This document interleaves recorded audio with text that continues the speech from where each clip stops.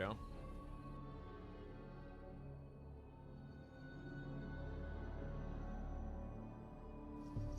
Hello, hello, hello.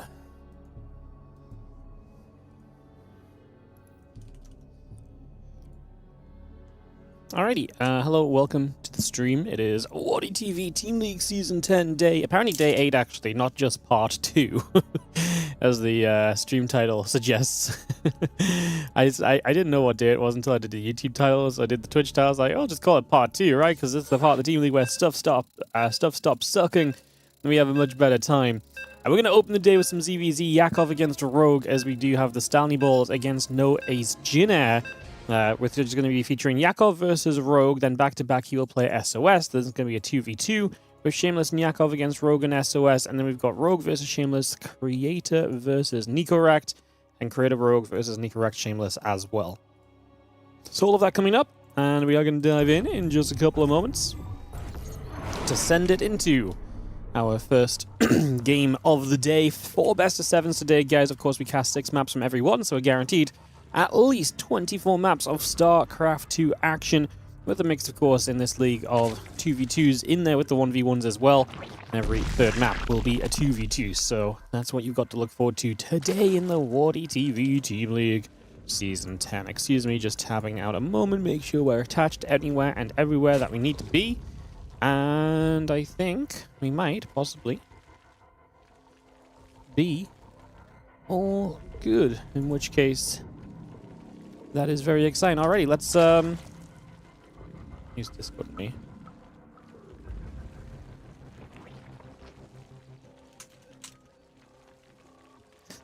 Apparently I misclicked Loco's stream.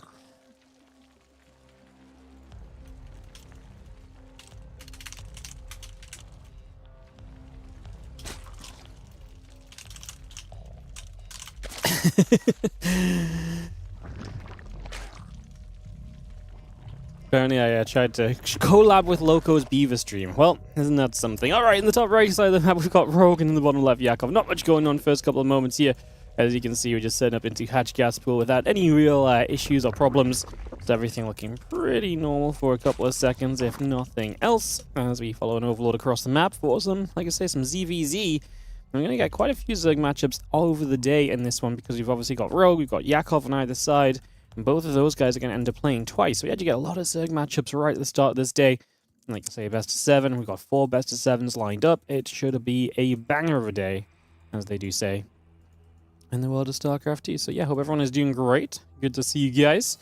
And yeah, excited to see what we get out of it all as we get into play and figure out what our players want to do in terms of ZVZ. Obviously ZVZ, the tricky matchup, but there's always something going on, there's always something happening, and you've always got to be very wary of what those possibilities could be. So yeah, a lot of potential for this to get kind of very interesting very early on, I'd imagine.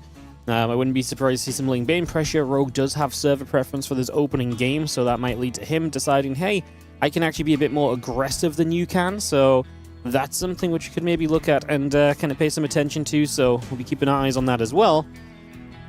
Let me just drop down a cheeky little hatchery in the front. We've seen a couple of people do this lately. Was it just Yakov? Someone else did this recently as well. Throwing this hatchery down in the front and using it to get some more lava without defending the third base. Kind of an interesting route. We are still just going to play Ling Bane. And the ground, I mean, typically I would say from this it kind of goes into like a Ling Flood, where you just don't have to worry about your own defenses at all. But let's see what happens as we just have the hatchery coming through. And there's a Rotron from Yakov, so he could maybe use this as like a forward, kind of something of a forward build point as well, though I don't think that's necessarily going to be super successful.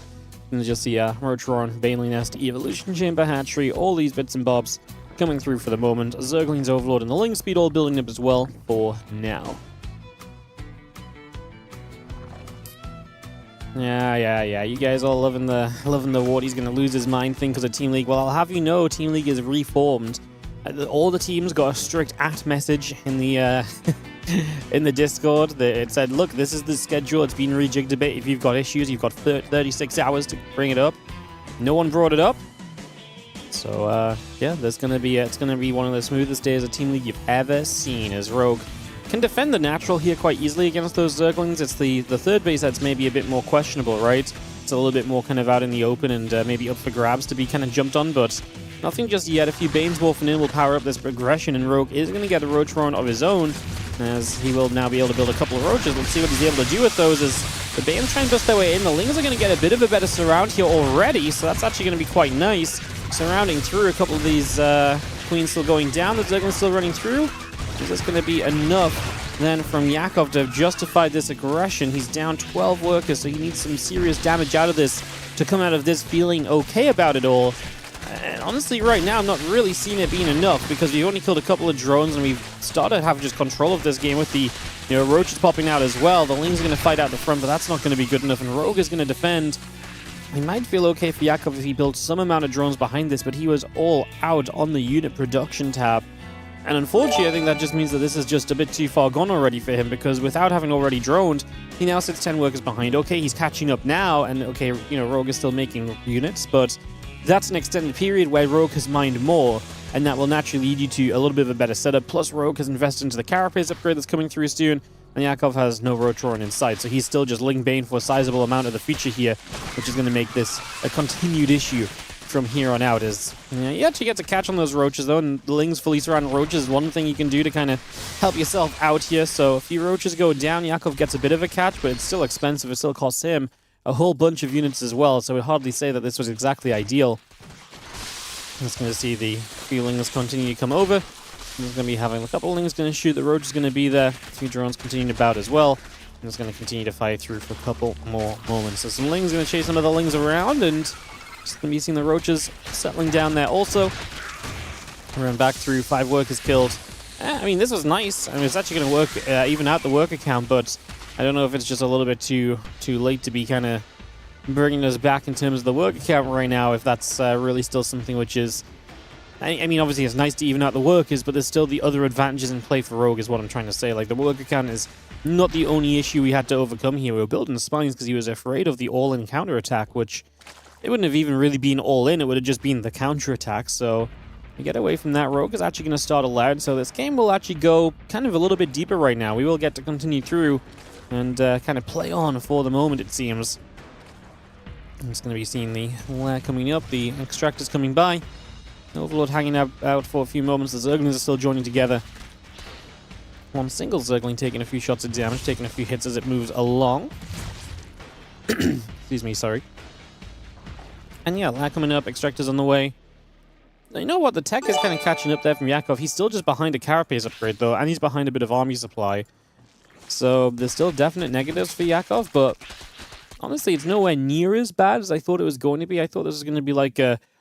Yakov may as well be thinking about the GG at any point in this game. I don't think that's actually true based on where we're at this moment, so let's see where that continues to head as the Queen drops and inject down some Lings and Roaches. Pulled back around at the bottom side. And we get back to it. Thank you, Kipster, first of all, for the 23-month resub. My way to show how much I appreciate your work towards StarCraft. Thank you so much, mate. Appreciate the 23. Thank you very much. And ZG, how you doing on the 115? Hope you had a great time in Asia, and I hope you have a great time watching some Team League. Thank you for the 115. Appreciate it. As Roach Speed and Groove Spines coming about. The Spire and the Hatchery coming down. I mean, I like the Spire from Yakov. It's one of those things right now where it feels as though we may as well build a Spire, because you're definitely... At the end of the day, I said he's back in the game, but he's still behind. And the Spire is the kind of thing where it's like, well, if you can get to mutants, it's absolutely a style of play that brings you back into games like this. It undoes disadvantages if your opponent's not prepared properly. In this case, we're already building Groove Spines, right? So we're already having the investment into the Hydras being made here on the side of Rogue. And if he's already moving into Hydras, then it's extremely difficult to foresee a situation where this ends up being kind of like, okay, this works.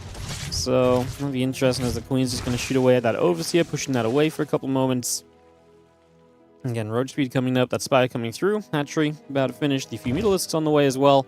Again, 12 Hydras continue to build up just for the moment right now, so we continue to bring a lot of that straight into play. Just get that ready to rolling. Roach going to move out. The Spinecrawler will burrow at the front. Hydra Roach continues to come through. Muscle Augment's coming about. And get the Hydras underneath to pick the Overlord up as well. So the Overlord will go down. Roach Hydra will continue to move forward here for the moment. A lot of Ling Muta in production as well. That Roach Speed's still building.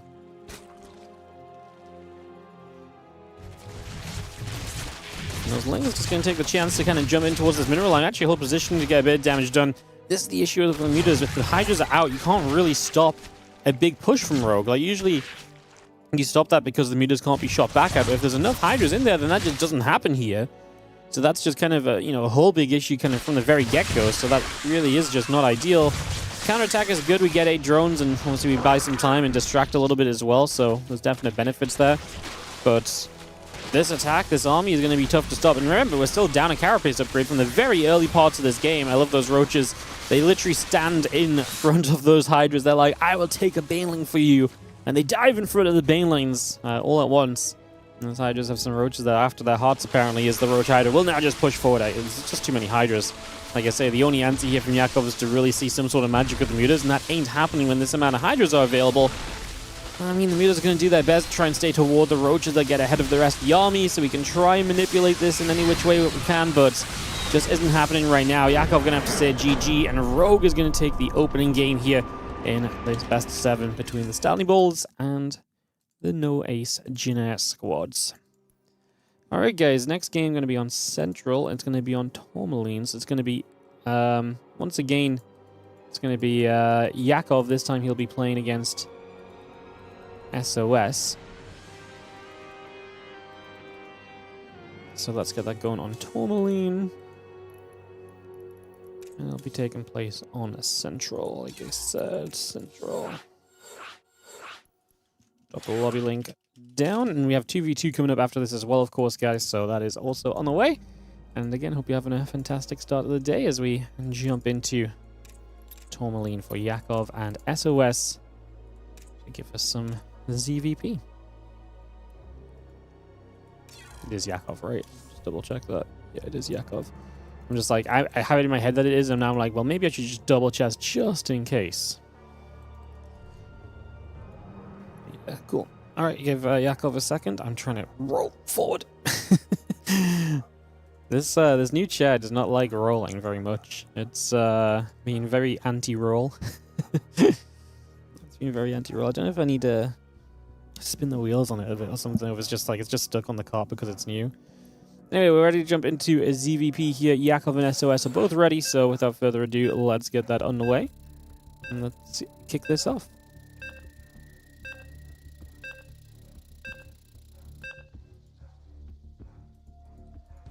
Perfecto. All right. Tourmaline coming up. As we're going to move into a game number 2 here, guys, in the WardiTV Team League opening match of Day 8 of the Team League. If you're on the YouTube, come say hello. It's very quiet on the YouTube right now. Let me know what's up. Hope you're all doing well. And, yeah, welcome, welcome, welcome. If you're out over there, let's dive into this matchup as we have in the top right-hand side with a 1-0 lead thanks to the performance of Rogue in the ZVZ. We're going to start this one off with SOS, our blue Protoss player. Up against the red Zerg in the bottom left corner of the map, we have got Yakov.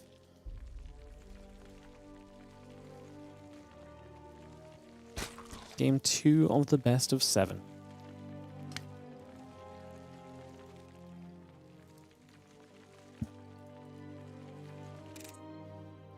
Alrighty, we will follow.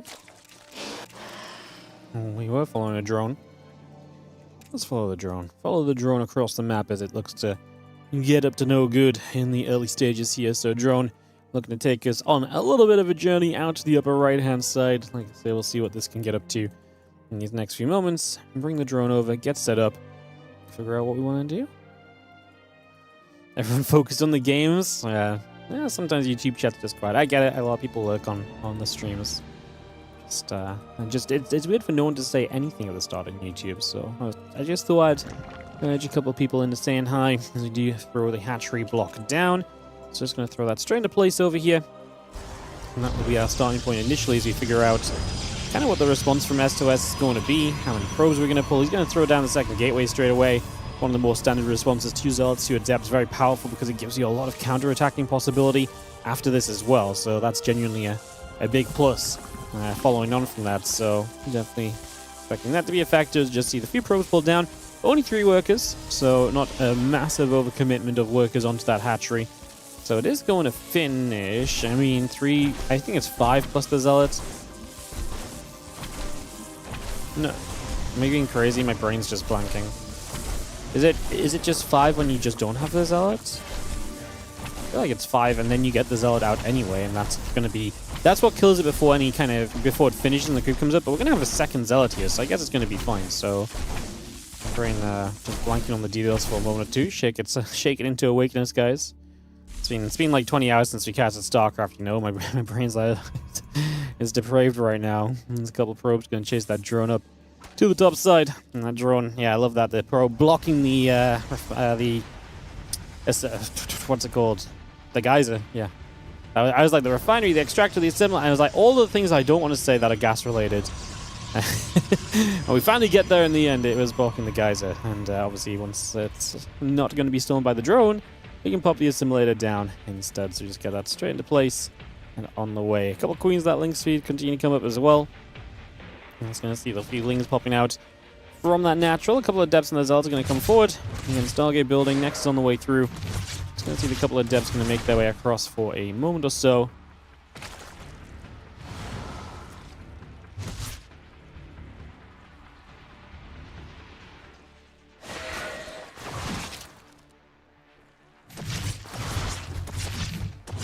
Ling's Queen's going to fight. A couple of depths do end up shading away. There's that link speed still coming up as well, so we just bring that straight into action here.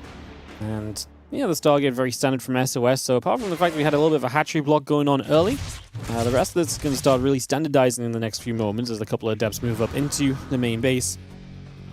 We'll attempt to see what's going on over there. And they do actually just stick around on the third, but not really anything they can do. In particular right now, it's going to be a Zealot that shows up as well. It's going to swing a few swings, but this little combination is annoying, right? Because of the fact that you've already made them, you may as well make use of them. And I always feel like that's one of the downsides of kind of proxy in the hatch and the natural, is that you actually encourage the pros to make these units, and these units can actually trade very well against you and make your life very difficult. And the Adept, obviously, there taking the brunt of the damage is a bit of a shame, perhaps, instead of one of the Zealots, so we lose one Adept.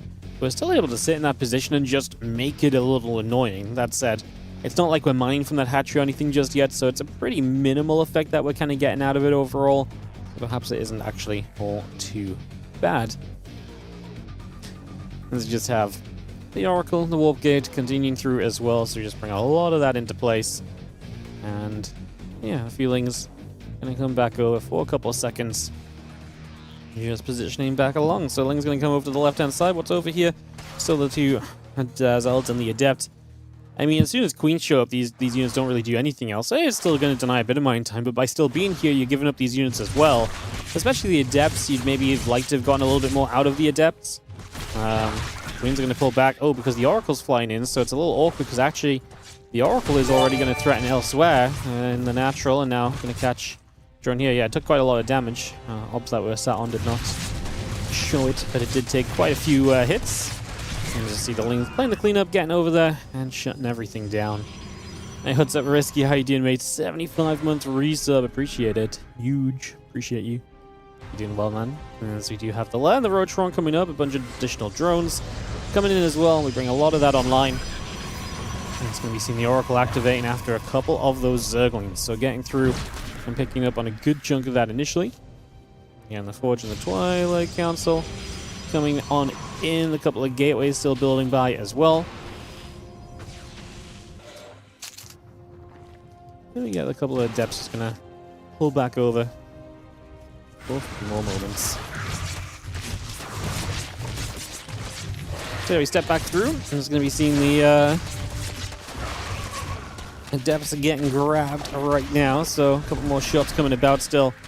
And we go back and forth for a little bit. We do just see these Oracles going to come back in once again. 7 drones going down. Pretty serious damage for Yakov. At the same time, he did clean out 4 Adepts and 2 Zealots. I think 10 drones in total is obviously a pretty serious amount to have lost there as well. So that's also going to be a pretty big deal.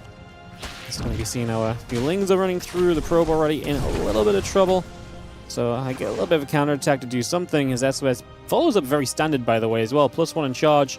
And just kind of continuing through and just saying, cool, I'm just, on the way to my next stage of the game.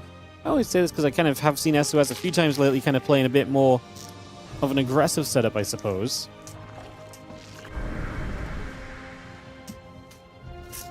Well, not really. I mean, I guess not even just necessarily aggressive, but sometimes just into, like, the later game Sky Toss and stuff as well.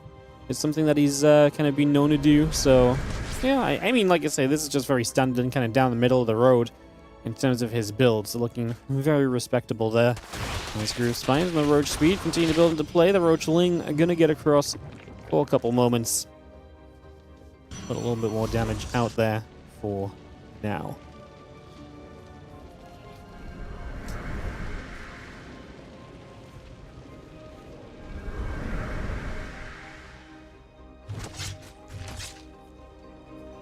Well, those oracles still gathering, so again we take a second or so and just gonna look for a chance to maybe get through for something. Infestation Pit, Hiding Den, +1 missile attack upgrade coming about as well, so a lot of that coming into play right here. And I'm just gonna see the burrow and the missile upgrade continue to come straight by. Let's do attack and the immortal, both continuing to play. I'm just gonna be seeing the robotics facility is about to finish up. Couple Queens going to step forward as well. Just going to throw some creep tumors down.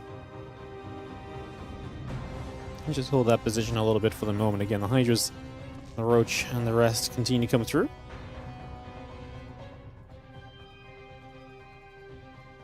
And we've got a couple Colossus also on the way by right now as well. So again, just bringing those straight across. Getting that set up to go-go. And figuring out what we can do next. And it's going to be seeing the Ling Roach going to try and fight. This is not designed to be all in or anything from Yakov. Obviously, if you're looking at the production tab, you can see there's a very healthy kind of amount of tech on the way. The Lurker Den, the Hive, both kind of setting up to kind of provide some kind of additional tech in this game and to set us up a bit further and deeper on this one. So we are not just looking to be all in with this push right now. And we're just kind of poking across the map and maybe trying to scare the opposition a little bit as well. Stuff like that, you know, early.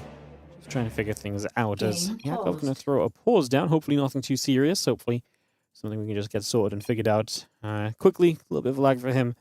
Probably just a moment or two to get over that and then back on track. It's Central, and he just played a game on West, so this feels more like something which is just going to kind of pop up and probably pop back down on the other side. Hopefully nice and quickly. He's going to do the 1-2-1 check. Thanks and go. And we will just confirm. 3, 2, 1. Resume. And we're right back at it. So, right back into it. Colossus on the way from SOS. Kind of fun. That part's actually kind of interesting to me. See how well the Colossus perform. I actually feel like they're okay, but once the Lurkers come out, I love them a lot less. I feel like once the Lurkers come out, it's going to be a little less exciting for these Colossus getting involved. I mean, sometimes they can fight from far away still. We're still not going to have Seismic Spines for a few moments, so there's going to be a little bit of time where we can take advantage of that, perhaps. So, there's still other, like I say, bits and pieces to kind of come through here and to maybe look at and to maybe try and play around a little bit. As the Spine Crawl in the back comes up, drones, the Lurkers, and the Seismic Spines all coming into play.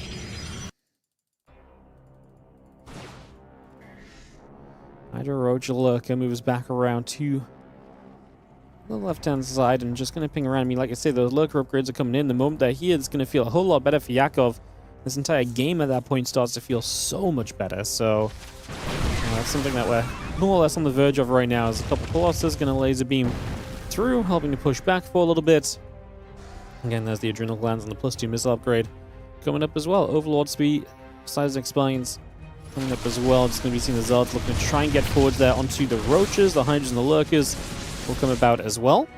Just going to see one Lurker unburrowing, going to move across. Again, Storm and the High Templars and some Immortals continue to build. Similar still coming by. The Zards are coming online as well. Just going to see the Lurker burrowing up.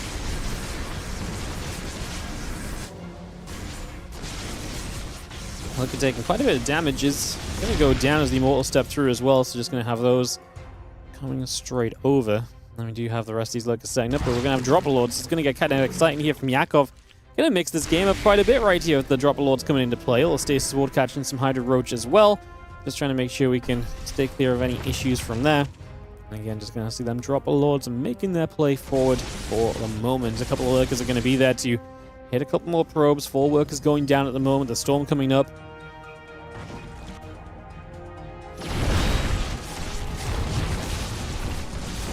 I was going to say the defense on the map looks okay, but then you've really got to think about the fact that 6 Lurkers dropping into your mineral lines in SOS. They're starting to lose quite a few probes to this. 14 Workers going down. This forward 4th base actually in trouble as well. As he gets in position, he will clean up the rest of this attack here. So at least this position is going to be cleaned out. Now going to push into the front. A lot of workers dead, but there's a lot of army dead for Yakov, and I actually really worry for him if SOS just goes across the map. Did Yakov just lose too much? I think, honestly, yes, he did. His army was very split up, and SOS takes a lot of very good fights. Now, we are rebuilding a bit from Yakov. A bunch of lurkers on the way, but also a lot of Ling, Hydra, Roach on the way, too. Really shows you how much he has to focus on the rebuild to kind of have any amount of units really up and available right now, because otherwise everything else is not looking too hot. This army collects around the left-hand side, looking to make a push forward. Couple of spores going down initially. The Immortals still stepping through. Archons as well. And I'm going to get an abduct off. Obviously, those Vipers are annoying, but I don't think there's any reason for us to kind of slow down here and to give up on the pressure that we're applying right now. I think this is absolutely just full steam ahead territory and just full sending this, which is kind of just what we're beginning to do. This army just stepping straight on forward. And do knock down one hatchery. Like I said, I don't even know if right now we need to slow it down, although Yakov is fully rebuilt. We are maxed out, so he's definitely rectified a couple of things in this game and put himself a little bit back on track.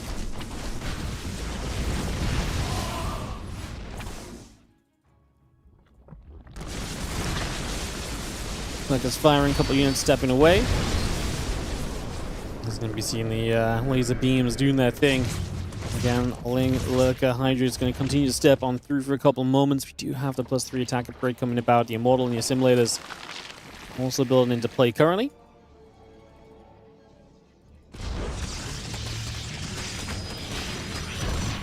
I love giving these Fulings a little bit of group spread to work with. Cute little thing out the Overlord as we do get a few probes there. Big step forward. Abduct's going to go off. Those Colossus are going to get absolutely blasted. Wow. Great Abducts. I'm still just worried about the overall size of Yakov's army. These Immortals feel hefty enough to really work through these Lurkers. I was going to say, we abducted in the Colossus. I wonder if it would have even been better to abduct Immortals, because I feel like the Immortals are the bigger issue. Then again, if you leave the Colossus alone, anything trying to support the Lurkers has an absolutely terrible time as well. So maybe there's just no real winning there. As Yakov is in the end going to once again come out, help and supply. Some of his counterattacks are a big part of the reason why. Able to do so much damage around the map with the Lurkers and the other bits and pieces that are continuing to just get workers here and there and just add it in together for all of that damage. You can see over time definitely adding up a little bit. One Lurker left here, and again, just a test of do you have the detection that you need as well to really keep dealing with a lot of this too. This Nexus in the front, by the way, super low. If anything could just get towards it to finish it off, that would be a lost base for SOS. I really felt like he was going to lose that base early on. It has seen some fights. That is for sure. That is one very much so veteran Nexus. And for the moment, it's alive still, as the probes on it will take some damage, but the Nexus itself is fine. We are going to clean up this Lurker. Only one remaining. That gets taken out. Just needed the Observer. That was kind of true previously as well. Kind of same for this Lurker as well. We're down at, what, 150 to 160 supply each, so still a very close and competitive game between the players right now. Not a lot kind of between them just here.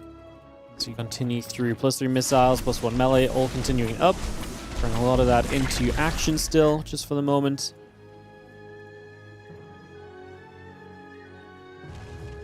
A few Archons, the Immortals coming by, the cannon in production as well. Just going to see the few Lings. Going to go latch themselves onto this Robo facility, and that's going to be taking a bunch of damage. Cannons are going to try and come through to shut down those Zerglings and to push them back. Just coming across there, going to see the Lightning Cloud coming down as well. A couple of ducks will go off, and we are just going to see the Ling, Hydra, Roach, Lurker Force regathering once more.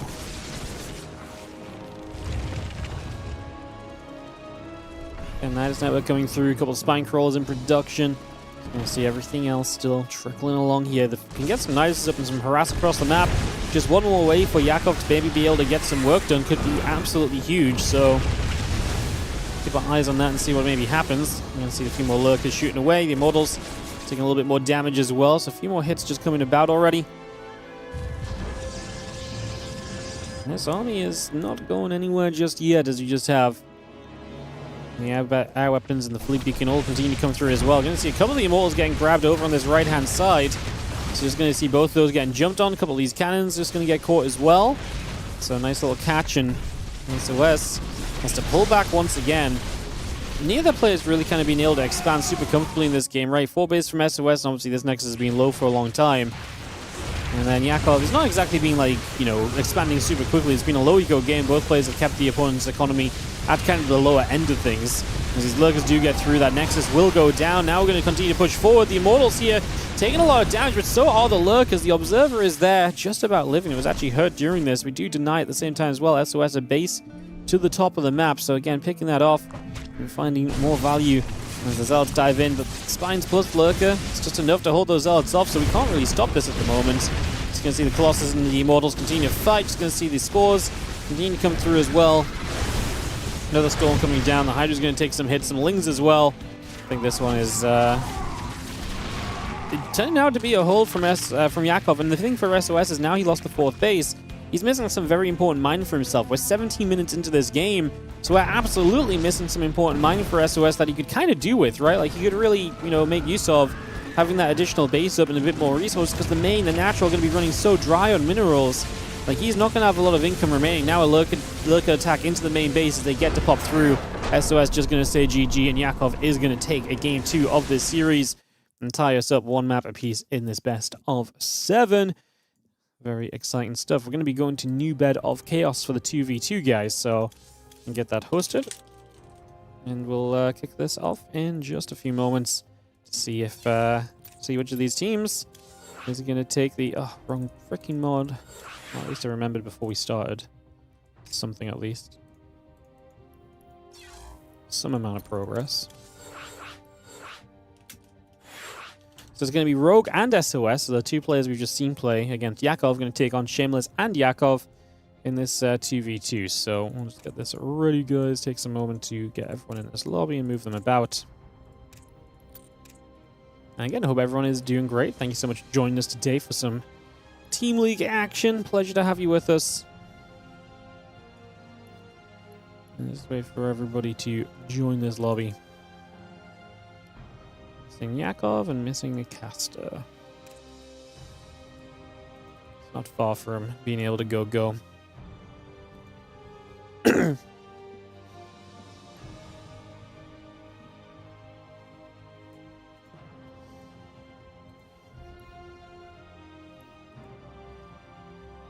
Move Yakov up. Should be good. Let's get Yakov to go orange. Cool. They just need a moment to connect with each other and get ready to go. Guys, sorry about the ads on Twitch. I thought I hit the snooze button, and I mustn't have done, because then they just went off.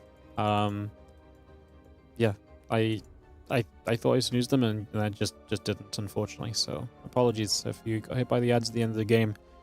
You kind of just missed Yakov just essentially just having too much. He finally pushed onto that 4th base and killed it. SOS essentially counter all ins.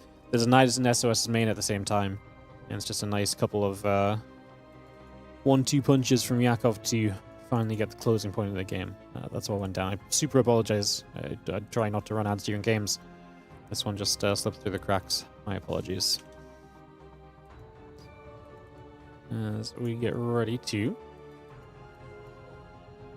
go as soon as Yakov and Shameless are ready. They needed a couple moments. No worries there. So we'll give them a few moments to figure that out, and we can get back to it.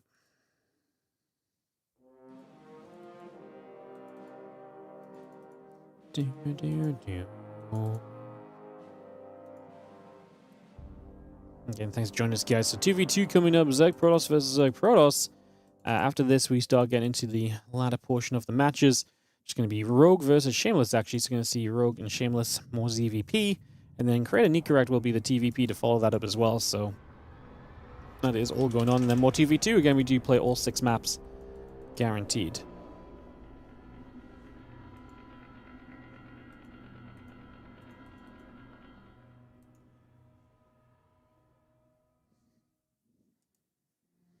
Ready, go, have a good look, have fun. Just waiting for Rogue and SOS to ready up, which they do. We can kick this off and get this going already. Let's jump on into this one, guys, and see what we get.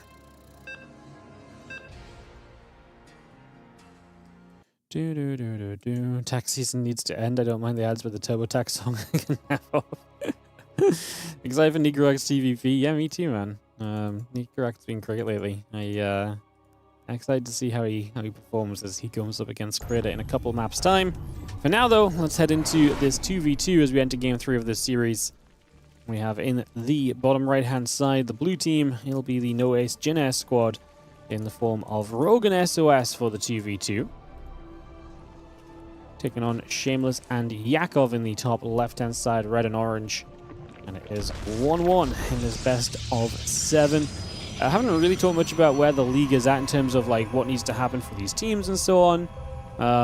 We're still a little away from kind of having a super clear picture, but I guess we can talk a little bit about it quickly at the start of this. Let me just go on the indie cam or so. So just to kind of put it in perspective of where we're at. Basically, No Ace Gennaro are 2-0. Stanley Balls are 2-2 with 2 games left to play. I don't think 3-3 is going to be good enough to get you through the league and into playoffs. It might do, but very unlikely. They also have to play against Liquid later today, so I kind of feel like this is a big match for Stanley Balls. I feel like they need to win today and also against Liquid. And maybe if they only win against one of these guys. The problem is if you lose to either of these teams today, that team moves up to 3 wins. So no matter what, they are already going to be leveling out on your amount of wins. And then obviously you've got Basilisk to contend with, CJ Entus as well. So there's a lot of teams that are going to be competing to get into the playoffs. Only 3 teams make playoffs. It's a very tight playoff race in each of these groups. So it's kind of like a... It's never mind kind of. It is absolutely like a must-win kind of situation for the Stanley Balls. I don't even think in just one of these matches, but in maybe even both of them. Like 4-2 is probably the scoreline that much more comfortably gets you into the playoff race. So yeah, I think that's actually something to kind of look at today as well. Something to keep our eyes on as we work our way through these games. This is part of the story of the season to keep in mind. Like I said, it's still kind of early days, but not so much for the Stanley Balls. Like this is their 5th series. They're one of the most advanced teams in the league, if you think in terms of matches played. I think the Villains of SC2 and Onside in Group B have played kind of as many matches as Stanley Balls have, but in Group A, the Stanley Balls are the only guys to have played 4. So yeah, they really are kind of very deep in their season already, unfortunately. Just going to see the few Lings are going to come down. They're going to try and chase a probe for a couple of moments. Lings will be coming through, Stargate's building, and the Warp Gates and so coming up as well, so bring a lot of that online. Those few Lings is going to chase the probie down, and yeah, Evo Chamber, drones, Ling speed, continue to produce for a few more moments as well, continue to get that on the go, just for the moment or two. The Adept is going to shade. Bring it back a little bit, the Ling is going to step by.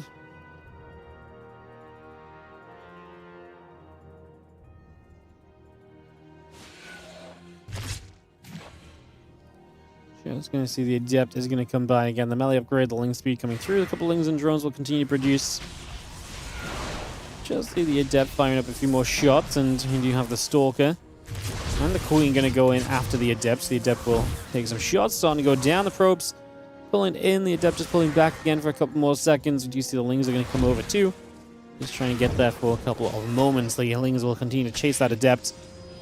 And yeah, the Adept is going to be in some trouble, getting chased right on over to the corner right now. Queen is going to pop up over here as well. That Adept continues to take some hits and is getting cleaned out for the moment. The Adept will shade forward to the bottom, through that base, into the main.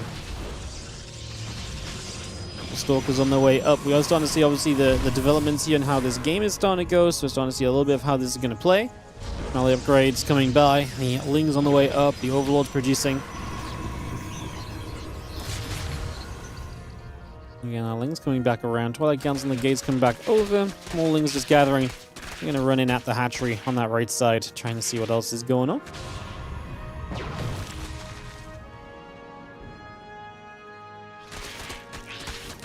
Oh, nice wrap around. Yakov going to have the surround right there for a couple of moments. Now, we are seeing the double upgrades actually from Rogue. Very interesting. I wonder if he needs double upgrades versus just like one of them. Like you see Yakov just going melee. Double upgrades for Rogue is going to help you out, but like I said, it's going to be quite an investment as well to kind of really play toward that. So do you find that interesting? We'll see where it goes. A couple Phoenix should absolutely get rid of this Oracle here, so that will be going down next moment or so as the Lings again get themselves a Queen. So nice job from Yakov. Good activity so far with these Zerglings, doing a decent job of things as we do get a cancel on this base as well. 5 bases on each 2v2 team right now, so both are kind of in a similar position when it comes to setting up and expanding in the game. No one really taking kind of an advantage over the other there. Each of the Zergs had 3 bases and each of the Protoss have 2, so we saw obviously Rogue thinking about maybe getting towards a 4th already, but got cancelled up. Interesting kind of use of the Protoss players in the game. We got Blink on the way from SOS, so he's heading straight towards just kind of more of a Stalker focus. Obviously, Shameless has been building a bunch of those Phoenixes we saw, and as those Phoenix kind of growing number, they get kind of scary, but also going to go into the Robo Bay. And against the Blink Stalkers, like, there is going to be something of an answer to Phoenix, even if it's not the necessarily a super quick answer. You can see some of the Stalkers getting lifted now, but the Phoenix are getting shot at as well. And the Ling Bane Wall from Rogue actually does go well for him, and that's going to be one of the benefits of double upgrades. It's definitely going to mean he's just a little bit better in some of the fights in the ZVZ aspect of this. He jumps on the Queen, a couple of Banes looking to short off those drones in that retreat. They just get around the corner in time to ensure that those Banelings do not do too much. However, we're going to keep on pushing, and the Stalker's blinking through. That Immortal is not going to last long. SOS powering through the backside of this and actually absolutely kind of getting some work done already. So doing very well over here. A couple of Lings and the Banes just pulling back a teeny bit further. Phoenix flying through. A couple of the Banelings flying forward as well. Just going to waddle on up. Try and see what else we can get to right now.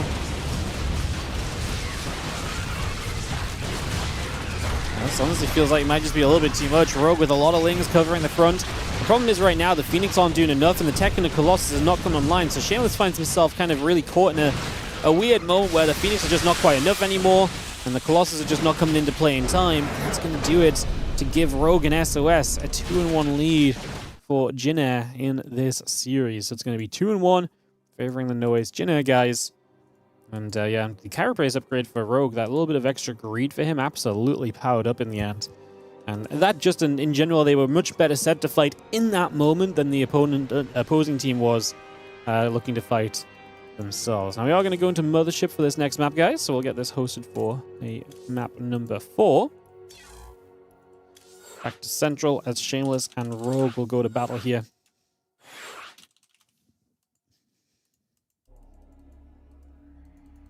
Cool. Cool. Cool.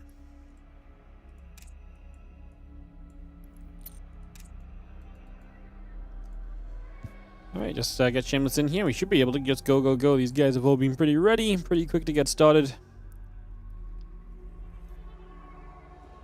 Go and ready says Rogue. Go GLHF says Shameless. Perfect, let's do this. No wasted time. Let's dive right on in.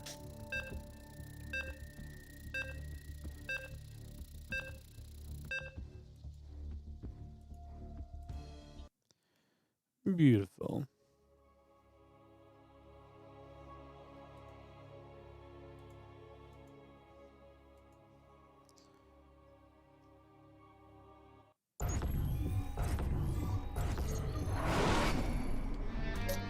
Alright, let's get this started up as we have in the top left-hand side the blue Protoss player, Shameless, who is looking to bring his team, the Stanley Bulls, back onto a bit of a better position here. Look to try and tie this series up again. Heading into the final couple of maps of the series. Otherwise, Noise Jin-Air will start to look as though they might run away with things here as we continue through. Shameless in the upper left, Rogue in the upper right. So we got this one underway and ready to start.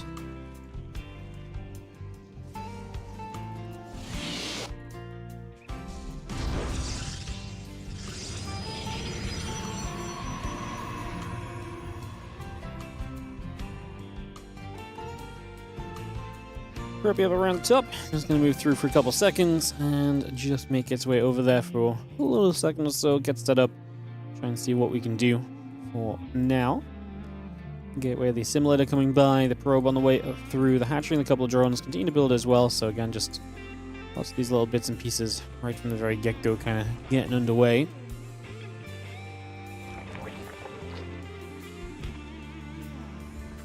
Yeah, hatch, gas, and pool all building up, so bring a lot of that around, and yeah, we just take a couple of moments to figure out where we're going to be here with that probe scouting. Hatch, gas, and pool finished. A couple of drones still popping out. Nexus on the way.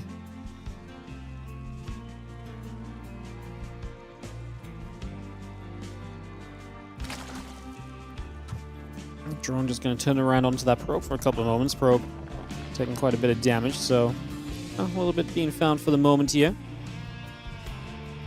And drop that cyber core down. Again, Nexus and the assimilator all building up for the moment or so. And the ZVP gets a roll, and obviously big map mothership could be seen a long game. It's we actually talked a bit about Rogue's EVP yesterday when he was playing ZVT in the Kung Fu Cup, and I really do think that someone brought up the point that it's like Rogue actually has been getting better, and you know, if he gets to that mid game, he's freaking good, and hard to really disagree. Like, if he can get through the first 6-7 minutes, I actually think Rogue gets into such a good spot in this matchup because he's so capable of playing with the larger army and movement around the map and all the things that actually are very challenging for Protoss players to deal with properly.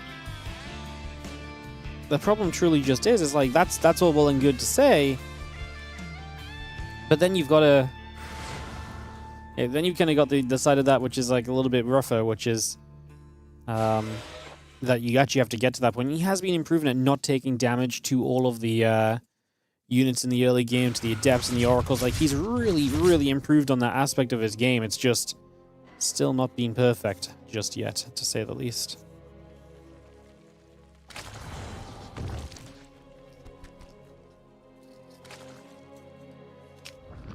Oracle, Warp Gate building through for a couple seconds, so we just have a little bit of a sight on where things are at there.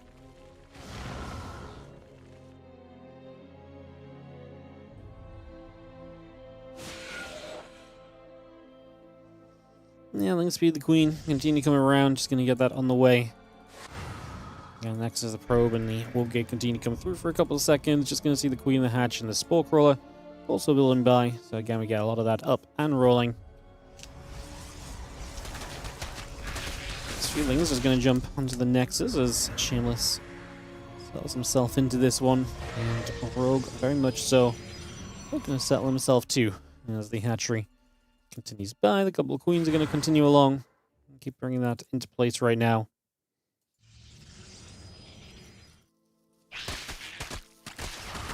Zerglin is just going to come across and she's going to jump straight onto this Nexus for a couple of seconds, so again we jump onto that, nothing too crazy just yet. Take a couple of moments to continue by with this.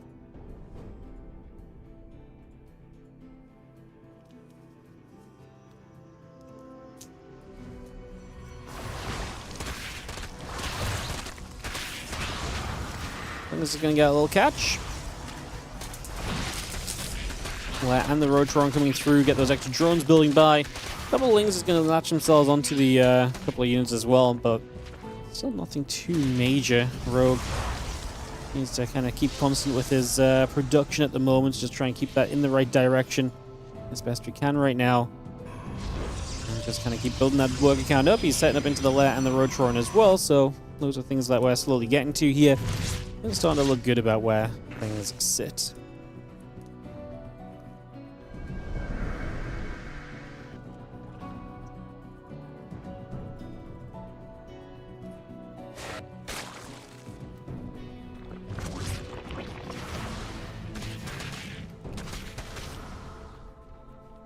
There we continue about a few more moments, just going to have ourselves a couple of Adepts gathering back over and resetting themselves for a few seconds. The Queens are going to gather up as well. Robot Facility and Templar Archives continue to produce on through as well, so we keep going with all of that.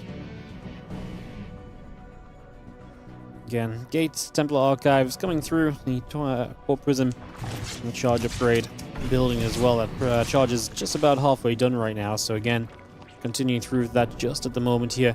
Again, the Hydra Den coming about, the Hatchery, the +1 missiles, and the Road Speed all building through. A lot of that coming online for the moment. The Free High Templar still building, the Charge and the Prism absolutely coming up for the moment.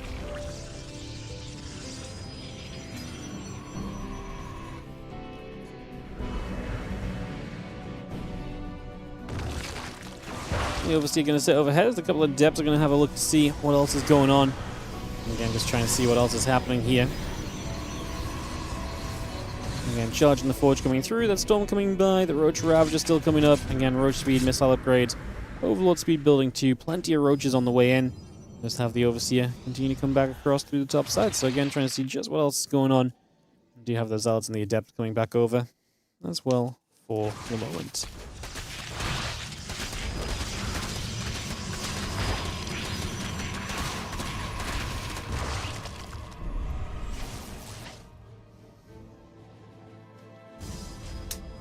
So move straight towards Storm.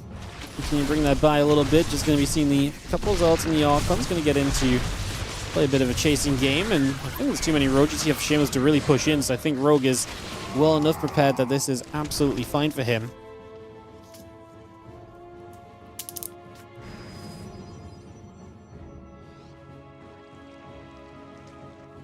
So looking spot in that regard. Still just seeing the rest of this Roach Ravager coming back through too, so again, setting back up.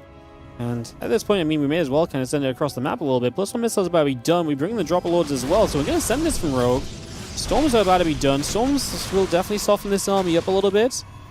Let's see what we can do. First Storm is very good. We actually sitting in for a second or two from Rogue, almost as though he was not really thinking about what he might do if a Storm came down.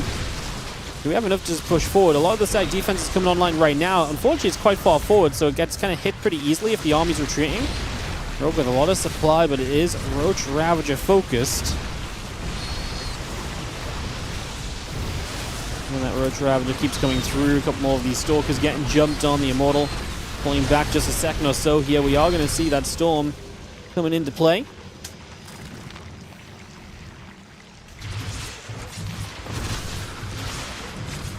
We have a battery going down, so it's going to get that cleaned out. Now the rest of these units gathering back up over on the sides. Pulling those back over as well.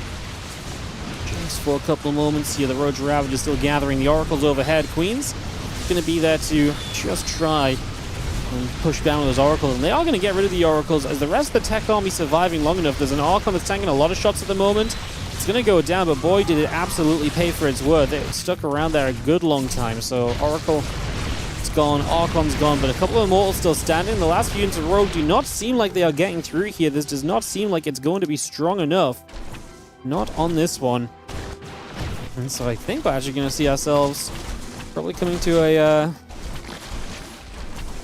a point of Shameless victory, especially as he gets some drones back on the other side. And Shameless looking good to bring the Stallion Balls perhaps up to 2-2 in this best of 7 to really start spicing things up a little bit in these games.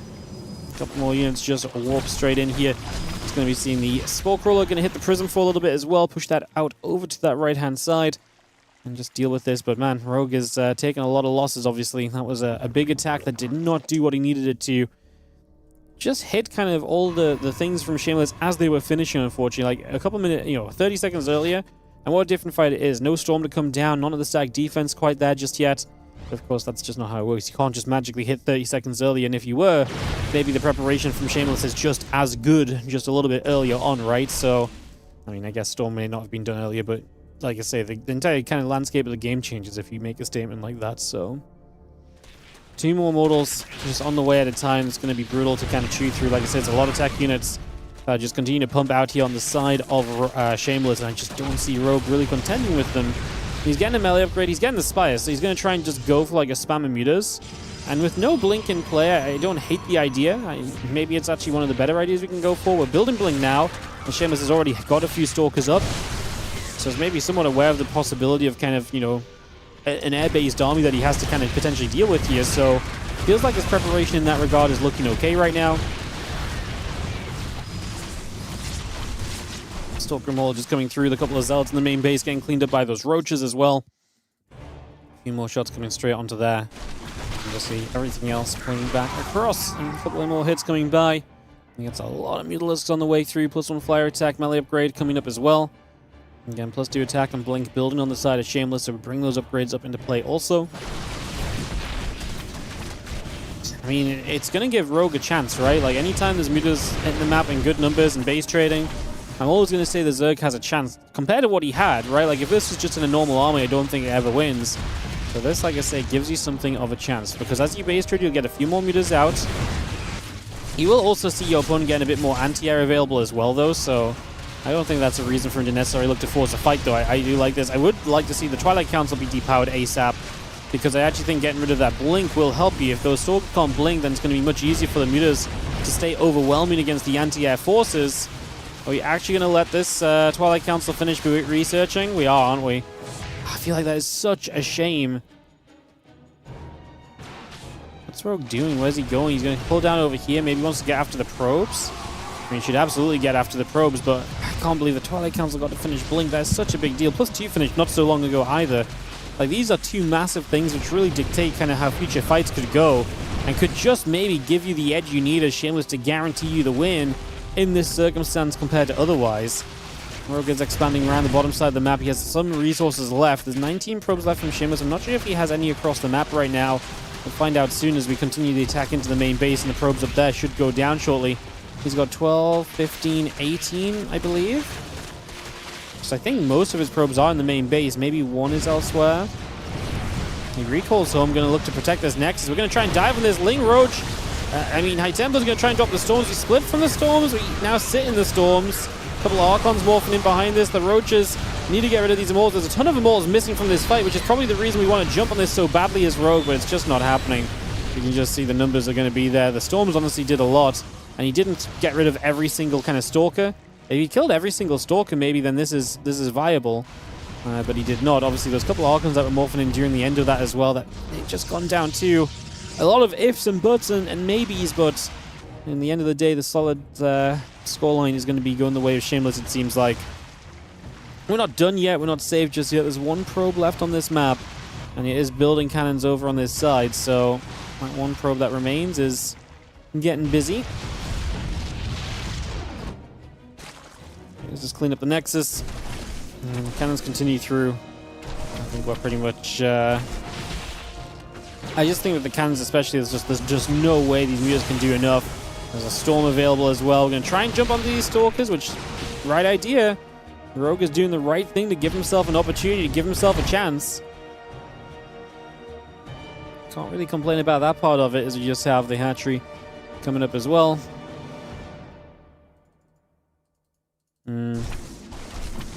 Man, what a wild one. These mutas is going to go in after these couple of Immortals as well. I mean, like I say, finding the Immortals on their own is definitely good. It's just, we got to do something about the fact that there's a base with cannons up, and I just don't know what we necessarily do about that, per se. Some of these drones getting found. Are they all of the remaining drones in this game? Oh my god, I think they might be. Kind of crazy that they're all just kind of wandering through there. One drone left. Rogue can rebuild a single structure at this point if he wishes to.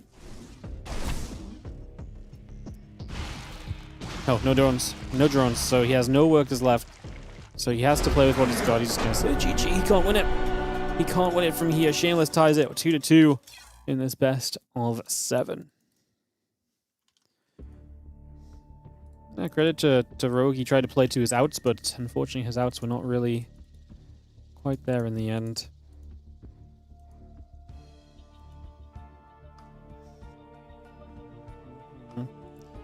All right.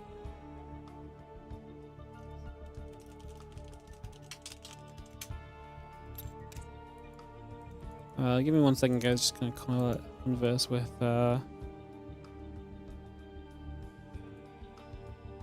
what's going on.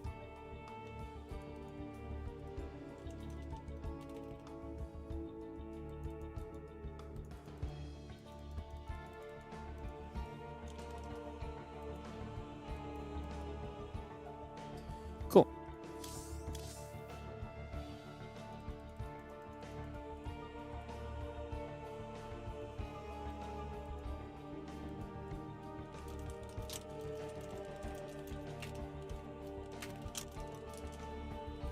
Alright, let me, it's moving, guys. Give me a second. This one game is from a replay, so I just need to move it into the correct folder and get hosted.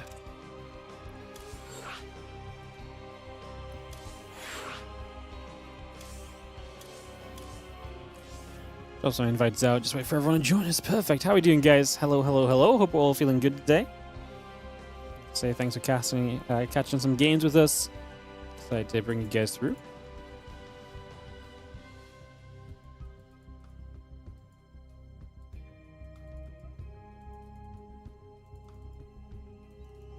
Yeah, good to see you all. Hope everyone is doing well. Who am I missing? You.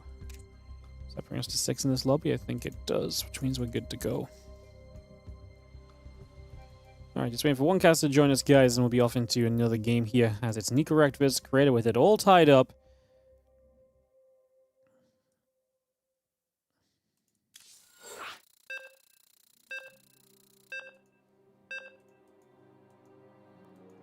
Perfect. 10,000 feet coming by. Let me get this ready to go. Am I going to be playing the upcoming OSRS leagues? Probably. I'd like to say no, but I'll probably get addicted. plain and simple. I'll probably get addicted to it. I don't know, I'm trying not to get addicted to RuneScape stuff at the moment because I'm enjoying a lot of other things. I'm playing Pocopia, playing a lot of Riftbound. So I'm trying not to... I'd like not to maybe get caught up doing leagues. Maybe I just don't start. It's gonna be very hard not to start, so... Yeah. Alright, 2-2 in this best of 7. In the top left-hand side, our blue Protoss player is Creator. And he is taking on the red Terran in the bottom right corner of the map, Nicorakt. As No Ace, Jinair, and Starling Balls are tied 2 apiece in this best of 7 series. Waiting to see who's going to take the edge. And go on to match point with a map win here. So big game right now, and then a 2v2 that could decide it all force us over to an ace match. Very exciting.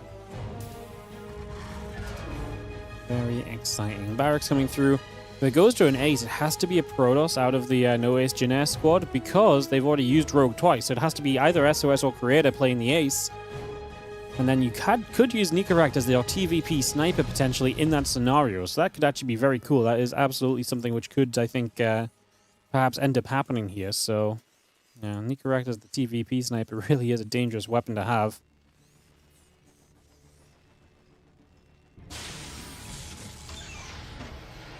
Get ready to go.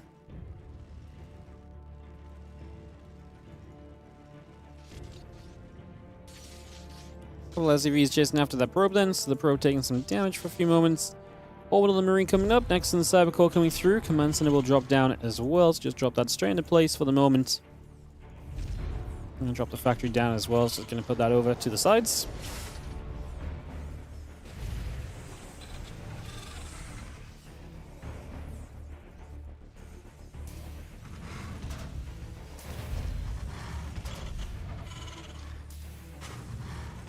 Jinair probably going to send Creator over SOS. I think so too. I think Creator's the ace if we get to an ace match. Unless he feels particularly bad against Nicorakt. Then he'd also have the advantage of having played this game against Nicorakt as well, right? So if you've played this game against Nicorakt, you maybe have a bit more of a vibe as to, you know, maybe some more of the ins and outs of what could happen and so on. So there's layers to it as well.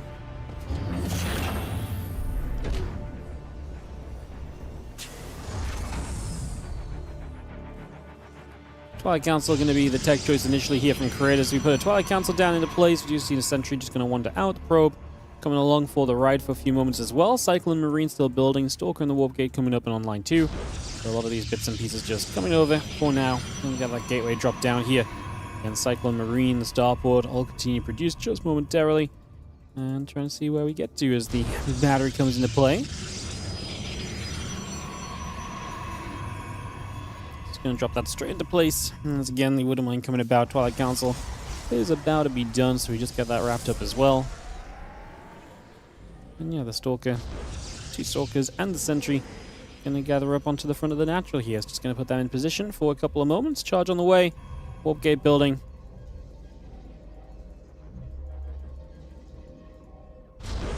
Nicorakt on his side of the map is already on his way to the medevac. Second barracks as well, so going to be quite biocentric this game. Not going to be as much about like a early tank push or so.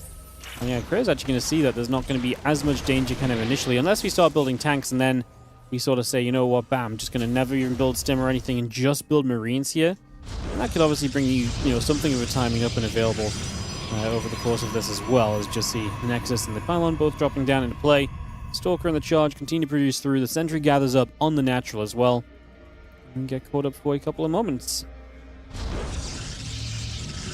And there's a couple extra Marines building by. That stim pack still coming through. So you build that up, we get that going. And there's the Robo Facility battery. And Gateway, Nexus, all these bits and bobs coming online here. We have that Charge coming through as well. Again, a couple extra probes keep on building right now. Up on the top side, it's the medevac boosting by with a couple of the Wooden Mines.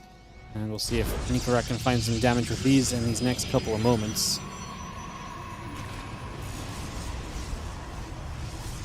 Both those mines is going to unload. But we're on the high ground, and bam. Wow, bam. 7 workers, going to be pretty serious amounts of damage. Nicorect off to a great start here. Gets a bunch done right away. Just going to be seeing Stimpack Combat Shield. The Marauders still coming through. I mean, obviously 7 probes going down, then following up with a pretty biocentric attack. Feels pretty powerful. Has to call down a depot, unsupply blockers here so we can get into the tank and medevac production quickly.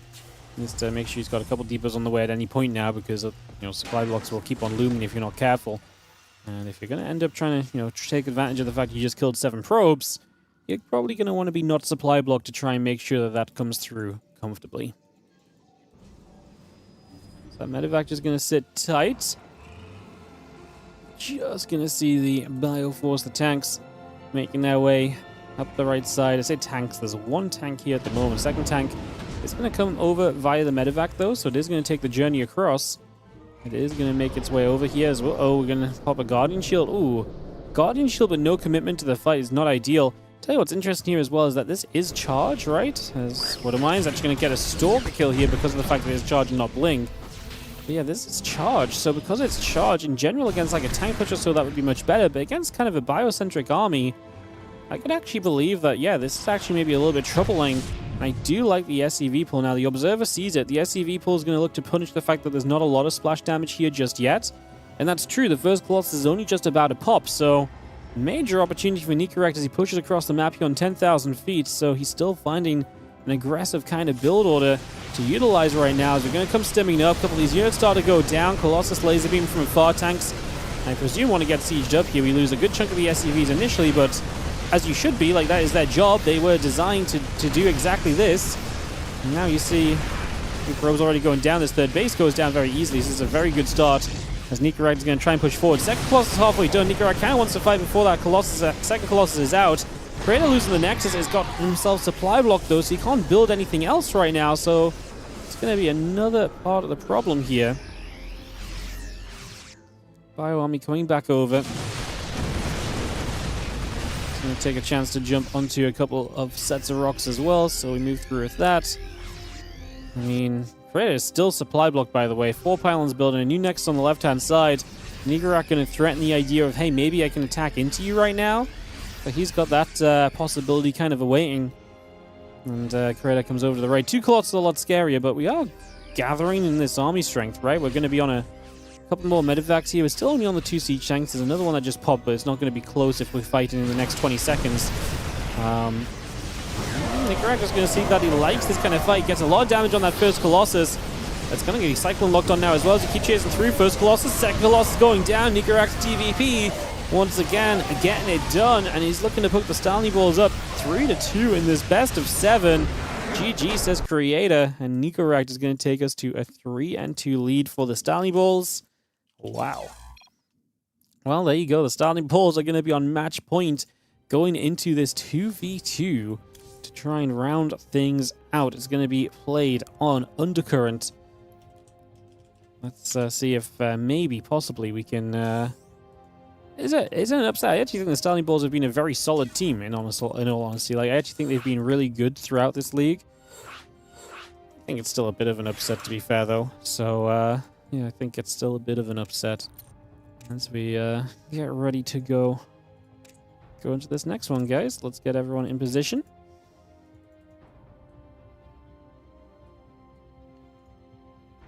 Move people around.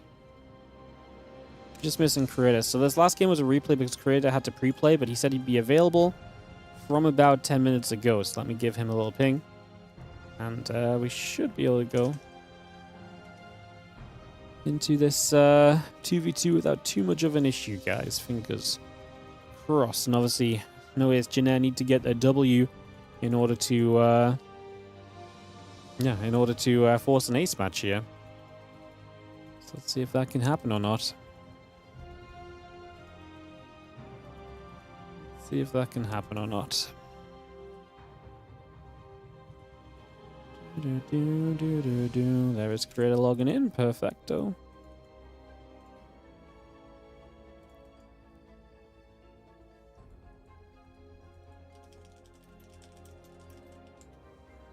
Perfect.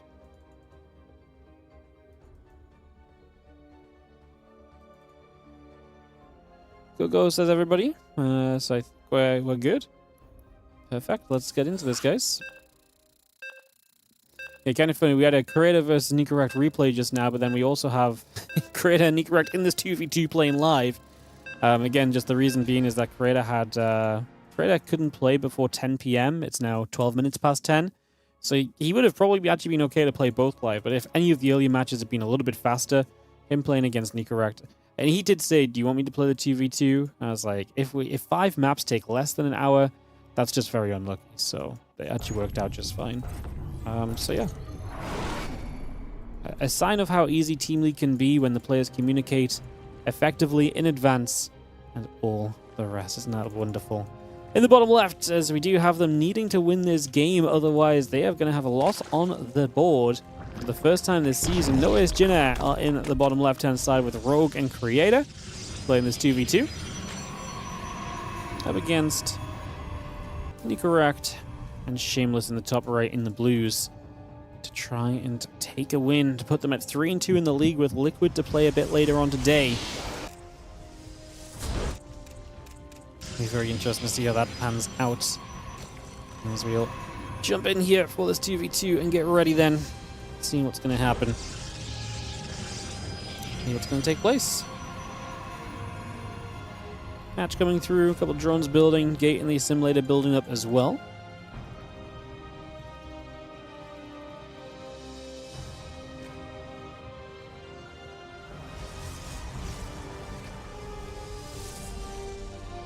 Max coming about, SCV coming through, gateway building, probe building. And again, some bits and pieces coming around right here. Just have the hatch gas and pool coming over. We have our probe moving about as well. There's that hatcher on the low ground. Getting set up as we speak and getting this underway.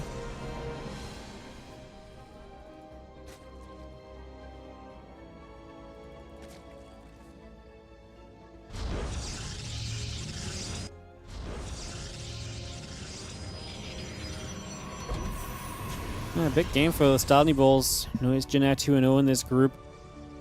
You win this, Noise Jinner are the kind of team that might end up being, scrapping for you for a playoff spot as well, right? So if that happens, I mean, there's going to be a lot of competition. 3 teams out of like Basilisk, Liquid, Jinner, CJ, and Starly Balls make playoffs. Like, there's actually like 5 of these teams I could see in the playoffs, but only 3 of them will make it there. So that part's pretty crazy.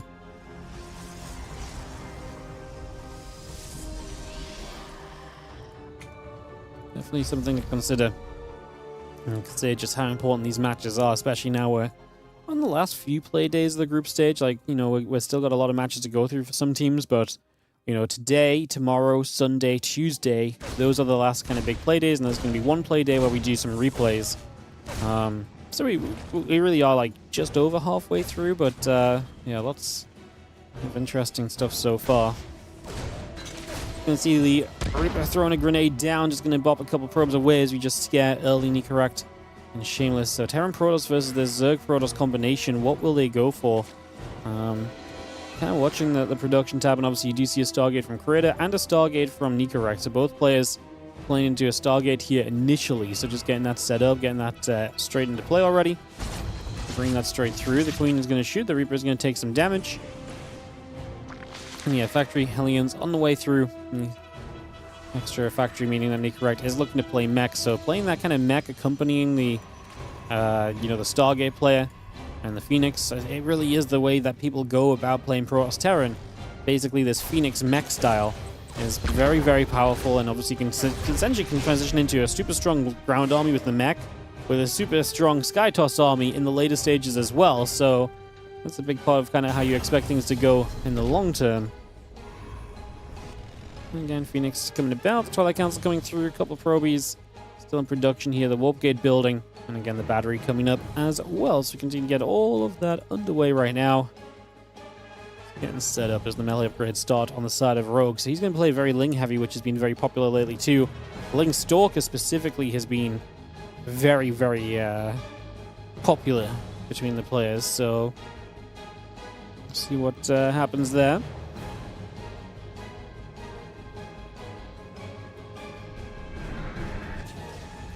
Ling Stalker against Blue Flame And Phoenix, though, like, I don't actually think that's going to be that crazy of a situation. I think that's actually going to be quite easily handled. The Blue Flame's going to get rid of the Lings, and then you've got kind of Phoenix and other mech units to kind of deal with the Stalkers. I think that is actually manageable, so interesting to see that kind of panning out here. And there's the Hellions and the Reaper.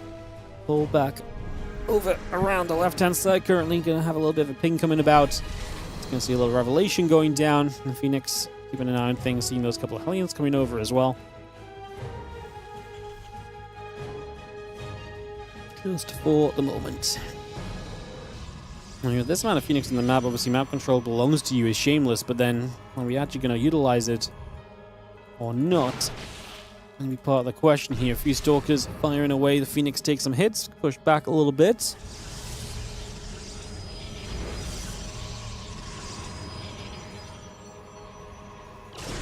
What's the idea behind the Stanley Ball's name? I'm pretty sure it just means Ball of Steels. Balls of Steel, sorry. This is what people have translated it to in previous days. I don't have a direct translation myself, but that's what other people have been saying. You see the Phoenix, not really able to do much there. They drain a battery of energy, which might be kind of meaningful in the future, perhaps, but it's in the main base, and we're kind of going way beyond the main base now in terms of the in terms of the scope of this game. So I'm not sure if that's really going to do too much. Aliens the Reaper can get rid of a probe. I'm just going to jump onto the Nexus now for a couple moments as well. A nest. Lair coming through. Those extra Zerglings still coming about as well. The Overlord's still producing, so we continue to get that up and running at the moment.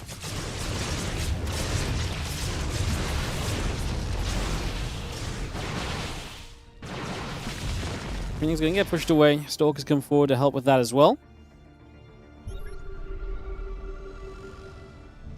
Just having our Phoenix, the Stargate, the couple cannons, all that continuing through. Hellions going to get here. It's going to be a mineral line of crit again, a little bit roasted and toasted right now, so a bunch of damage taken on that. Ling's still going to run through, looking to try and do as much as possible. As you are going to see the Stalkers continue to make their way through Phoenix at the moment. So damage being done. You do have the +1 vehicle weapons and plating continue to produce as well, so a lot of that's still coming by just for now. Again, T2 melee upgrades coming up, Alien speed coming over. Again, the Hive coming through, the Overlord producing just at the moment.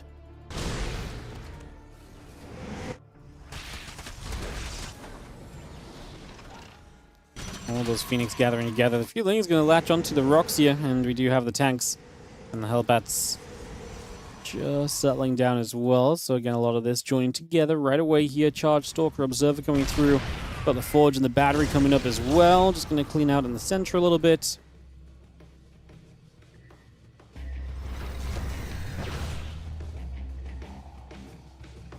There is going to be the Fleet Beacon, so Shima's looking to tech up. And Kared's still playing this ground army, so kind of teching into Immortals and Charged Legacy. I guess Archons from him. Probably one of the things that's going to be the quickest kind of answer to this situation right now. Maybe a way to go about this, perhaps. Those Lings pulled back over that right-hand side.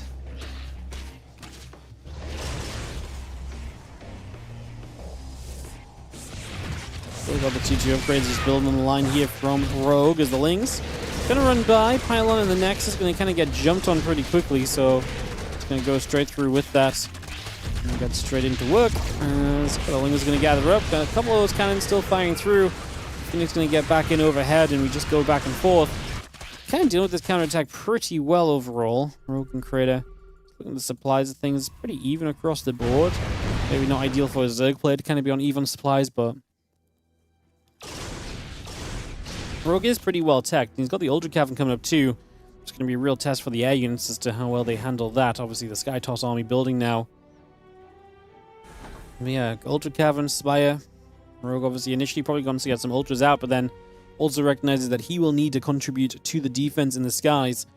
Cryptors are a pretty decent way of doing that, of course. Cryptors are pretty okay units at kind of fighting the Air Force off. It's one of those things where it's like, they're not the best anti-Air Force, but like they are pretty sturdy, and a lot of the time they are kind of just what you have to go into if you want an answer to the Sky Toss army, so that's pretty much what we have to go for here. That's pretty much what we will go for here. It's coming over, Stalker's pulling back, couple High Templar warping in. Another scan to the high ground, just seeing what else is going on. Again, a couple spies coming by, the drones and the Vipers coming through.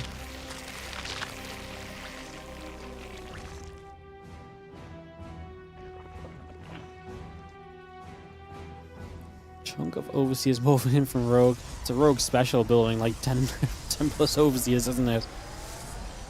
He would have thought then 2026 Rogue special move would be making Overseers. Now, this is his base bottom right, so small issue there, but... I wonder if that's because Rogue expanded there and then they decided... No, I wonder if Creator actually wanted that base, and so Rogue, they killed it for Creator to have it instead, because Rogue's going up the left side of the map. Kind of interesting thing. I thought there was just units there that I missed, but I actually think they just killed it themselves. I was like, yeah, I think Creator's going to take that position instead. All those Corruptors coming through then, so the preparation for the Sky Toss is very much so underway. As Zealots run around the upper left.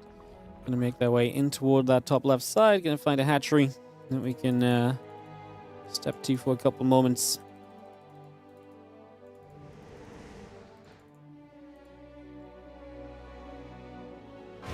Phoenix still just building it down. Just going to see some Zealots coming in. Missile turret going to be there as well for a couple seconds. So we continue with this. The Lings going to try and get there. Just going to see a couple of cannons are going to fire. The tank is going to fire.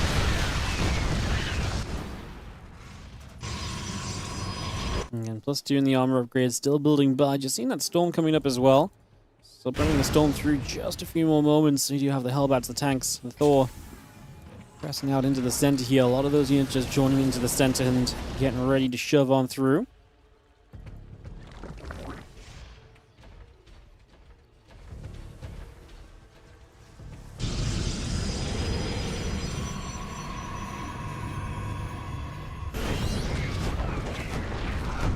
Obviously, you got to be on top of the Niduses throughout the game at this stage. As the Phoenix should be able to, plus the missile turret should be able to mostly kind of deny the Overseers. They shouldn't come up in like super awkward positions. As we only have one carrier of damage output here, but the Phoenix are there as well. So unless something really magical pops out, Phoenix should be able to lift the majority of this. There's another Overseer. The Phoenix are constantly on just Overseer watch right now, flying through, chasing those down. Trying to make sure that more and more Niduses don't come about. Tank's going to siege in the center. Do we really want to engage this? This is basically a Protoss ground army versus a mech army, which I think is usually okay for the Protoss player, but then you've got to think as well that this Terran army is pre-siege, so the position itself may be the problem more than anything else. The Void Ray activating will deny the Nidus network. I'm just going to run over. Some damage being done, piling the cannon getting caught. The rest of these units gathering up still, and we just have everything else gathering back around. Just going to have the interceptors going to fly through, so we're going to see, well, Shameless here in big numbers. Creator lost a lot of stuff very quickly. The Phoenix are doing their job. The Parasite bomb drops down. The carriers are just going to run for it. We might need a little bit more anti-air on the side of Nikarak. Rogue supply was good for a while. He's going to rebuild into Ultra, so he's going to start making a ground army to follow this up. And this is just a fight of chaos, but I think the air army has survived through, and that is a major issue, because now we just spent our money on Ultras, and we actually lost the air army, so what's going to kill this air army? Traded down to 127 supply, Nikarak at 165, Shameless and Rogue both pretty much still maxed out. Don't know if I love what Rogue is building. Like I say, those Ultras can be good to some extent, but if it's just Ultras and there's not going to fight off this air army, then I don't really think I love the Ultras that much at all. Nidus networks continue to come up. There's a few units back here. The defense continue to be made. These bases of Creator start going down, so he's going to have issues economy-wise staying in this game. It's going to become tougher and tougher for him to maintain himself throughout this map. And we're just going to be seeing those Lings continue to spawn on through. Pylon, the assimilator going down. Another Pylon taking damage. More being done. We are we're having a bad time. The Ultras are okay. They're getting thrown on the ground. Nikarak's supply plummeting because of these Ultras. Void Ray's fighting an Archon is not ideal. Well, these Overseers aren't exactly going to do anything right now on their own, so they're going down. Rogue supply blocked because of this. The Ultras are genuinely having an okay time kind of moving across the map. The Ultras probably the best thing that's happened here for Rogue and Creator. Creator, who's now down at 105 supply. Shameless and Nikarak both took some losses, and Rogue is counterattacking in to deal some eco damage. These Ultras are going to be an issue, but for how long? Because we've got tanks, we've got Thors showing up, and these are going to start being answers to those Ultras. The Ultras then have to back away, and if that's just kind of the end of this damage being done, I mean, Creator is in trouble. He's losing base after base. He's not going to add much else into this game anymore. So then you've got Shameless and Nikarak combining for about 300 supply. It's still 30 to 40 supply. It's still a pretty serious amount. I don't say it's still somewhat within reach supply-wise for Rogue and Creator, but I actually just think Shameless and Nicorrect have so much value in their supply. And Nicorrect is rebuilding extremely quickly because they just haven't had the same amount of eco damage done to them, right? Like, they're just not in the same position as the other guys here. As the ultras continue to chomp on through, tanks going down. I do feel like we're getting towards some closing moments in this one. The Voidra is going to activate, go after some probes. Carriers are going to be there to try and push on in. Just going to see the Nexus coming down as well. And yeah, I mean, just all these probes are going to drop, so that's a lot of Creator's final bits of supply. So he's not going to provide any economy to the 2v2 aspect of this game. Down to 34 supply. Now it's about 200 to 300 supply, so yeah, Rogue is going to type out. Rogue had a lot of stuff left, but they just could not win against this army, and the Stalny Balls are going to get the win against No Ace Jinner to get a little bit of an upset, I think is very fair to say, in today's games. Like I say, that's kind of a wild one. That's definitely going to come through as a bit of a shocker. But yeah, I think it's an upset, because I think you see the No Ace Jinner roster, and you know that that's a solid team. The Stalny Balls have repeatedly shown that they are a very solid team as well. We'll be seeing the Stalny Balls' final regular season matchup coming through in a match's time. For now, we're going to take a hop on over to the Korean server as we get ready for Bunny versus Rogue. No, not CJ Enters is going to take on No Ace Jinner in the next matchup. The next best of 7, guys. We're going to get that underway in just a few moments. Get this ready to kick off. So Black Bear, how you doing? Thank you so much for the 5-month resub. Hope you're doing great. Thank you so much for resubscribing. Much appreciated. Thank you very much, and hope you're having a great day. As I'm just trying to log into Korea, guys, so we can get this next round of games started.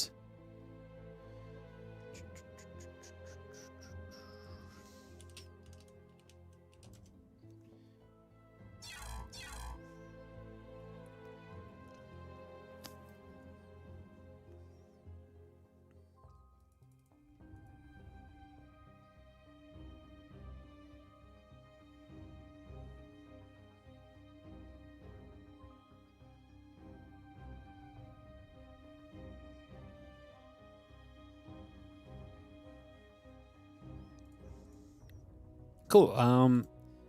Mothership is the map I need a host. Let me get that sorted.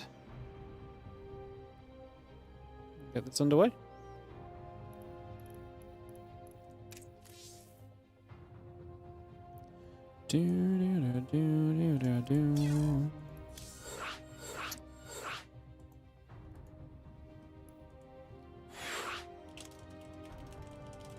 Korean server's not been our friend lately, but hopefully today it's going to be a little bit better behaved. So you hop in over here, guys. It's going to be Bunny versus Rogue, all Korea matchup, of course. So Bunny versus Rogue, Hero versus SOS, then Bunny Hero versus Rogue SOS, Shin versus Creator, Shin versus Rogue. Both the Zergs sent out twice in this series, but again, by the way, same as the last one. And then Hero Shin versus Creator Rogue for map 6. So that's everything that's coming on here. Like I say, we'll take just a couple of moments just to make sure everyone's here. We've obviously been hopping servers and everything. Just trying to make sure everyone is with us right now.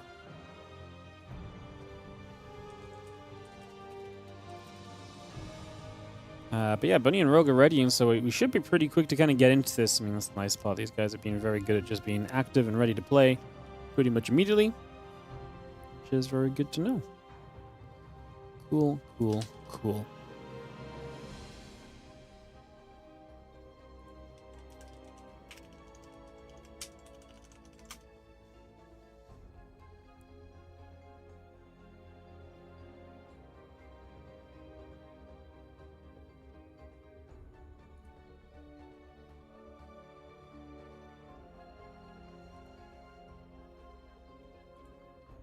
Alrighty, guys. Let's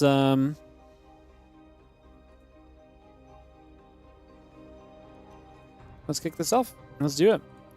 Alright, Rogue versus Bunny to start off this series. Let's get this TVZ on the way. And yeah, so the order of matches, it's going to be No Ace Jinner against Not CG Enters. Then we're going to have Team Liquid versus Stalny Balls. And then we're going to have Basilisk against Team Liquid to round out the day. Very, very exciting, guys. So that's what's coming up. And we'll also have more No Ace Jinner tomorrow as well. They're going to be playing against Basilisk, I believe, tomorrow, so that should also be pretty fun. Unfortunately, we couldn't organize that one today. I wonder what happened there on my scheduling. something went wrong in the scheduling. The schedule obviously had to change a little bit as well and stuff, so it's been a little bit all over. Oh, good. We are lagging on the Korean server today. I love that for me. Oh, I can already see it as the alarming thing. Straight as soon as we join the game, it is just a little bit laggy. All right, let's hope that that's not going to be too negative an experience as we have. In the bottom side of the map on Mothership to start off this best of 7, we're going to see the blue Zerg player Rogue up against Bunny in the top right-hand side. It is going to be the red Terran from Nazi Giantus.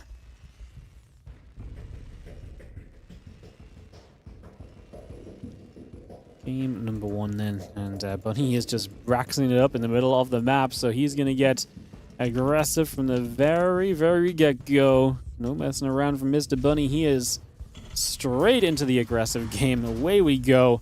Kicking this one off and getting this one, like I say, off to a very aggressive beginning point. It's a couple of those barracks coming through. 3 barracks coming through.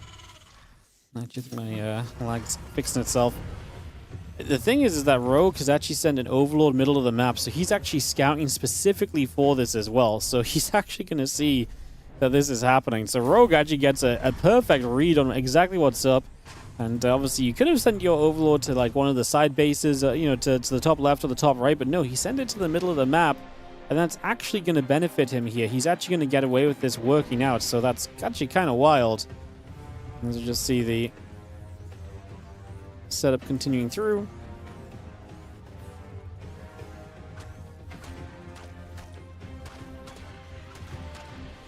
Just going to have the drones pulled because we see this so early. We're actually going to deny, not quite the third racks for a few moments. So we pull the drones.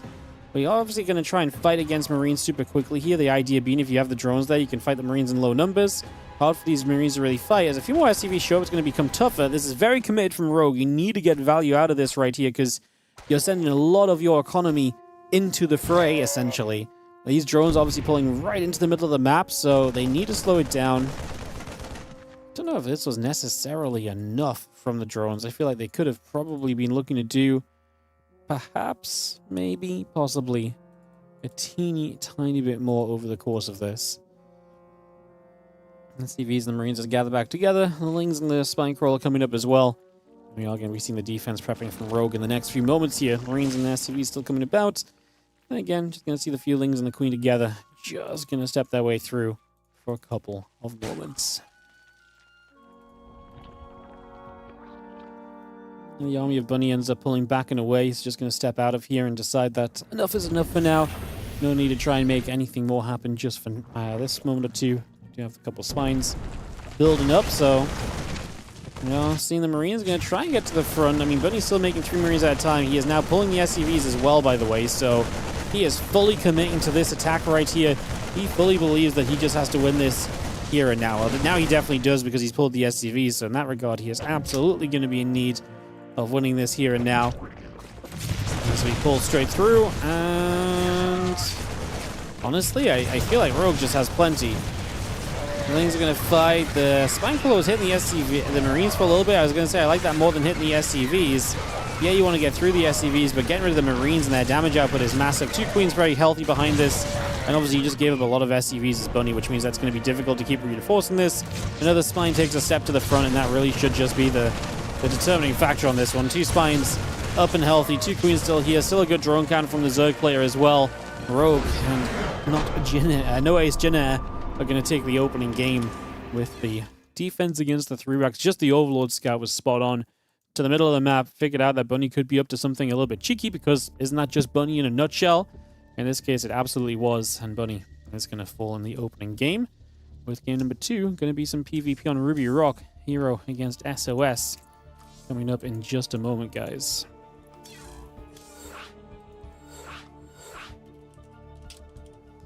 What a scout that was. What a scout. Alright, so SOS versus Hero coming up. A little funny, I actually get to, you know, the No Ace Generic guys actually talking their team chat in the Discord server. And I saw SOS very sad when he saw he had to play against Hero in this one. So, I don't hate it though. I actually think for PvP, I think maybe it's one of the better opponents that Jeanette could have caught Hero against. Yeah, I think Rogue struggles against Hero. I think maybe Creator Hero would have been a bit better, but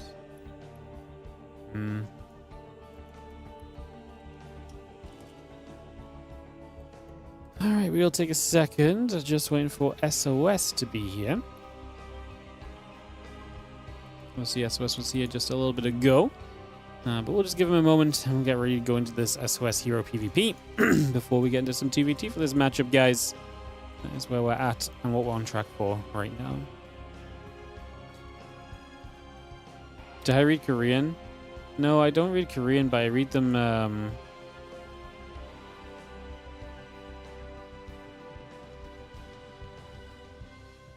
Sorry, one sec.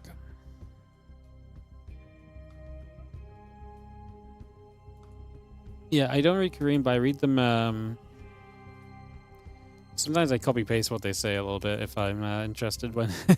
and especially when they put like a sad face on just after the matches come out. I mean, and SOS was just saying like, wow. He's just like, wow. Why do I have to play Hero, basically? Sad, sad. Alright, we just need SOS, guys, and we'll be able to go. He should be here. I think he's just maybe still in NA. I'm going to try logging in on my other account to see if I can give him a little nudge to hop over. Oh, no, he's here.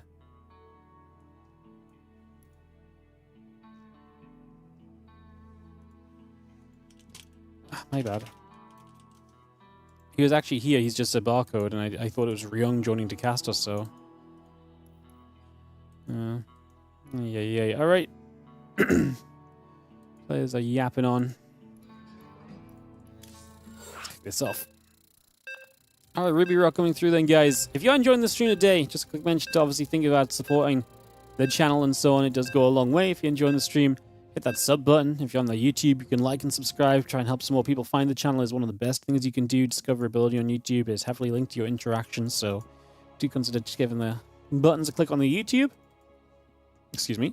And if you're really enjoying, like I say, plenty of ways to support the channel and all of the WardiTV tournaments that we run here in StarCraft 2. Obviously, like I say, if you've got a Prime sub, you can sub with that. You can obviously, sub regularly and so on. There's the Patreon page as well. I'll pop that up on the left side here. Patreon.com/WardiTV. Best part of Patreon is 100% of anything on Patreon goes directly into tournament prize pools. So you're directly supporting the players that allow us to cast all these amazing games of StarCraft 2. So if any of that sounds of interest to you, we super appreciate it. And like I said, consider supporting because, yeah, it's a scary world. You know, we need to get the support where we can to keep the StarCraft going. In the top left, Hero is our red Protoss player. He is going to be down a game for this one because obviously Bunny unable to 3-rack Rogue successfully. As in the bottom right side, SOS will come through to try and take No Ace Jeanette to a 2-0 lead and to put the pressure on, not CJ Entus, very quickly.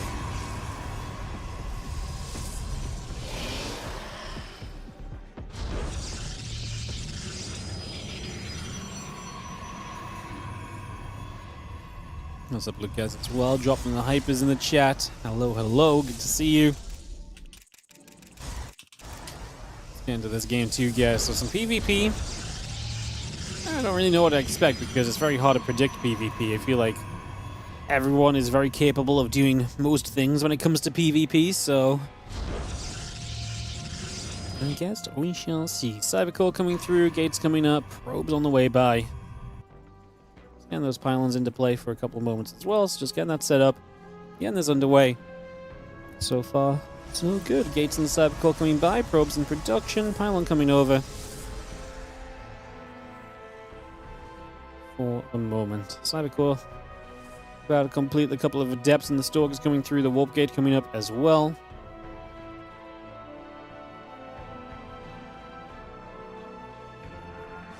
You just have those two adepts just building up off the gateways right now, so bring those straight in.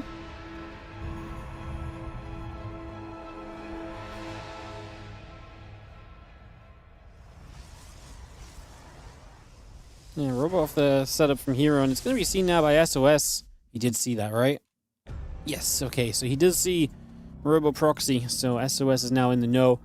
And we'll see what his defense begins to look like. He's going to send the 2 Stalkers forward. It's already double pylon, so Hero is very safe about this, recognizing perhaps that it's quite far forward, so if it gets seen, it's going to be an easy pickup.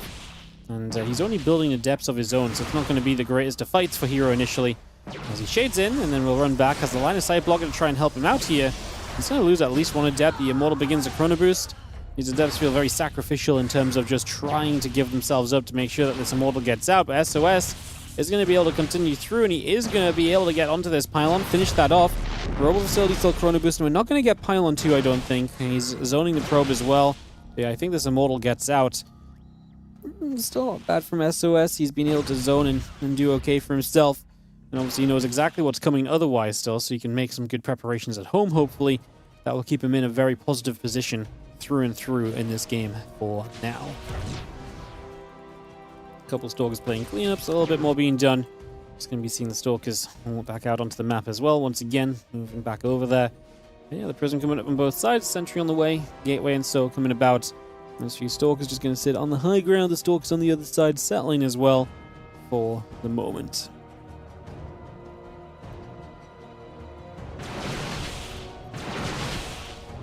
He's going to shoot. 1 Stalker has to pull out of here. He's going to be seeing that Stalker going down. Another Stalker going to go down, and a couple extra shots just coming out there initially. So, getting a little bit more from this.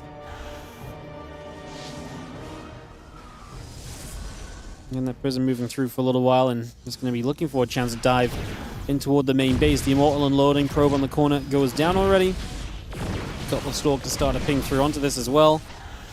And again, Sentries and Stalkers together combining to push the Prism back a little bit and just chasing that away for the next few moments. So again, chasing that out of there, clearing that up.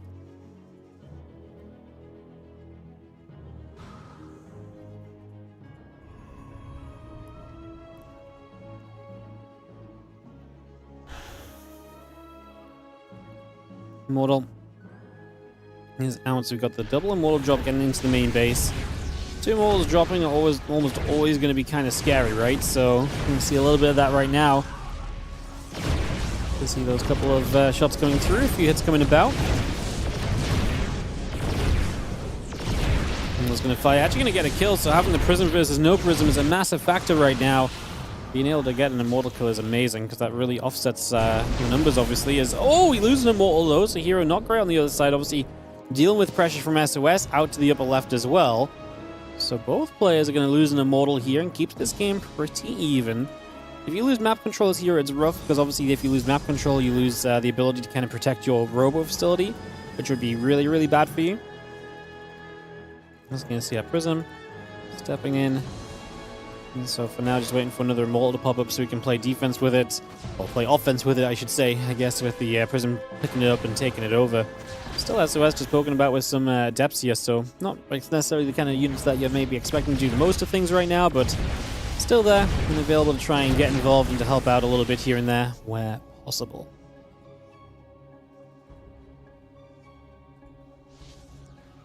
Yeah, Immortal's up in the skies, the Immortal and the probe continuing through. Stargate building. Let's get this on the way. So yeah, the Nexus, the probe, and the Sentry continue to build by. The Stargate still coming online. That Immortal still building up as well. We continue to bring that in just for a moment here. A couple of probes going to lift back into the Prism just for a second. Pull that back for now.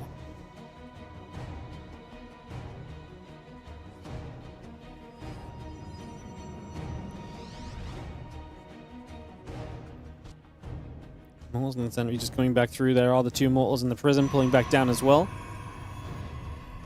Yeah, they're up here. Just going to move across. And then there's a Stargate. There's the Immortal all coming by.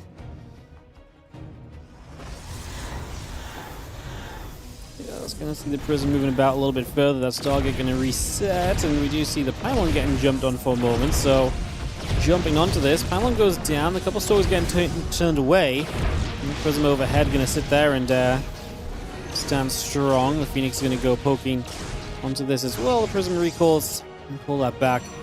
And again, it's going to be seeing the Immortal, the Twilight Council, and the Nexus coming through as well.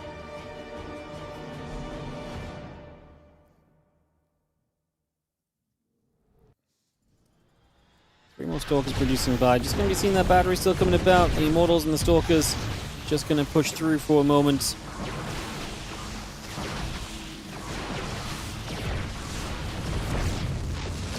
facility will come about. Again, just going to be seeing the Prism still moving over there. Just going to see the Phoenix getting chased. Stalkers and our sentries still gathering up on the low ground for the moment. That Blink coming by, Nexus coming through. A couple batteries continuing to place. And we just have ourselves the few more probes still going down for a moment or so. A couple more of those workers being picked off.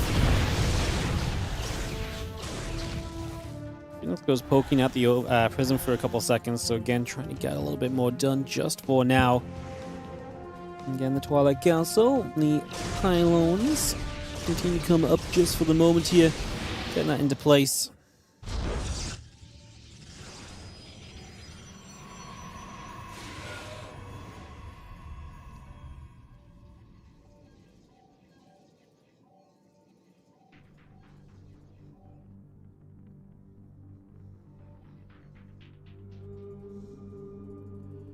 Observer's moving around again. The sentry's going to be there as well. And then the Blink continuing through. You had that Stalker on.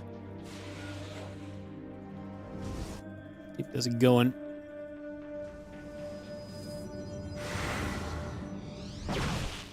Stalker will just go after the Adept. A couple probes going to get jumped on as well. The Adept's still going to be there. A couple of these probes continue to fall.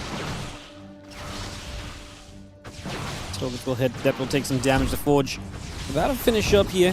Funny that we've ended up with this game going into kind of, you know, expand versus expand. I still like what Hero has to kind of deal damage, although the Phoenix is a great counter. This is why. If you drop the recall, you actually save everything. You can still recall the units that are lifted. You know, not getting enough damage there to capitalize on the position straight away, unfortunately.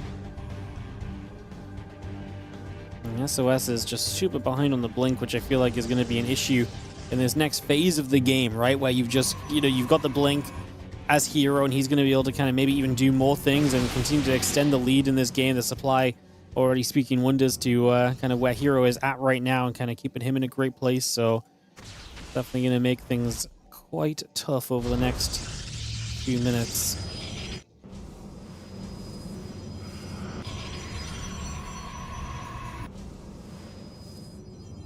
And Stalkers, the Sentries, and the Immortal coming back around. Just going to be seeing the Resonating Glaives coming up, +1 attack upgrade coming online. So the Glaives from here are the next step. I don't know if it's going to even come down to a 20 supply lead as he pushes across the map and looks to capitalize on what has been a bit of a scrappy early game, right? A little bit back and forth, a little bit all over the place. But yeah, I think this one is maybe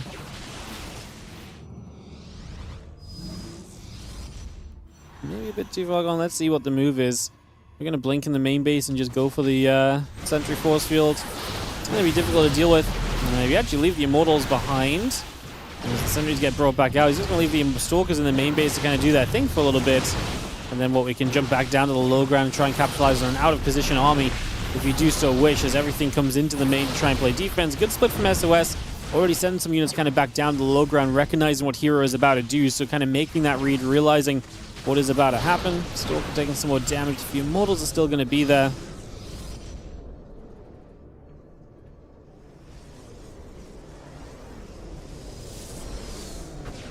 Resonating Glaives is about to finish. Just going to see the Guardian Shield popping up. The Immortal going to get lifted again. A couple of Stalkers coming back through. Stalker, Sentry, Immortal.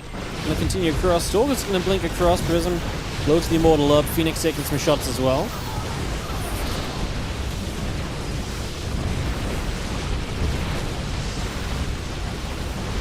And this army just continue to fight. Hero is going to have more than enough. That's going to be GG. And he is going to tie this series up for not CJ Entus to be level going into the 2v2. And we'll see who gets the edge in the 2v2. Tell you what, in the 2v2s recently and some of the youth thermal events, Hero's actually been having some good results. So it'll be fun to see him in the 2v2s and see how he can do for his team. He is playing in both the 2v2s today with Bunny right now on Roskalion when we get this going in just a second. Against Rogue and SOS.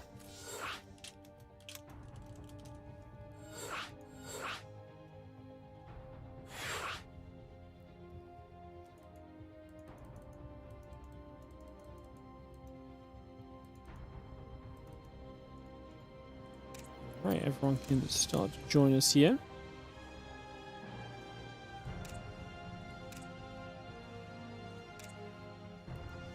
Gonna be Bunny and Hero versus Rogue and SOS as just mentioned, guys. We got this going in a second. Just working my way through, getting everything set up.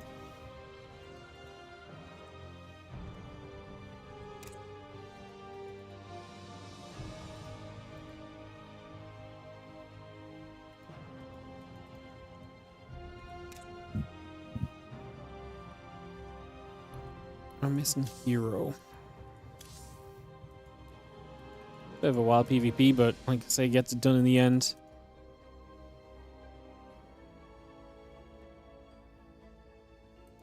Let's wait for Hero to join us, and we need to do some color swapping. We're good to go.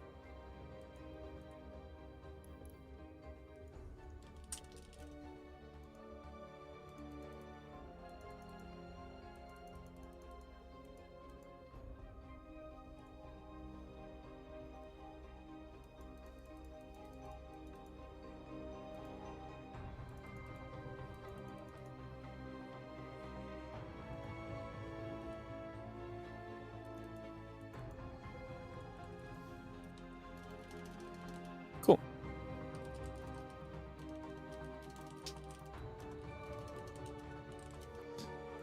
Everyone's ready. Let's kick this off and let's get this underway, guys. So it's going to be Bunny and Hero versus Rogue and SOS in this one. Kicking this off right about now into our third map of this second series today in the WardiTV Team League Season 10. Yeah, big one here because now both these teams are 2-1. So one of these teams drops to 2-2. Both of them have to play against Basilisk still, if I'm not mistaken. So that's a really tough matchup, and you're both 2-2. So it's going to get very tough for these teams, well, almost no doubt. So yeah, this is a really big matchup. The winner of this has a major upper hand in terms of having a chance to get through this group still. As in the bottom right side, we'll be starting with the blue team. It is going to be from Nazi Giantus, Bunny and Hero against Rogue and SOS in the orange and the red. In the top left of Rascallion, we are a little laggy at the start of this, guys. The Korean server has not been our friend the last few days, so apologies in advance on that one. Hopefully it just lightens up a little bit as the minute or so of this game pass. It's a little bit finicky, but sometimes it does just kind of fix itself, given a little bit of time to get set up, so we will see. Although it is very laggy right now. Now, the players don't see this, so they're not playing with the same spikes as what we're seeing, so again, I just apologize and again reiterate, we can't really do much. It's sometimes just our connection to Korea gets spiky in single games for some reason, then it kind of just fixes itself. Servers are just not in the best state in StarCraft 2, unfortunately.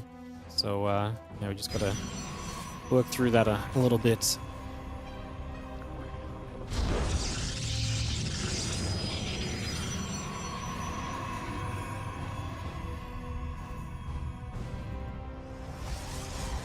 Couple gates coming down. Just gonna see the probe nibble on the other side. The SCVs are gonna nibble back for a little while.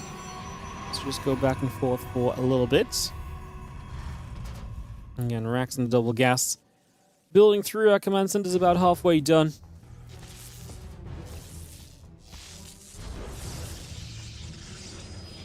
The SCV just chasing the probe back down. A little low ground for a couple moments as well, so we just get that underway. Continuing through. The server's like, okay, there's not a cannon rush, I'll give you more bandwidth. Yeah, it has to sort itself out, touch wood here a little bit, so yeah, it's funny.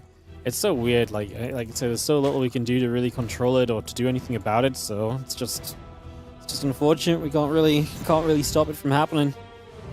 It's just unfortunate, like I say. Can't really do much about it at all. Here's the barcode. Barcode is SOS.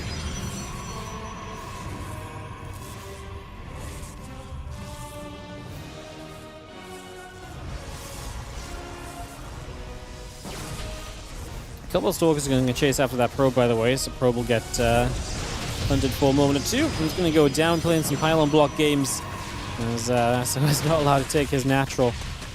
And it's funny that the pylon block still exists in 2v2, isn't it? It's like, it's kind of a PvP thing. But it's even in 2v2, we actually see it a fair amount of the time. I guess because your teammate also doesn't have much to really deal with that pylon super quickly either, so yeah, it's still kind of a factor.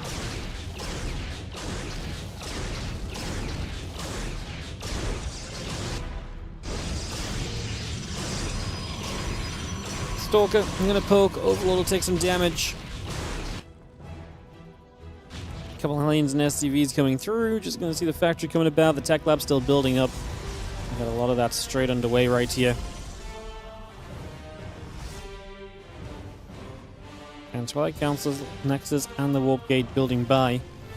The Immortal building up on the side of Hero. And kind of getting a bit of a jive for where we're kind of taking this game in general at the moment. So just trying to figure a couple bits of this out.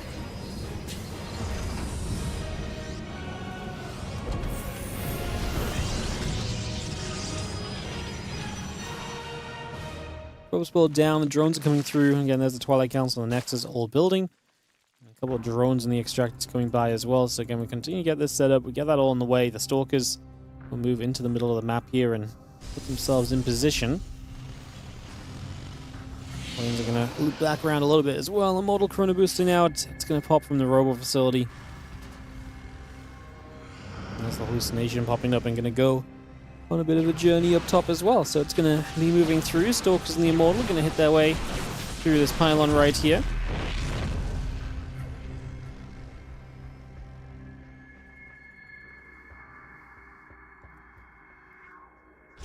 Planes get up top. Just going to be grabbing a probe already. Again, Inferno Pre-Igniter coming around. That Blink coming through. We got a lot of that on the way. Yeah, this little Stalker Immortal Hellion Force is pushing. So Hero and Bunny a little bit of a shove right now across to the other side of the map, so they are going to make their way over here now. And, well, get an Overlord initially. He's just going to grab that. Done for Ignite from Bunny. You can see all the gas he's just stacking up right here. He's at the point in the game where he could trade some of that gas to Hero if they feel a need to. But otherwise, I mean, it's still there to be used at some point. Just now it is stacked in his bank. We are going to be seeing a few forces coming down. His base of Rogue is just in trouble. Does not look like we're saving it as a couple of Spine Crawlers try and come through as well. So Spine's going to try and stand strong there for the moment. A few Stalkers regathering. It's going to be seeing the Prism loading up once more. The Hellions are gathering up. We're just going to dive on through. Aim after the Spines right here as they pull back to this high ground. The Overlord can take some damage as well. And now the server decides to hate us again, just at the point of most excitement.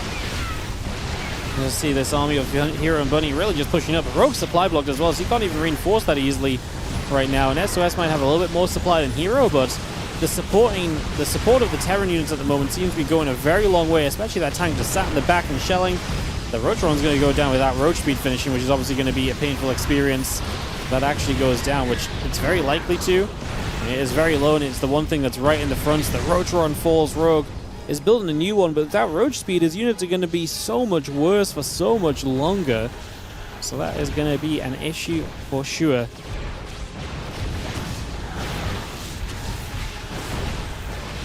More units are just going to shoot through. We take a few more shots, a few more opportunities to try and just patch pressure on in for a little bit. Forest of Baal is going to land on the tank in the background, by the way, so just going to be able to grab that as well. A little bit more dealt. And we have the other units just pressing through still. At the end of this all, we're going to kind of get shut down as Hero and Bunny, but shut down quite late on, right? Like, they did a lot of damage. They got a lot of value already. Hard to really be upset overall with what they achieved. I mean, they killed the third base of the Zerg. I mean, they're 87 and 63 supply to 99 and 70, so like they are behind on supply. You can throwing the Zerg down to 2 bases, denying Roach Speed. These feel pretty significant, but if you just don't have the numbers, and then you still don't have the numbers by the time your opponents catch up, it could be an issue. They see the Prism harassing here, loses one Stalker because he was kind of desperate to get after the Queen. It was obviously a bit of a mistake because that Queen didn't end up going down, so that is unfortunately going to be a misplay. Going hard for the Queen and not quite being able to land the kill on it in the end. I guess say is a little bit of a shame.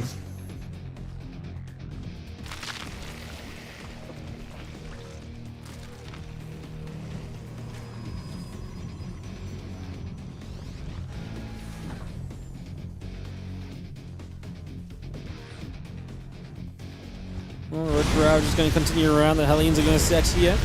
As you just see the Watchtower taken for a few moments. The Roach Ravager coming across, and very Hellion heavy out of Bunny. I'm surprised, yeah, he's building some more tanks now. I was surprised it wasn't even more tanks already before this point, as the Stalkers get here. A couple of SCVs get picked away at the depots and take damage as well. As we're going to see one depot refinery going down, another depot being picked away at too. Roach Ravager still going over to that right side. Mortals, Hellions gathering up. Just going to see the couple of Stalkers going to have to pull back here. The Prism coming back through as well.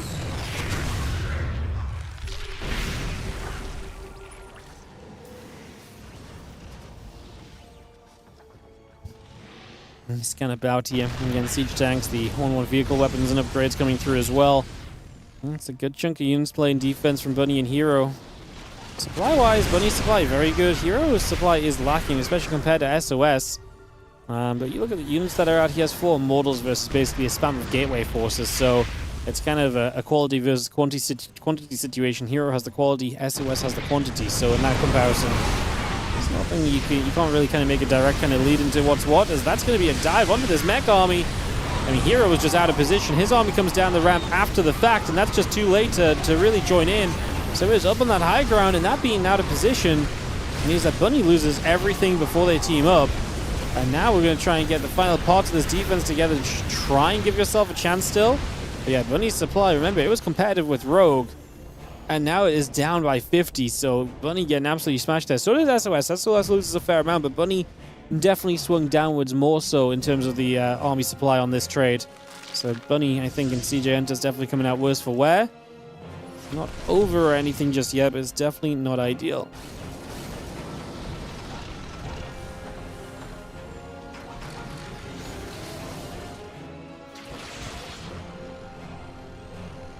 Roach Ravager still gathering through. The other units looking to step forward a little bit.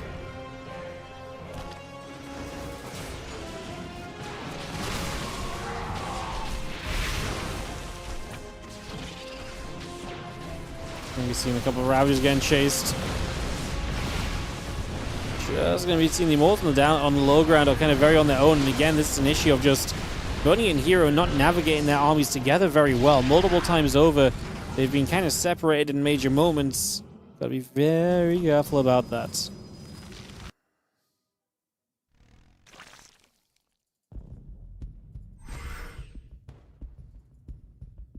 Again, Ravagers and Lings continue through. The Overlord speed still building up. Plus 2 attack, and the next coming by. The battery coming over as well.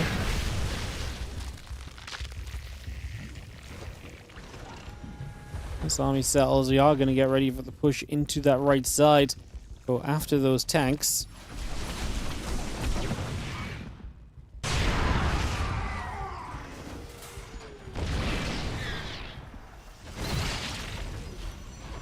Well, that's stepping through. The couple of tanks coming by. Again, the Shadow Stride is on the way. Add that Observer into play as well. Put a Mortal in there. Adding that into the mix. The feelings are just going to come through. It's going to jump up to the next in the pylon.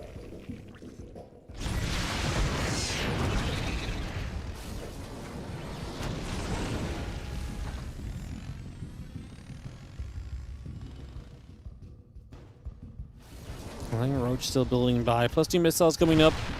It's going to be seeing the siege tanks. Going to get caught as well. 2 of those tanks picked off immediately. Stalkers now making their play into this side. Hero is still sub 100 supply. He's not recovering at all from these earlier skirmishes. Looks as though no Ace Jinner might be able to take the advantage. As they pushed on through this mech force, that's all that's standing between them and a 2-1 lead in this series. Hero being on that high ground when this attack on this same position happened earlier is really what set everything into motion against them. I just felt like they had a good attack early game, and maybe in the end they committed a lot early game and they didn't get enough done, but I still felt like it was playable. And I actually felt like they had an army to defend, just Hero being out of position and essentially allowing the 2v1 to happen on the low ground. That's where this obviously fell apart and we never really got back from it. A few Stalkers in this main base still going to cause issues, and that is going to be that.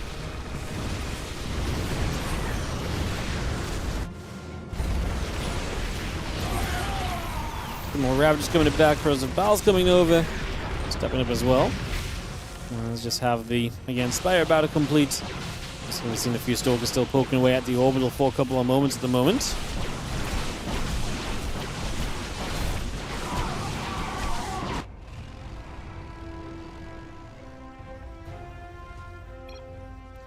Bunny going to say GG. Here we're going to say GG. This one is indeed going to come to a close as we expected, with Rogue and SOS taking the advantage for their team to 2-1 now in the series, heading to a game 4 of this matchup, which will be featuring Shin right up next. So we've seen Hero, we've seen Bunny, and Shin will play twice. So it's going to be Shin. He's going to come out and play against Crater, then against Rogue, and has got to win. He's got to win at least one of them. If Shin goes 0-2 here, then they have lost. So no pressure, Shin. No pressure. I posted up into Title Citadel. Jump our lobby link down. I'll be off into this, guys. Again, what's up, everyone on YouTube? If you're enjoying this stream, do consider taking a moment just to drop the like and the sub if you do not already subscribe to the channel. Creator here, drag him up, referee myself. Match history, bugging, go. Just need Shin to join us in the player slot. I think we're good. Is there anyone else online that could do with an invite? Doesn't seem like it. Yo, Falcon Tokachi, how you doing, mate? Thank you so much for the 5 gifted subs. Going out to Kalaris. Oh my goodness, Kalaris in the chat. As well as Vendethiel, Boast, Smokey, Raxophon, and Falcon S. Maze. Thank you so much for the generosity, guys. Appreciate you, Falcon, for the 5 gifted subs. Getting some legends. Kalaris is lucky. Yeah, well, gotta get something going. In the, you know, in the world where you're stuck as a PUBG host. Something's got to go right, no? Who am I kidding? Killar's the kind of guy who parachutes straight into the freaking best gear in PUBG every game. Never not lucky. Never not lucky. Go, Cole. Let's jump into this game number 4 of this best 7, guys. Where are we at schedule-wise? Okay, we're okay on the schedule for now. This is game 4.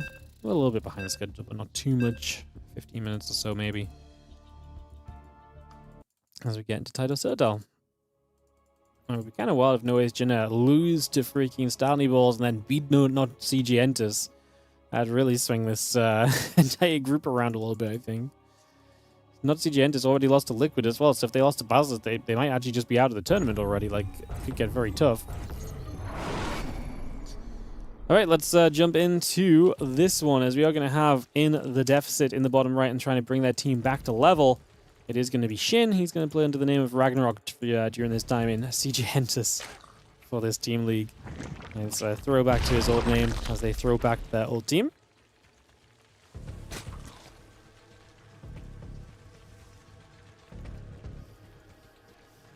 Right in the top left, to try and put No Ace Jin Air onto a match point opportunity with a 1v1 and a 2v2 left to play.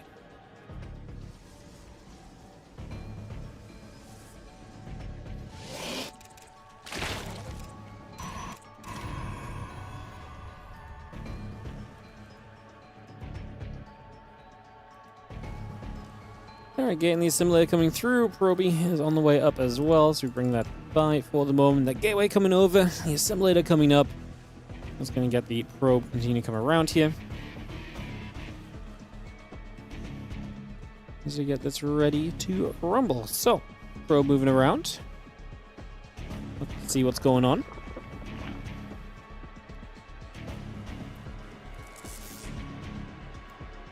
That tree block is not happening, so Shin not able to get the hatch block going here early, unfortunately for himself. Well, unfortunate there, as you just see the couple of probes and the drone gathering up. It's going to be, the drone just going to be forced to the high ground, so it does not get the delay it was looking for, unfortunately. So no success on that one. As that probe chases through, drone gets hunted. Again, the extractor and the spawning pool and the hatchery continue to come about for the moment as well.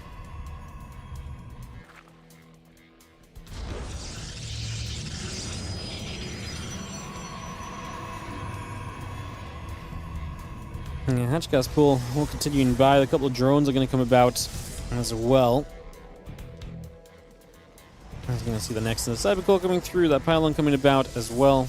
Let me just take a couple of moments and Yeah, probe coming around. Just going to be seeing the drone settling, and we're going to gather things for a couple of seconds here. Figure out what we can do. See where things are going to go.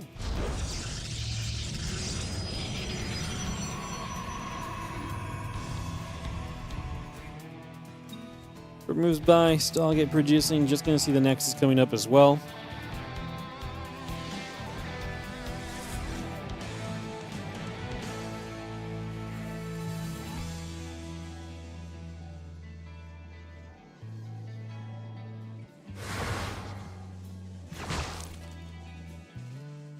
That's going to be the Stargate, which is of no surprise from creator.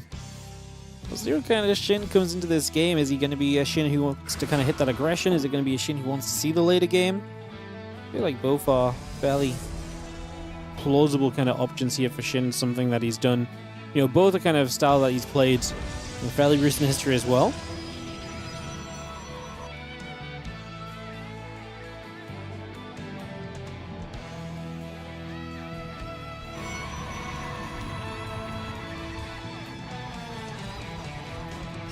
And then Oracle and the Wolf Gate coming about. Gateway coming through would take a couple of moments.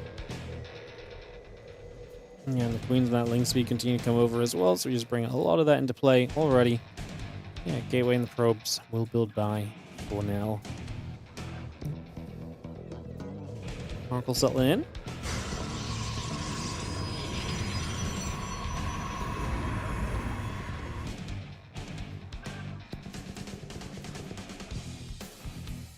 Link's coming about again. Spores, the drones, the Queen continue to come around. Again, Gateway and the Nexus building up. For a couple of moments, the Queens and the drones coming through.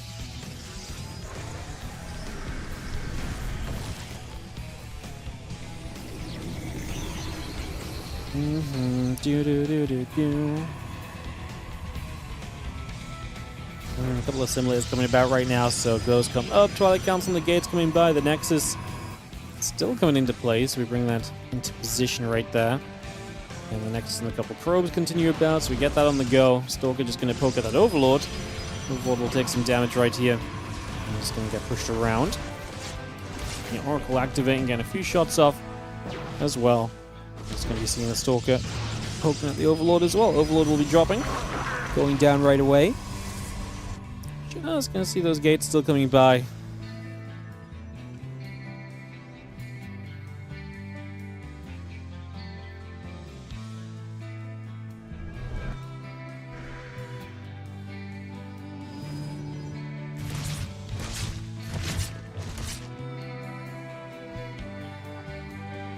Oracles come back over again. A couple Queens going to be there, chase those Oracles out. Just going to see the Queen trying to play defense. We will hit the mineral line for one. One of those Oracles is super low already, so Creator got to be careful as there's a Spore Crawler there too. Can we retarget it? I think he tried to retarget it there, but just didn't happen to be in range. Those Oracles get hurt and they don't really do anything. It's kind of unfortunate for Creator, like I say, just not finding the what we need there.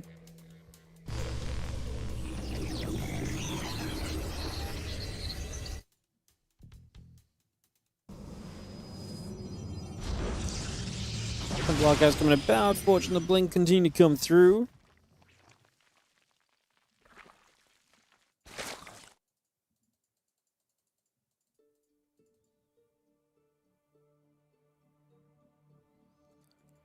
Hydrogen coming about. The Bane Nest coming over. Again, the melee upgrade's halfway. The Stalker, Adept, and Oracle Force comes over to that right side.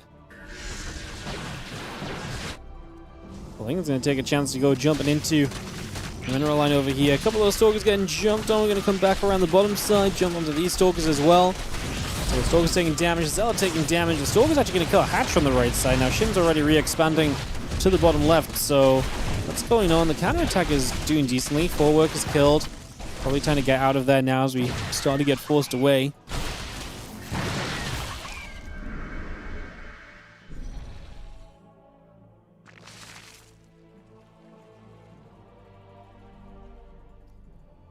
Four probes down now. Stalker's moving back across the other side, so we step back over here.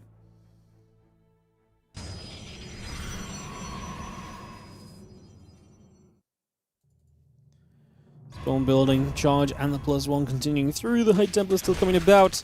Stalker stepping across, and the Ling's going to take some damage as well. So we're just going to jump on this. The Oracle's activating just for a couple of moments. So we come through with this right now. Just going to be having the Hydras coming up.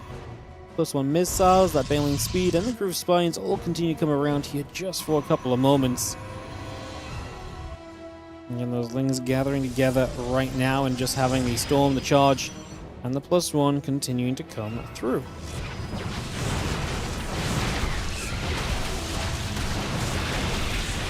And he's going to try and fly, trying to see what else is going on.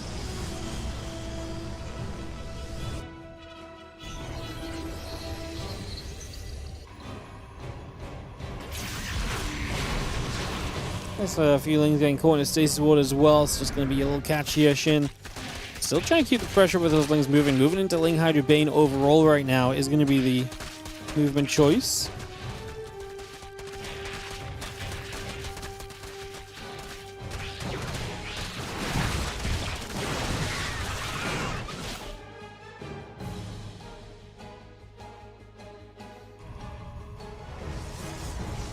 Stargate building up, just going to be seeing the Phoenix coming through, so actually going to get a second Stargate ready, but this is, I think, a misread from Creator. He's thinking Spire, and the reality is Hydras, so second Stargate, not something that's going to be of immediate use to him, really. Against, like I say, what is stacking up to be quite the Ling Bane Hydra force. Shin's going to be maxing out soon enough, it would seem.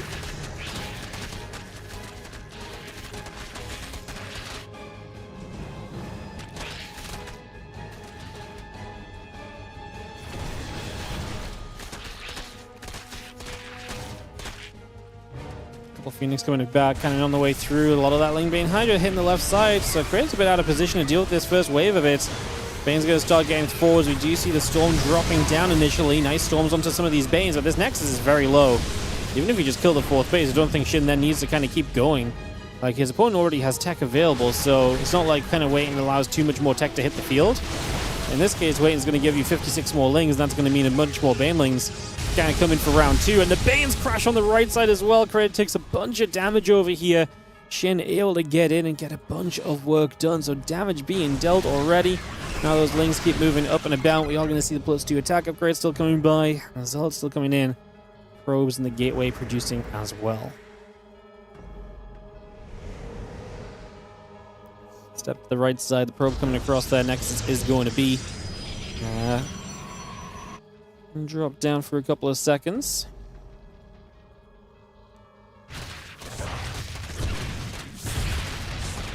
He's going to wrap around, pylon cannon, battery, all of that coming through. So again, we get set up for a couple of moments. Just going to see the couple high Templars and the +2 attack upgrades still coming in as well.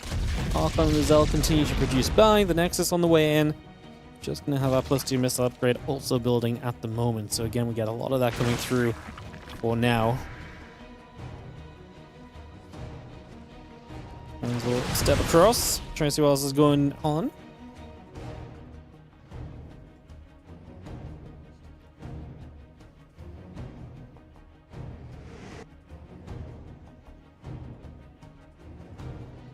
So a lot of Lings moving back over the left side. 5 Spine Crawls producing by. The Hive coming through. Drones and the Lings all building.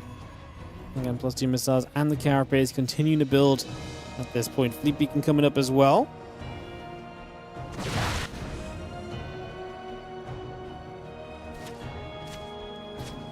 Those Lings wanting to run across. Stalkers nearly getting caught. Not quite just yet. Getting pushed away. The Phoenix is going to get straight after the Overlord already, so it's going to be a grab. The Hydras, like I say, I mean, the Phoenix are just not the right play here. They were just something you built and you thought was something else, and it's not actually the case. Eventually, the second Stargate comes in useful at least, but that's not for a little while. Shin looking to attack in multiple places. He's heading all the way around the far left side. So the natural and third may be under pressure. The fourth base definitely going to be under pressure. A lot of units here. We drop a bunch of Storms, kills a lot of Lings already. So first part of this dealt with quite nicely. Stasis Ward going to catch only a couple of Lings at first. First Storms coming down the left. Now on the right. Just going to see Storms everywhere. The Hydra's trying to step through. We have a few Baneling Blasts coming as well. Some extra units coming in from the bottom side. As we rotate across here to play defense, is there enough left elsewhere? The left side attack now into the natural. As these Lings get in, and Immortal going to be surrounded. Probes will probably save it. Do we have enough damage output to kill the Robo? We do. So the Robo goes down. The Lings get something here.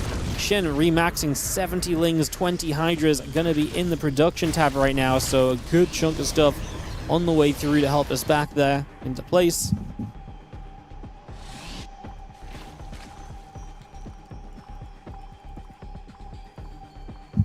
A bunch of additional Ling Hydra on the way up, by the way, so a lot of that Ling Hydra continuing through the upgrades. Continue to build as well as Shin looks to the future in this game. And getting himself the Hydra Lunge already, the Neuromuscular Swell. So yeah, bringing that up as a part of all this. We're going to come in for another attack over here. A lot of Ling Hydra. Not a lot of splash damage right now, just the Archon. So no storms to kind of stop these Lings floating through. And I think Lings are just going to win this for Shin because he just has so many of them and Trader just can't get rid of them fast enough. There's another ship. But then there's enough Hydras to really deal with this as well, as long as we collect everything together. We can probably just fight the mothership if we do so wish. The Nexus is going down, no fourth base for Creator, and that is going to mean that not CJ Entis are going to tie this up. 2s apiece. And that is going to be a big one, as it's tied 2-2. And up next is going to be ZVZ between Shin and Rogue on Winter Madness. So a big ZVZ game coming through here in just a few moments, which is going to give one of these teams match point heading into the 2v2. Said Winter Madness, right? Yes, Winter Madness. Get this hosted and we'll get the ZVZ ready to start, guys, very shortly.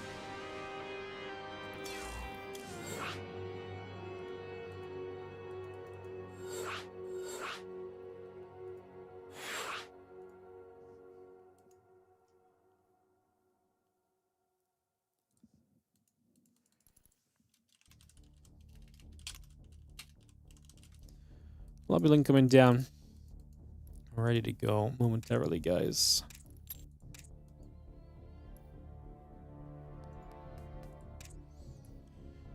I say 2-2. Winner of this will get onto match point to head into the 2v2. The series starting to head a similar way to what happened with Noé's Jinne versus Stanley Balls earlier, so hopefully for Noé's Jinne it goes a bit of a different direction. We'll invite Shin in and get this ZVZ ready to start. Winter Madness, if the players are ready. Go says Rogue. Go says Shin. Perfecto. Let's do it. As we kick into Winter Madness for this next game, guys. Let's send it. Let's get it going.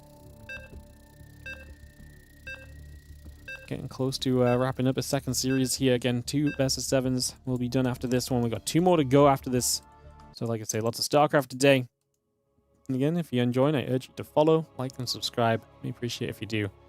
And we appreciate you enjoying some StarCraft together with us. We're still battling to get back to that 600 sub count, man. Like, this sub count is absolutely horrendous to get to. We can't beat 600 subs at all lately. It's wild.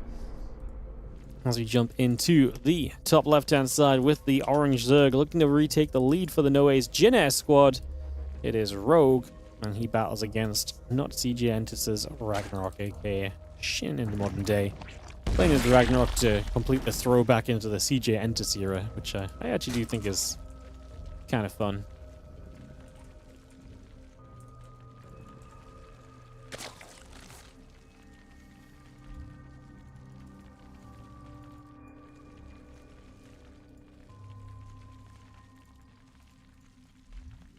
Alrighty, so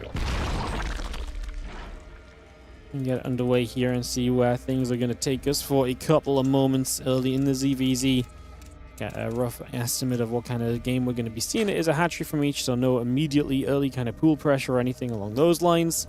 Just to start us off.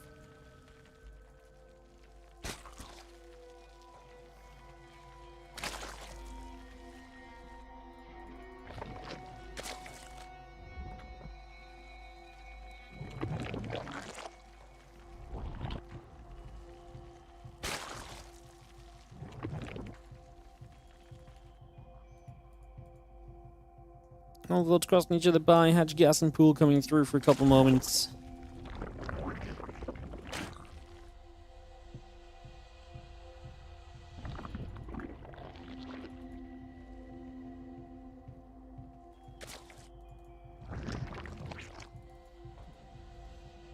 Oh, I was gonna see this forward hatchery on the natural again. It's been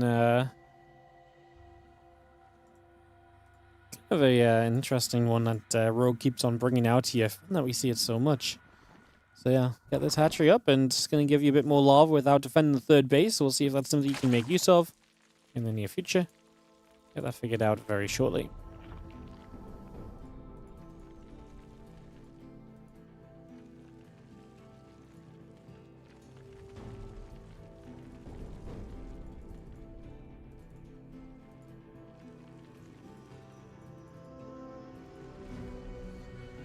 Alright, hatching a couple of queens coming about. Just going to be seeing the queens and the drones and the Evo chamber coming around as well. Let's wait for this hatch to finish up and see what exact approach Rogue takes to the next stage of the game.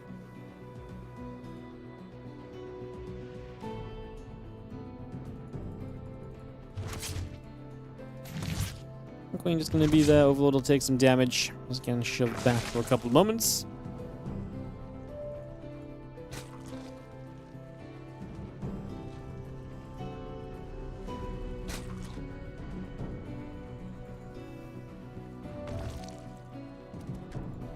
And yeah, Roach Drone building up on the side of Shen. He's going to go into the Carapace upgrade as well, so playing kind of a Roach Lingy Carapace game, or maybe actually just a Roach Carapace game. No Link speed yet from Shin. Rogue is going to get Link speed up soon.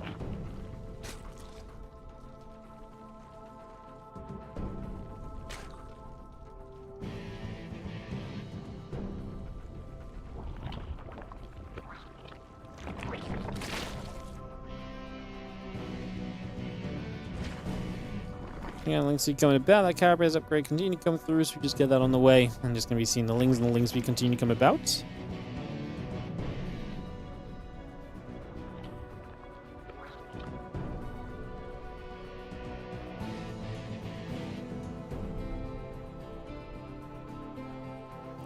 The Ling's coming over. We are going to see a lot of Lings on the way, though. So Shin does get into the... Yeah, he goes into melee upgrades as well behind this. He's actually going to play very Ling heavy with double upgrades. So you're just going for the later Ling speed and making this look as though he wants to kind of go into roaches with what's going on at the front. So yeah, making it look like roaches, but the reality of it being actually going to be like a Ling heavy style. Once that Ling speed kicks in, he can get a bit aggressive himself, perhaps.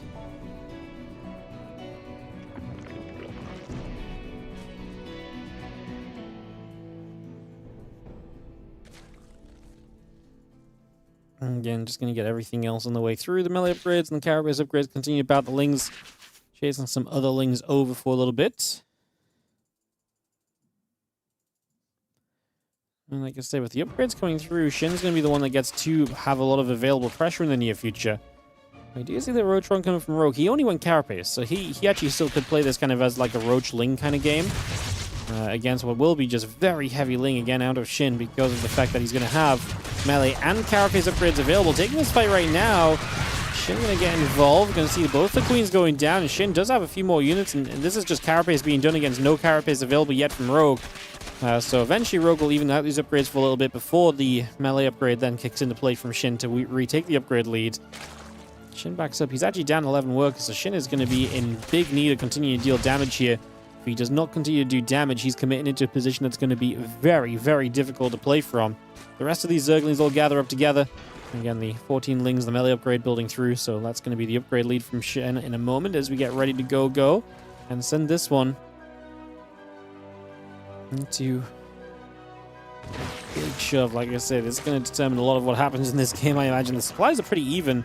We are building roaches now from Rogue, so it's going to be a question of can Shin hit in time to make those worthwhile, as we're going to see still no left from him. He just started one, denies the Overseer, starts missiles behind this, and we are going to see those Lings running across the map now to try and catch Rogue unprepared, but I guess they'll see very soon whether that's going to work or not. And then we run in Ling versus Ling, and we have the melee upgrade lead, so that will help. But there's a few roaches in the back that are going to be helping to add bonus damage to this. The Lings do start to break through here, but Shin's still at that army deficit at the moment, and he is not breaking through. Roach speed and now a melee upgrade coming up from Rogue as well. This is kind of wild that he's going to go melee upgrade while actually mostly committing into the roaches. And this game is kind of all over the place right now.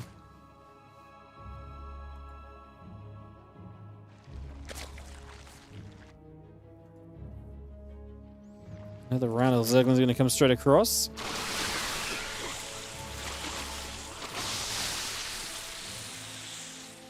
Gonna see the Lings backing away over that right side to just pull out of here a couple of moments.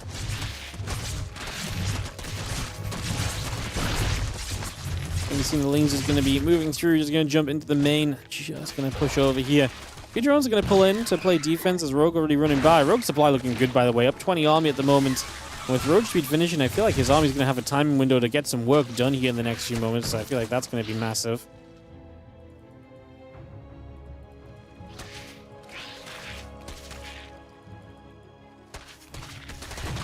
Feeling still just chasing down. We take a couple more seconds moving over. +2 +1 missiles, +2 carapace.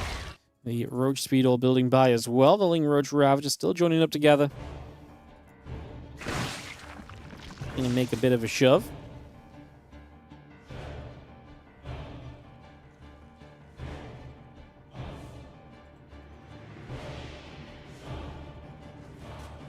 A lot of units, man. Rogue just with the 20 army supply lead, but does attacking maybe give Shin enough to kind of hang on in there and to perhaps make something work.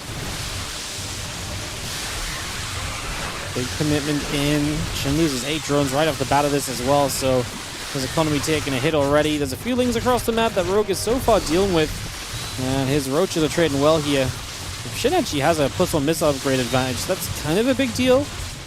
But it just doesn't matter when it's this amount of Roaches. He's getting overwhelmed so heavily that the Roach number advantage is just not going to matter at all. And that's going to be pretty much all they wrote on that one, as the rest of the Ling Roach. Continues through, that +2 carapace coming up still. 3 Roaches and so will continue to battle. Yeah, the CVZ is going to come to a close, and it's going to be Rogue and Noe's Jinna to take the lead heading into the final 2v2. And a chance to win this on the 2v2. Or for not CJNtis to potentially take us to an ace match if they are able to win the 2v2. That's where we're going to stand. As, yeah, Shin cannot stand up to this army of Rogue. Rogue with a little bit too much and putting in the work to get 2 of the map wins in this series. Well, 3 if you include his 2v2 performance before. As, yeah, he will also be present with Creator in this 2v2 that's coming up right now. So we get into that, and we'll get into this on Rohana. Beautiful stuff. Let's get it going.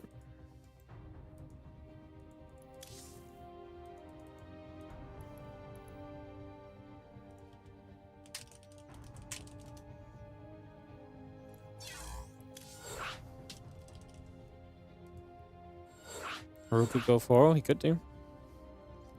There's the potential in this 2v2 to make it a big day from him.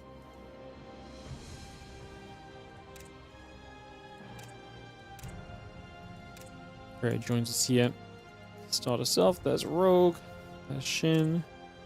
Shin's going to be playing here with Hero, so Shin and Hero versus Creator and Rogue to make this PZ versus PZ.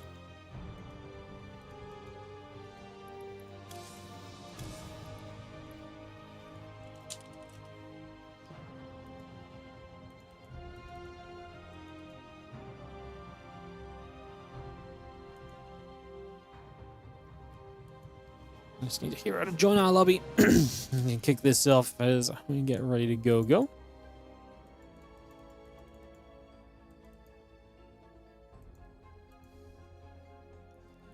Just missing hero, guys. Just missing hero. Yeah, after this we have the Stallion Balls against Team Liquid coming up. Should be a good one. Looking forward to that. Stallion Balls been continuing to look great just throughout this event in general. It's been very fun to watch. Alright, we got ourselves players here. If they're ready, we can go. Hero and Shin against Creator and Rogue. 2v2 time right now. Rogue and SOS getting that win earlier. Let's see if everyone is set to kick this off. Noe's Jinna has a very clear ace. Unfortunately, if it goes to an ace match, Rogue will not be available, remember, guys. Actually, in an ace match, it's pretty good for CGNtis. If they win this and get to an ace, then they can send out Hero, and Hero would have to play... because they used Shin twice, so Hero's eligible for the ace. So Hero's eligible for the ace, and he would play against either SOS or Creator, so it would have to be one of the pros because Rogue has already played twice. So maybe that's actually not so bad, right? Hero comes out in the ace, and then if Hero comes out in the ace, you at least have a PvP to potentially take him down. Like, it's not impossible, you know? It's a very doable situation. You know, it's something we can absolutely, you know, probably make work. Kind of like it. All right, let's jump into the bottom right-hand side as we do have the leaders of this series. Creator and Rogue are going to be coming through to try and... Where's Rogue? There we go. Creator and Rogue to try and take this series home for no ace Jin-Air. In the battle of the two old Korean teams reformed. Ragnarok and Hero are going to play in the top left corner of the map. Let's see who gets to play their game here. Is it going to go to an ace? Is it going to end in favor of no ace Jin-Air? Those are the questions we ask ourselves for the moment. Gates coming up, probes on the way. A couple dronies coming about as well, so we bring that through and get that set up. And we get into place here for a couple of moments.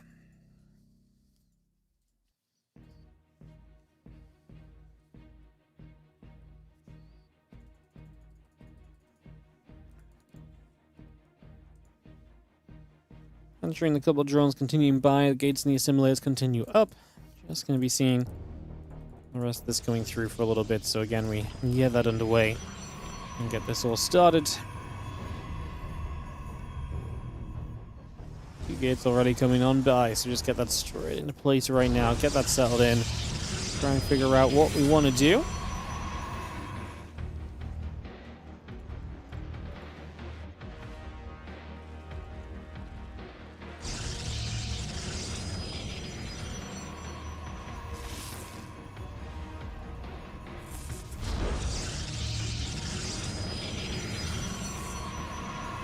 Probe chasing the other probe around against Cybercore and the Nexus, and the gates coming up.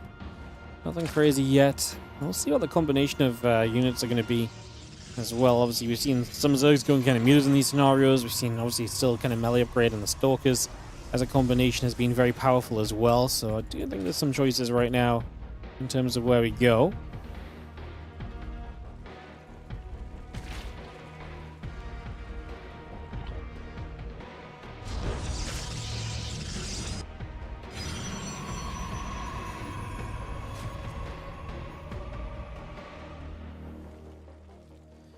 Melee upgrade coming about, that Stargate coming through. And yeah, Stargate versus no Stargate is the noteworthy thing right now. So one side of this, the Hero side of this, will potentially have access to Phoenix. I think we probably want to just go for an Oracle here against the Protoss Zerg combo. Oracle to put some harassment on, maybe decent. We're going to see melee upgrade from Shin straight away, so his kind of initial kind of plan of action here kind of gets set into play. You see the couplings and so moving here with a pause. Hopefully nothing too major. We're on the Korean server and everyone is Korean, so no words, but maybe something else just bugging out. Nothing typed.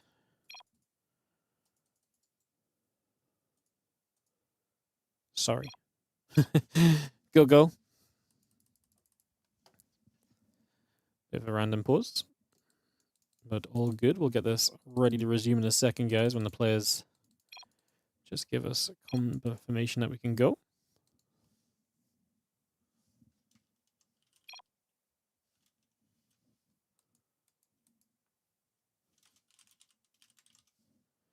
Just double check here is good.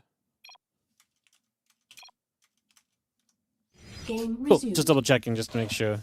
Didn't want any confusion or anything as we get back into this. And we resume just like that as we try and see where this one goes. And Dev going to fire a couple probes, going to start going down. Some probes going to pull in. The Stalker there as well. And gathering up for a few moments. Link speed melee upgrade coming up as well. A couple links coming through. The Stalker's going to get in after the Overlord. So that Overlord will be taking some damage. Overlord taking a few shots.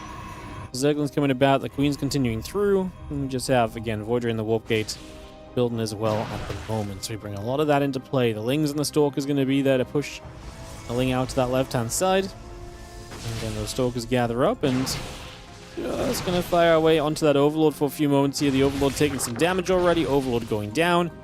And again, the rest of these Lings and Stalkers continue to gather in right now. A few more Adepts are going to get warped in along with this. And away we go. Big push coming forward at the moment as we are going to step in. A couple of the Adepts are going to go shading. Just going to have the Void Ray pulling back a couple of moments, and the Adepts are going to get into the main. A couple of units are going to be able to come through and chase pretty much immediately here, so we'll go straight forward. The couple of Adepts going to get straight through after those probes as well, so damage being dealt. Let's see the Adepts getting cleaned up. Hero doesn't lose too much there. That's 6 probes. He's killed 3, so in terms of the probes lost in the game, it's pretty even. And we have the Zergs dancing back and forth with some Lings right now. Came out of the ZVZ, and now they're playing ZVZ in the 2v2. They just couldn't get enough of this mirror matchup, man. They just couldn't get enough. The Void's going to be there, going to jump forward and just hit that hatchery a couple of moments as well. Yeah, the Stalkers, the Lings, the Queen's going to fire. We are just going to keep on trading. A couple of Void Rays are going to fire through again. There goes the Void Ray already dropping down. A couple of Stalkers are going to shoot and go back the other way. Some more Lings and Stalkers gathering about as well. Just going to see a few Lings running on the right side, getting another couple of kills. The Stalkers pulled back. And again, the Bane Nest and the Spire building up at the moment as well. Bringing that through for the moment as we get ourselves Rogue on the way to Mutalisks. That was kind of my question, right? Are we going to see someone going to go to Mutalisks in this game? And the answer is yes, we are.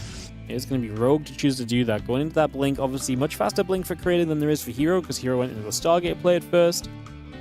Shin is very well set up on the kind of Ling Bane, though, so he's going to have a lot of Ling Bane to work with as well. It's also going to be interesting to see play out here as that Ling Bane comes around.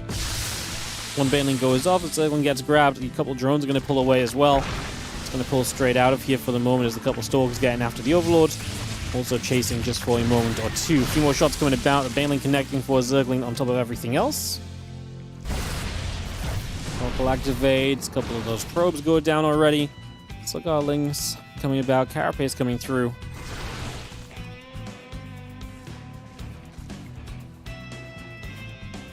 Stalkers back into the center. The Blink continues into place.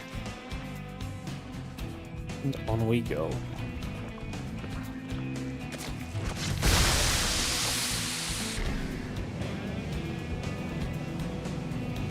Maybe a well, these little stasis will catch in as well. So again, little things that add up. I mean, it's not really a little stasis, but it's kind of a factor for sure.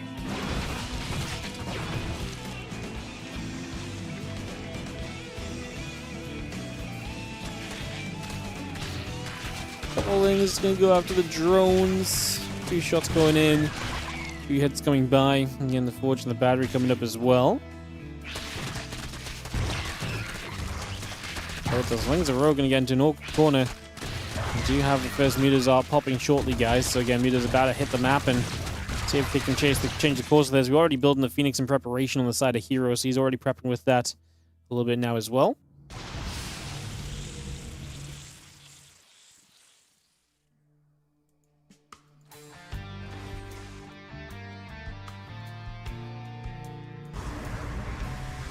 It's coming around. The Mutas and the Lings continue to gather up. Just going to see the Stalkers and the charge coming through as well. So continue to bring that over just for a little bit here.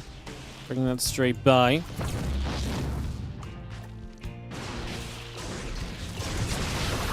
Phoenix firing up. Just going to get some damage done. And we are going to see a big push forward. Hero and Ragnarok are going to take advantage of the fact that obviously Mutas are not meant to be straight up fighting units. So some of this army is not ideal. Once we deal with the Banes, it means the Lings can come forward more easily. There's one Baneling in the mix of all of this. If that lands on these Zerglings, that would be huge. It doesn't. Now we see some extra Bane showing up. The Mutas still doing their thing. If they can just get rid of those few Stalkers, those Mutas could possibly win out. Hero and Ragnarok's numbers are dropping. Creator and Rogue are holding strong, and it looks as though they might have enough. The Mutas are now going to chase down some Stalkers. Phoenix will go down to the Stalkers as well, and yeah, we can chase.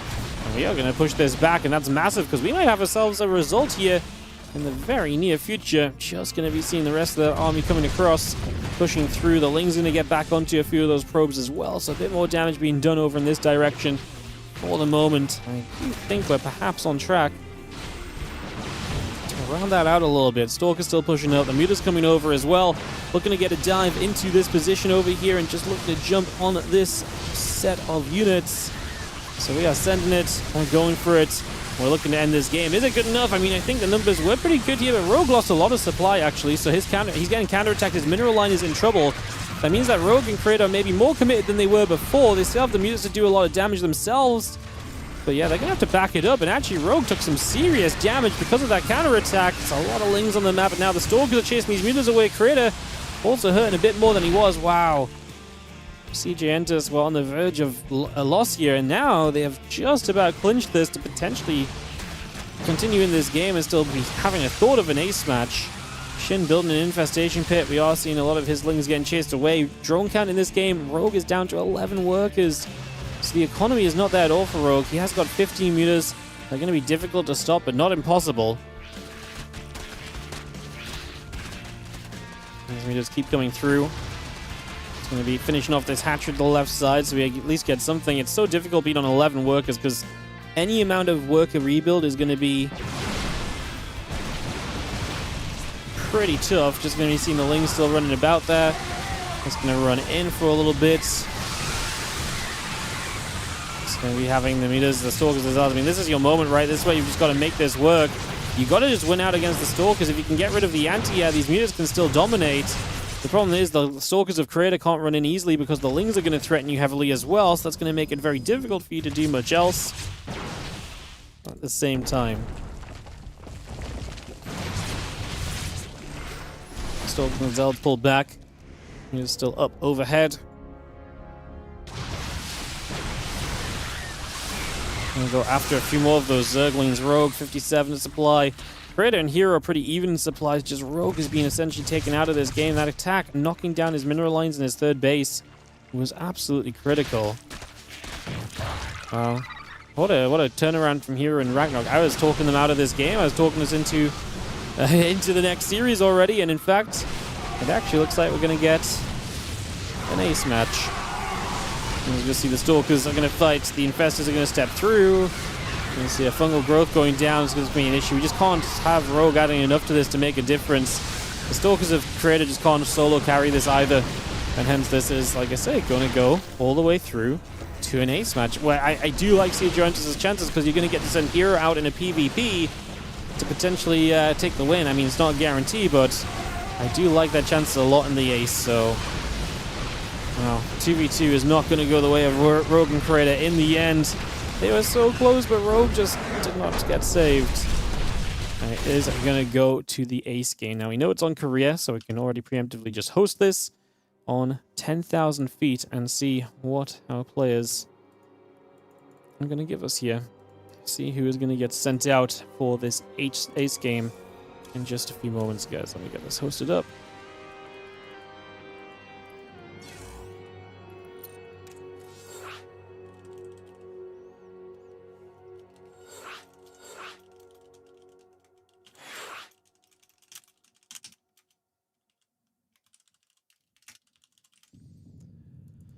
All right, we will get ready to go to this ace match then, guys. Not CJ Entus and no Ace Jinner to a game 7. Back and forth series, what we love to see.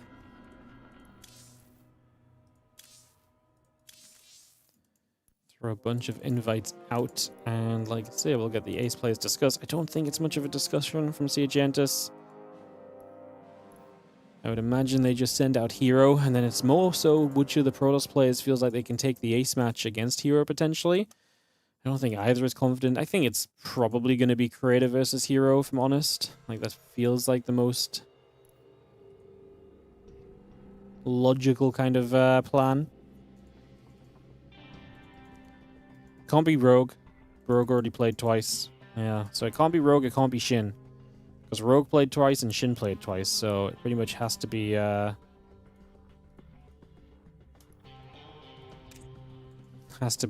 Hero versus. It could be Bunny, but I much rather have Hero in a PvP, I think, than Bunny in a TvP.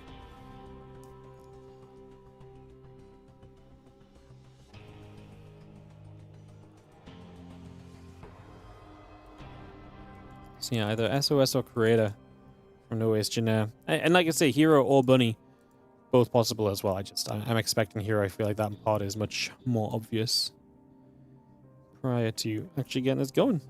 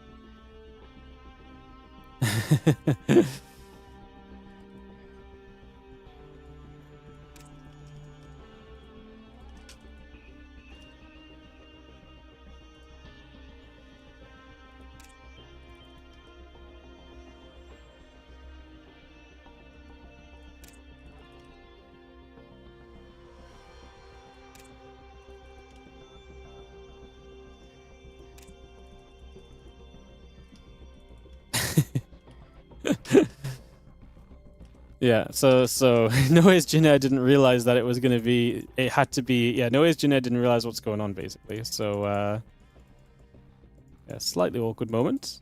They didn't realize that it couldn't be Rogue.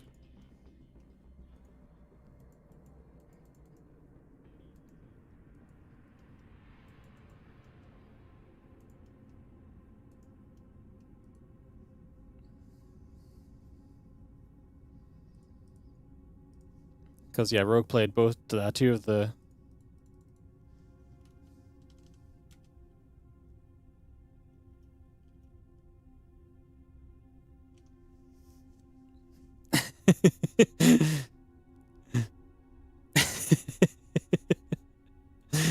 Yeah, that happens. So Rogue played two of the regular games already, so he can't play in the ace match if he played two of the regular games. It has to be someone else, which is what we already discussed, but they didn't realize this, so we're just going to have that figured out for a moment, guys, and try and get this back on track.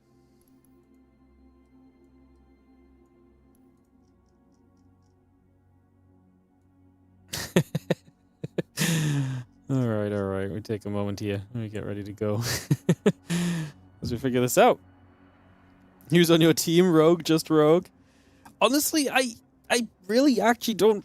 I don't know if I think I prefer one of the pros against Hero anyway. Like, I really do. I really think I prefer Creator or SOS instead. I really do.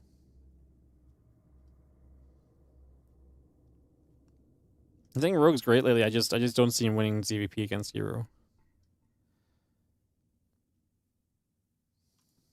Hero is the choice, by the way, on the side of not CGentus. He's already been picked, so and revealed to the other team because Rogue joined the lobby and was like, "Go GLGL," and Hero said, "Haha, good luck." Yeah, Hero also came out and he was like, "Let's go." Get the rules fixed up.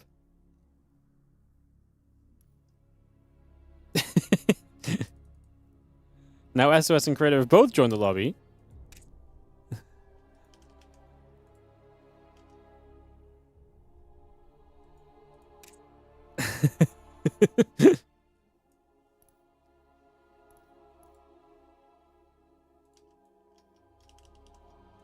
All right, players are ready. And we're going to go PvP style into this ace match, guys. All right, it's going to be Creator versus Hero for the PvP 10,000 feet. As we get this ready to go. Apparently, the deciding factor of this was who finished first, Creator's ladder game or SOS's toilet trip. So apparently Creator's ladder game finished first, and that's what I just understood from the translate I just did in the lobby chat, as they both joined the lobby. But yeah, Creator is going to be here, and it is going to be a Creator Hero ace game, as it's tied up 3-3. And let's see if the PvP can go the way of Creator as we get this matchup ready to rumble. And pick Rogue. Yeah, I mean, Rogue has been good lately, and if Rogue gets through the early stages, I think he can take games off Hero. But I don't know if Rogue taking a game off Hero is any more likely than like Creator taking a game off Hero. I think it's much more likely that like Rogue dies in the first 4 minutes to Hero's harassment. So that's why I personally kind of prefer the PvP. And like I say, they can't pick Rogue anyway because they already sent Rogue out twice in the main series. So they already used Rogue twice. They've already used his power there, basically. So yeah, he can't come out a third time. Again, just a little mistranslation on the rules, but like, I mean, not really, I mean, yeah, just an unfortunate misunderstanding. I can't really do anything about that. The rules are up and all the other teams understood it.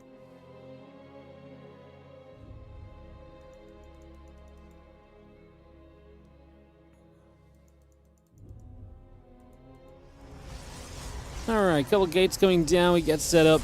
Take a few moments to get ready to rumble.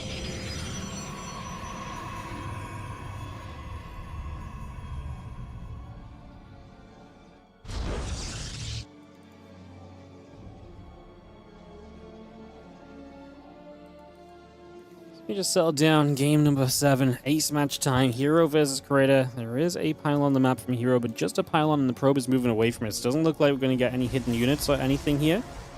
So that part seems pretty chill.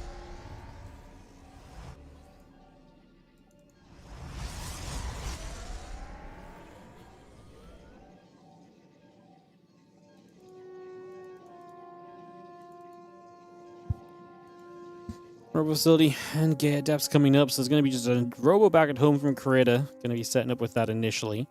See where this goes.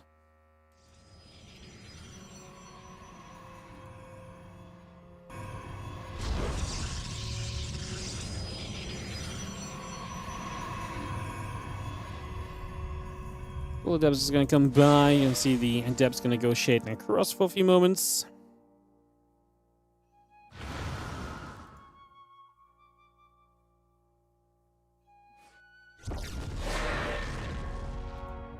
Couple of depths is going to shade. We kind of chase around a little bit here.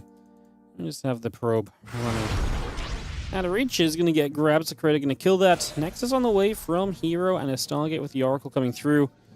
If my issue is going to be is if Creator just sends this into like an expansion-based play. Oh, this isn't good. He's going to lose a lot of probes here. So this is going to go very wrong very quickly. Oh, it's just going to be game. Alright, so we're going to get to game just like that, unfortunately. Hero is going to take it for not CJ Entus, and they will take that down. So, Hero will take it 4-3 for not CJ Entus, and they take down no Ace Jinnair in this group stage. Man, I feel like Creator had zero belief in his chances here. This, obviously, you let the Adepts and it goes very wrong very quickly. You're also playing what feels like it's about to be a Robo Expand against someone who's essentially Stargate expanding, which I think is just a win for the Stargate Expand player, having an Oracle to harass with and everything, so yeah. Alright, we're going to hop on over to NA, and it is going to be Pure and Shameless to start off Liquid versus Stanley Balls. Guys, we're going to be taking a couple of moments of downtime. We're going to BRB a couple minutes. When we come back, more StarCraft 2, obviously, as we continue through these games with Liquid versus Stanley Balls coming up next, so we'll get into that just after a quick little break. BRB.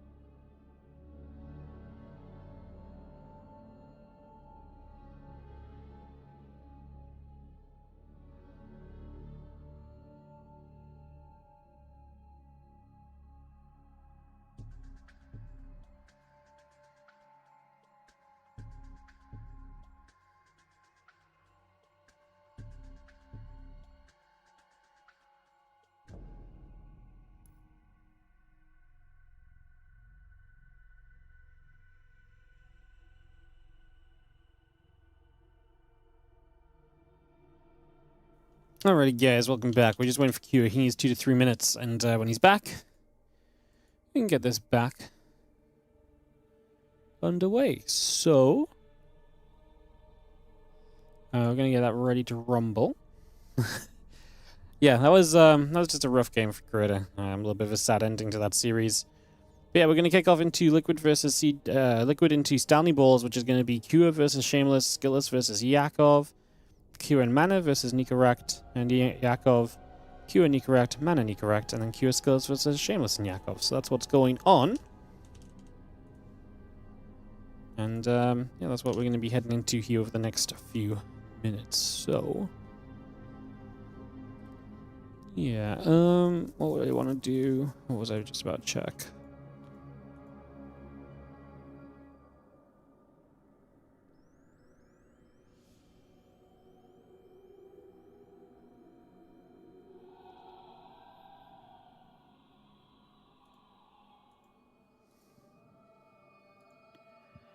Oh, yeah.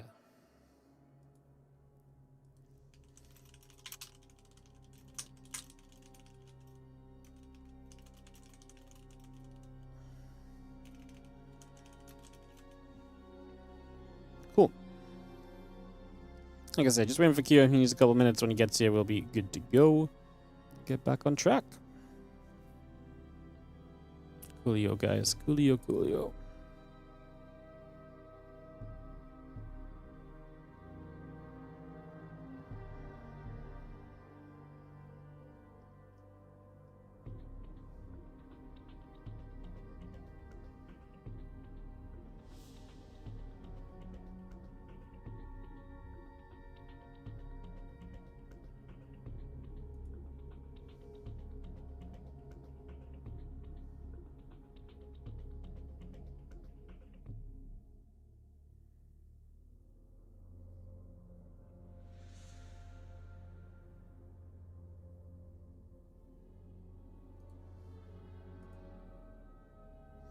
Cool. Cool, cool, cool. Just, like I say, waiting for a Q to arrive. And then we'll be off and away into this next best of 7, guys. Again, appreciate you all being here. Hope everyone's having a great day.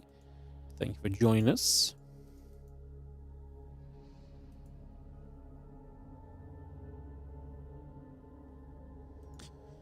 Hope everyone is, like I say, feeling great and having a good time. If you are, and don't forget to follow and all the rest. It's always appreciated.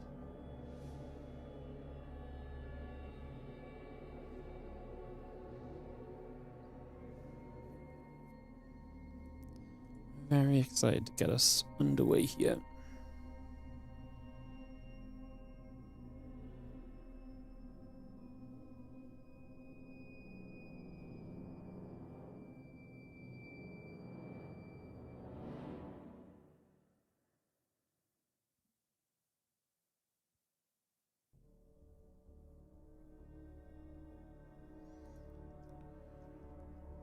Anyone got anything fun to talk about? Give us something to chat about for a moment or two. Because we're just chilling. Otherwise, waiting a little bit. Just chilling.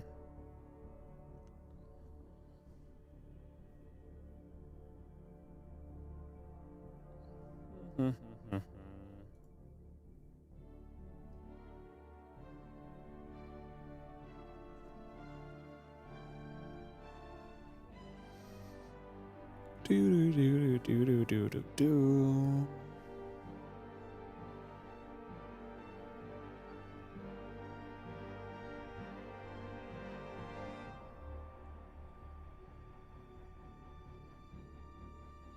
Alright, Q's, yeah.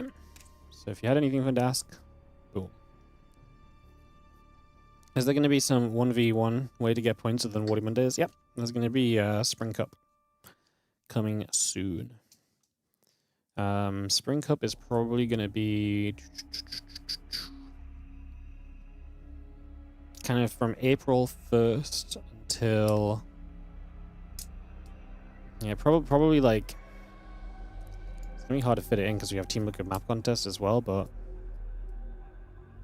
We're probably going to start April Cup at the start of April, and then into May, and then Spring Championship in May.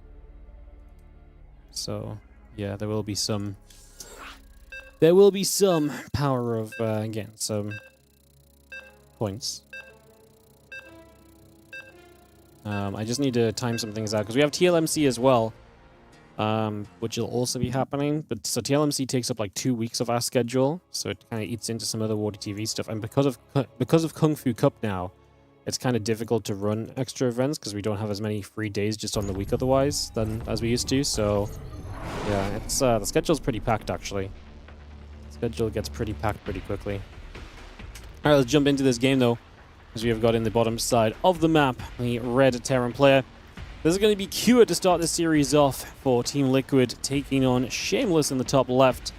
Now a blue Protoss player from the Stanley Balls, who have performed great. Big match for the Stanley Balls. If they win this, they might be through to the playoffs.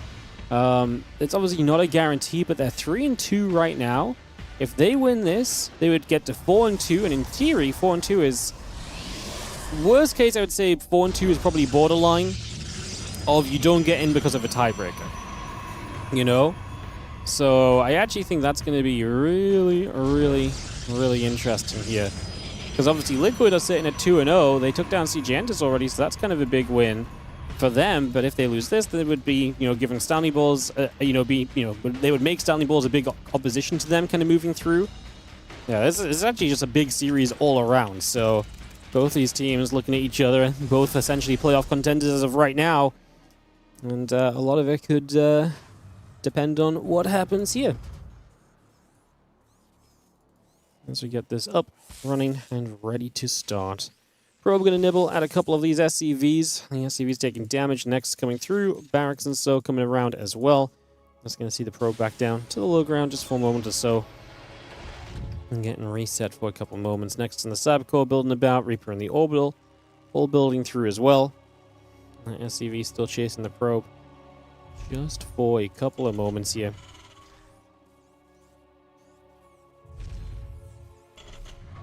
Depot goes down to the high ground. Just going to put that down into position already. Again, the Factory and the Reaper coming about. We get this on the way. We get this settled.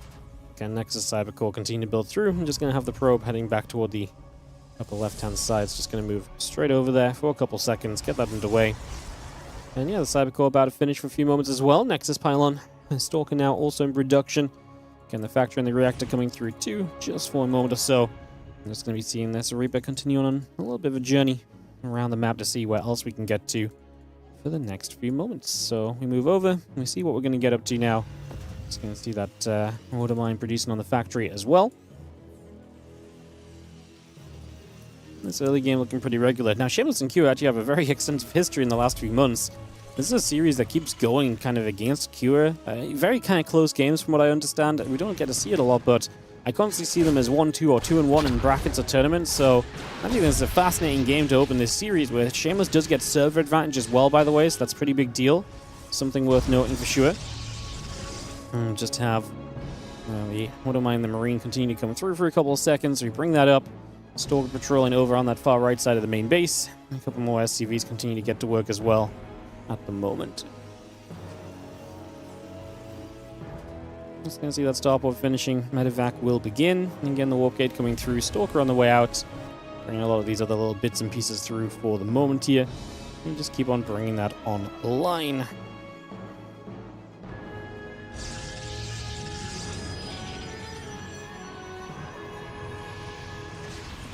That Blink is building through. Stalker going to shoot at the Reaper for a couple of moments as well. So can we just chase that back out? Again, Blink and warp gate all coming in. The gateway coming around. The Robo facility coming up, the gateway still producing. A lot of that still coming by there for just a couple seconds. That Blink is still building through. And just have our Stalker going to patrol at the edge. The Reaper looking to try and get forward. Looking to maybe get up to that high ground already.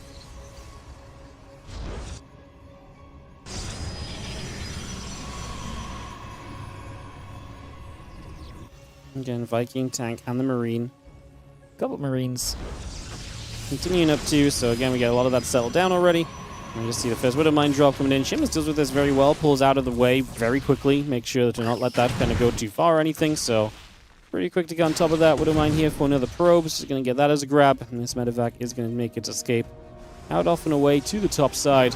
for a couple of moments. Stalker's going to get through here. They're going to go after the Widow Mine as well, so Widow Mine gets cleaned out. And on we go. Again, there is going to be the Viking, the siege tank building up, so we get that into play as well just at the moment. The Stalker's gathering, the Warp Gate's morphing.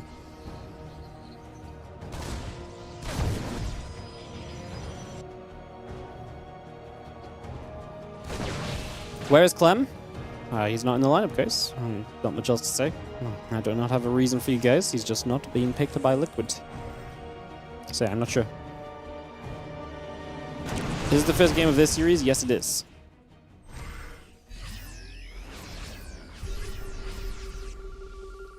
Let's just have Marines and tanks showing up. So Q going to show up pretty aggressively here. No battery is... Okay, the battery is down to the bottom. So there's a battery, but it's a little bit out of the way. The Twilight Council is going to go down very quickly. So no charge in this game. And this position from Q is going to set up very strongly. Obviously, we're going to a Robo Bay. And that battery doesn't even get its energy off before it gets depowered here. So that's massive. Stalkers around the backside. Just 4 of them going to try and get on the map here. But this is an amazing start from Q. As you are going to be seeing the Stalkers blinking in, the tank firing back the other side. We are going to see a couple of those Stalkers already dropping off. We're just going to be seeing the rest of this army attacking into the natural. Tank still spreading forward. Marines and the Viking coming through. This army just looking to keep on pushing in at the moment here as, yeah, GG just gets called from Shameless. This just goes wrong, wrong, wrong. And Team Liquid open up with a map win off of Q versus Shameless here. So Liquid get off to a strong start to begin with. What's up, Siege412? Thank you so much for the 14-month resub on the Prime. Appreciate you. Thank you very much. One sec, let me just get this set up and I can read a message better. 235711, check for your primes. Thank you so much for the prime check. Appreciate it. As I will just... my friend list is broken. It's the worst.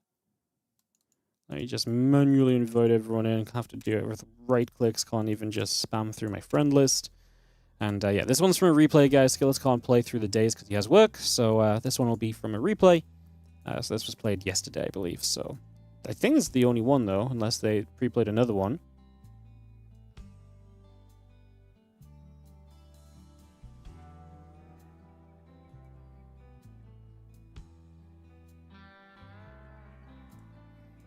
Just double check everyone's in here. 1, 2, 3, 4, 5. Who are we missing? Oh, Rex is relogging. It explains it. Cool. I think we're good.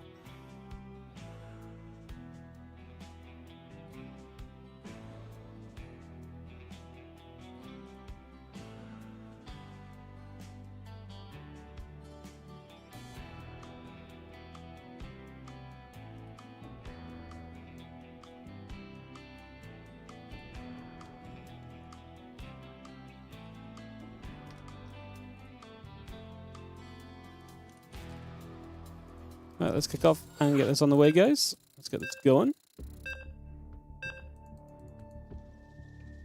Sorry. Let's get this rolling out and kick into action.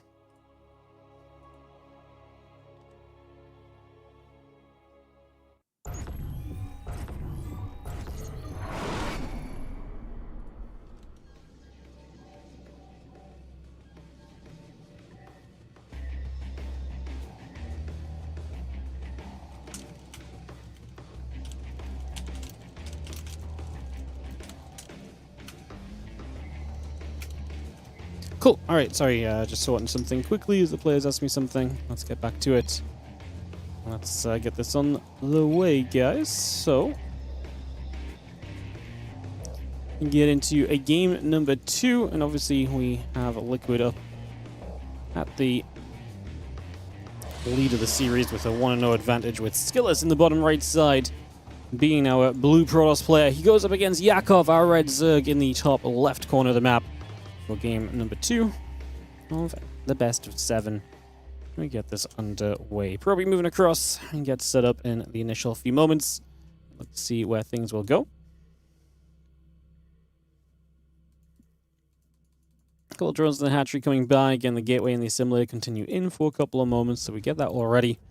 I was going to see that hatchery coming down on the natural, so we get that going to play. Hatch, gas, and pool coming about right here. And yeah, we get this set up. As yeah, drone going to nibble up at the probe. Just going to push that around, and yeah, we get the rest of this coming through for the moment. So the probe coming about. Nexus is on the way on the natural, so we get that straight into place.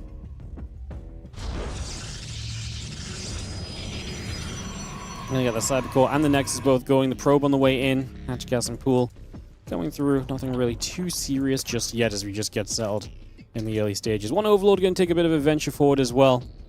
And just trying to see what else is going on. So we get set here. Again, continue through what is the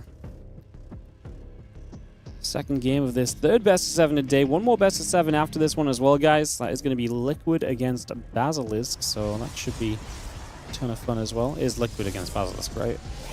Yes, Liquid against Basilisk. Just double checking that I didn't imagine this one. There's a lot of different Team League matches happening at different points, so forgive me. Sometimes I gotta double check what I'm actually talking about, because you know, there's a lot going on in this league. Yeah, Liquid against Basilisk after this as well can be coming through, so see if Liquid can go into that still undefeated. Obviously, Basilisk are one of the least played teams in the league so far. Just the way it kind of planned out was that they ended up playing a lot of their matches toward the end instead of at the start of the system. They are 1-0. They opened the league against Stanley Balls, which was a full 7-game series. Went to the ace match where, I mean, it was actually 3-0 lead for Stanley Balls, and it was triggering Goblin that brought Basilisk back and helped them to get to an ace match in the end, which Serral then won out. So Adept is going to grab that Zerg. I'm going to take that down. Still got Ling Speed Lings and drones in the hatchery coming about as well. Probes in the Oracle coming through. The Warp Gate coming online. And Deb just pulls away. There is the Rotron in production currently from Yakov, so we get that Rotron straight into position here. We get that started up, and yeah, we see the gate and the Cybercore continue to settle in. We have the Warp Gate building. Another gateway wants to come down in the next few moments. Get that walled off, and a single Stalker just going to go poking at the Overlord. Is going to push that up to the high ground, and then the Oracle will arrive so we can kill this Overlord. Just means the Oracle can't go across the map immediately. Yakov just getting that Rotron up and running in the next couple of moments here is what we're going to be kind of watching for. As the Stalker will fight, there's some Lings coming over, but you can activate the Oracle if you need to protect this Stalker. And yeah, I mean, this is basically just a Ling taking some damage for the sake of wasting some Oracle energy, essentially. As now Ling's actually going to run in here. They block the Nexus coming down. Adept does get in the corner. The Probe hides there for a moment or two. Is this good enough? The Stalker and the other Adept coming over, trying to protect this as the Probe probably goes down. It does go down. Oracle has to pull back and actually does come in to defend in the end, clearing that out. Was that a recall on the Oracle? No. I was going to say, I don't think it was, just a little bit wild, but we actually lose a bunch of probes over here. The Lings get into the natural, so 8 probes going down, and so Yakov is getting a lot done. So that's where the Oracle was. It was defending against these Lings. We were watching the third phase, sorry, some probes were dropping in this natural, and that Oracle was playing defense. That's why I flew in from over there. Sorry, in my head it was across the map getting ready to move over finally, but that explains why it showed up so late. And now we're going for a Roach Ling all in here from Yakov as well. So he's going to Roach Ling over. I mean, Skillus has not had a lot of preparation time against this. That's going to keep you in a very difficult position, no doubt. It's going to make this very tough as the battery comes down. Pulls over to the left side. A few more Lings and Roaches gather up. It's going to start hitting at the front. The Adept taking some damage. The Oracles will activate. Stalker's in some trouble as well here. Like I say, it's going to be a very difficult hold for Skillus, who is starting to lose his pylon, starting to lose his position at the front. He's going to pull the probes in to try and deal with this. The Ling and Roach will get feisty against those workers, and they take a whole bunch of damage just initially, so a lot of damage being done there. Stalker's going to keep going. The Roaches and Lings coming through. Just going to be having 10 probes going down. This is definitely a very serious issue at the moment, as you just have a couple of Lings. We'll take a few more shots. 11 probes down at the moment here.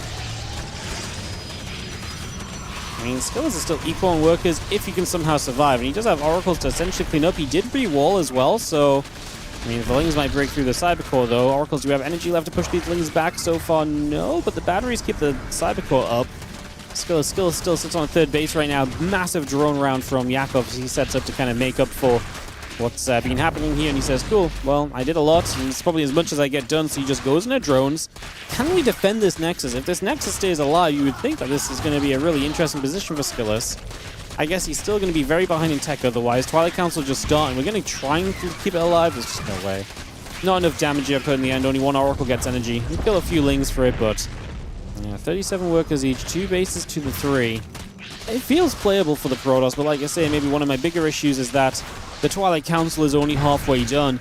It's not like Yakov is knocking on the door of some kind of super tech kind of plan that's going to kind of surprise us and not, blow us out of the water or anything, but his economy is now going to start booming because he can just drone. There's nothing really aggressive coming his way apart from, Oracles in the next couple of minutes? And because of that, I think by the time Skills gets anything meaningful up in this game, it's likely going to leave us in a bit of a rough place as the Oracles move up that right side. The Lings are going to try and run in at the front again. They turn back away for a couple of moments. Robo Facility probes and the Adept coming around Oracle as well. The Oracle's back up top, moving back over as well. Now we do have 4 Oracles, and there's not a lot of Queens because we've committed to the attack, so we're very reliant on the Spore Crawlers. I actually like seeing the extra Spore Crawler here because we're going to dive the Spore in the main. It's going to go down pretty quickly. Pull back the Hurting Oracle to start us off. We're going to go after the second Spore, and the only issue I have with this is we've not really dealt economic damage yet. We killed a couple drones. Now the Queens collect together. So I would have just liked to have seen us maybe get a little bit more actually dealt. And we're going to kill another couple drones, though, as we come through here. And we lost 1 Oracle now. We're going to get up to 7, 8 workers killed. It's going to keep the economy of Yakov within reach for Skillis, who, because he's got his Oracles across the map, is going to be a bit afraid of kind of stepping out toward the 3rd. He's going to be able to do so now with a new Oracle overhead. That's his 5th Oracle of the game, so it's a lot of Oracles being made. We'll see the 4-Oracle attack across the map became the Triacle as the... Actually going to run out of energy. They did a lot in the end. I mean, a lot more than it initially seemed like they might. I mean, to be fair, at first it seemed like they might do a lot, but they chose to go after the Spore, which is fine. They could have also maybe chose to go after the drones, but by killing the Spore, you force a new Spore to be built as well, and you leave that mineral line open, a lot of lost mining time.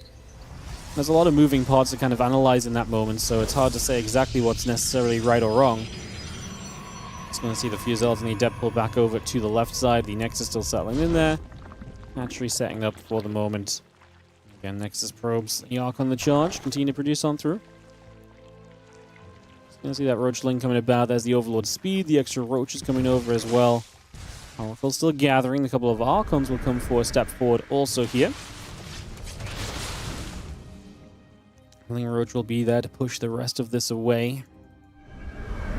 Depths in the Archons getting chased out of there for the moment. Forge on the way up. Nexus building by. A couple of Roaches and that Overlord speed building for the moment as we just see the Roaches actually chasing away that group of units from Skillis. I don't hate Skillis' army, man. Like, he's going to get back to the 3rd base here. I feel like he's got enough to deal with these Roaches as well. So for the moment, I actually think he's kind of just fine. Yakov is getting the Drop Lords up, so he is prepping for another large attack. I guess we'll see very soon just how effective this is going to be, and whether Skillis can put up any kind of a defense against it, or if he just truly doesn't have the numbers after the way that this game has started. Which wouldn't be too surprising, right? He's taking a bunch of damage, he's being thrown off his game multiple times over. He's Archon dropping, which is not ideal because he actually just needs units at home if this is a committed attack. However, if he Archon, because it's taking a while to go, he's going to get some Archon damage done before we commit to the attack from Yakov. And that might actually keep some of Yakov's units back as well, so it might give Skillis a few more moments to also settle down. The Prism's going to warp in a couple of Zealots. I mean, okay, this is the worst part from Skillis. He's moving out. Now he sees how much Roach Ravager there is. He's got to realize there's no way you can be out on the map against this. And like I say, now you've got to ask yourself, what do I do about my Prism? Do I just pull everything back home? We kill a few units. We actually do force a bunch of Roaches back here. The Oracles are going to come forward, and they're just going to activate 5 Oracles. Makes it very difficult to justify actually attacking, and we should really just target fire some of these Ravagers down. There are the Queens. They're going to make a big difference on this. Oh, Skillis he doesn't really have static defense available. The Oracles need to get rid of these Queens. If they get rid of the Queens quickly enough, they might be able to get rid of everything else afterwards. 2 of the Queens go down. The Oracles are going to have an energy issue. Not all of them are going to fire for the entirety of this fight. It's going to become one of our bigger problems now in these next few moments. Roach Ravager chasing out those Immortals. We're going to pull back. There are batteries on the natural, remember, from earlier, so that's a factor. And the Oracles are still doing their thing. This is starting to be a defense. He's killed more drones across the map. Prism just gets away alive, but it is alive with both Archons inside. And Skillis is making this a defense over here as he is going to push this back. The Oracles shutting this down. Just so many Oracles that the Queens never really got a chance to gather up properly and to really be what they needed to be. Wow. That is going to get it done as Skillis gets the defense and puts himself in a grand position now on Ruby Rock.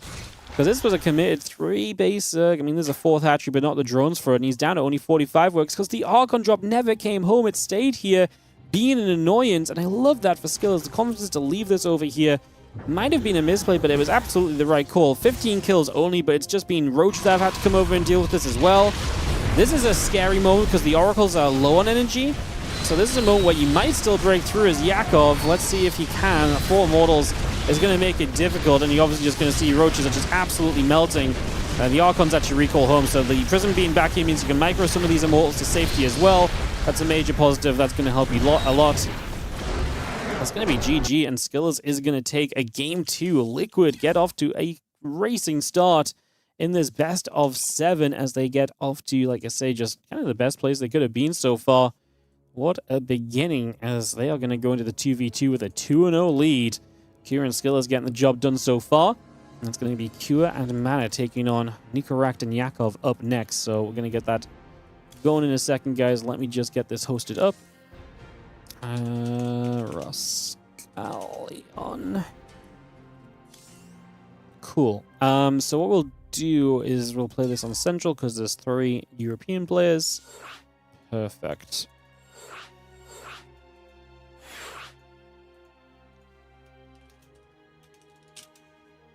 Alright, Roskalion coming up here as well. Drop the lobby link down. We'll get everyone ready to go into some 2v2 action. We'll just drop some bits and pieces. Some ads is what I mean when I say bits and pieces, apparently. And we get ready to go. So it's going to be Nikorakt up there. Kira and Mana versus Nikorakt and Yakov. There's Mana, so we're just missing Cure. Beautiful. Do, do, do, do, do, do.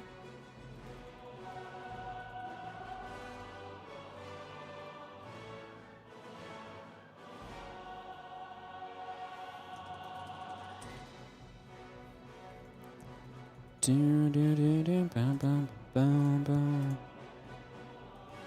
Alright, if everyone's ready, we are set to go. Nice, everyone's being nice and quick today. Love to see that. As we'll just check if they're ready and we'll kick this off, guys. So Mana, Kira and Skills have been a pretty good 2v2 team, and obviously there's a little bit of a communication barrier. They've been typing in the games to each other. But that was kind of cool when we saw that the other day. We'll see if Kira and Mana can pull off a game win here to put them to 3-0 in the series. It's been a lot of close games today. A win here for Liquid would put them to match point already and take us away from what has been a day of very close matches. I mean, can't expect everything to be close, I guess. Yes, we shall see. All right, counting down into Roskalion for Yakov, Nikorakt versus Mana and Cure. Getting this into play in just a couple of moments. All right, we are good. We are good. We are good everywhere. Let's get this hosted into game number 3. Down 0-2 in the top left. It's going to be Yakov and Nikorakt, orange and red, Zerg and Terran, as they take on the blue liquid force of Mana and Cure in this 2v2 to see if Liquid will start to really run away with this or if it's going to start going maybe a little differently. Find out shortly.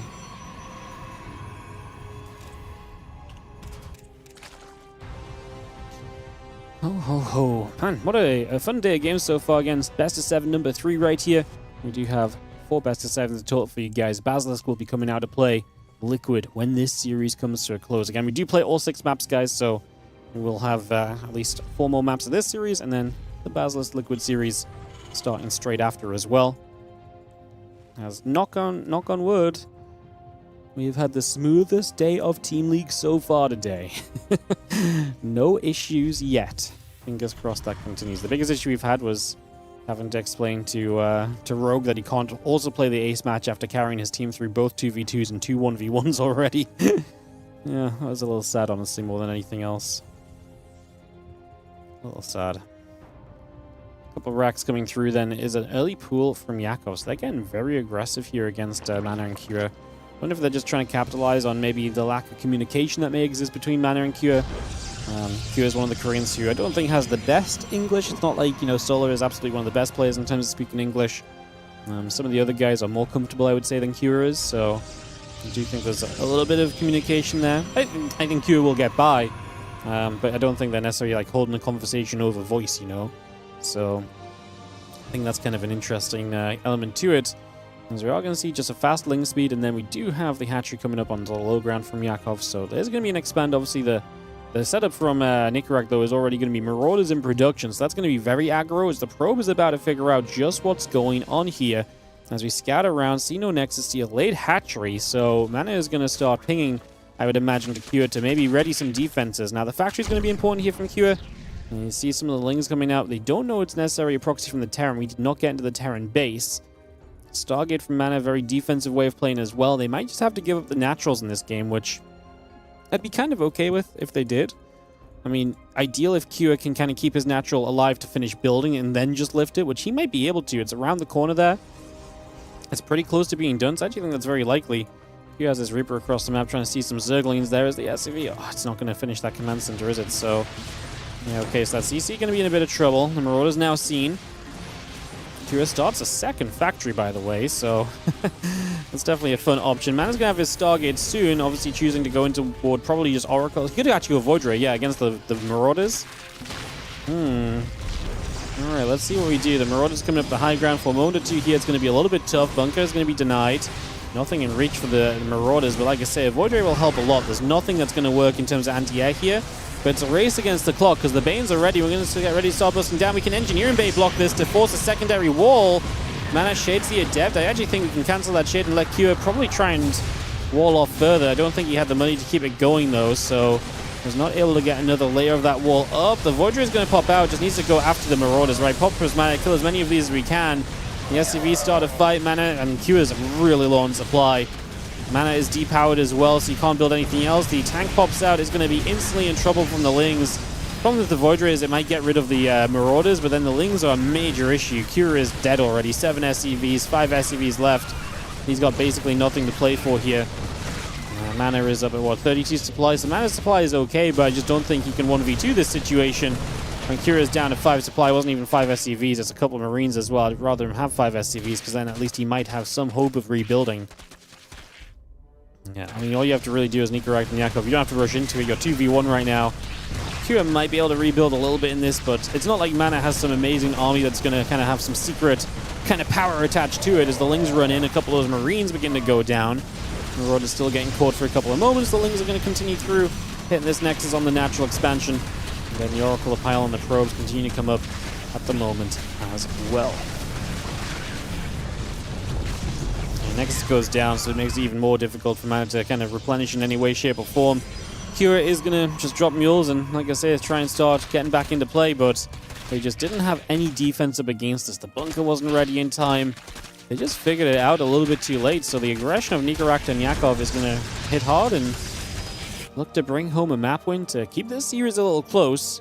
I think that's important because the next game up is Kua and Nicorach, and I do think that Nicorach faces a difficult time there. I think that's going to be a Kua-favored matchup, and that could have been, if it was 3-0, maybe the chance to just close this series out for Liquid. Instead, it's going to be a chance for Kua to put them up onto match point. But I can see them I can still see the Stanley balls bouncing back otherwise, kind of throughout the rest of the games. So, like I said, I think it was important that they won one of these first 3 maps, and it looks like they'll get it done here in this 2v2.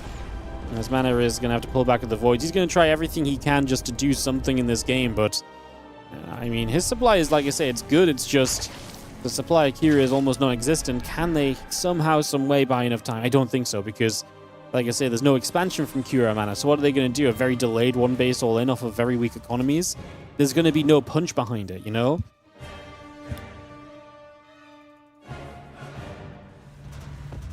So yeah, I don't think there's anything realistically good we can do. We're going to dive the Cyclone. It's a smart idea. Get rid of the Cyclones quickly, get rid of the Vikings. Maybe we get rid of enough anti-air that this is an issue. That Overlord has tanked so many shots as the Voids kept turning back onto it. And then get rid of that. The Queens are coming over. Like, Nicorach will take some damage here. I mean, this is the idea from Mana, right? Essentially, like, if I can just dive one of the players, can I essentially reduce this back down to 1v1? It's not a bad question. It's not a bad way of kind of going about it. I think it's a good approach. Just try and knock Nicorach down. We kill a bunch there. Does it give Kura enough time to kind of back up? Like I say, you've got to re-expand here as Mana.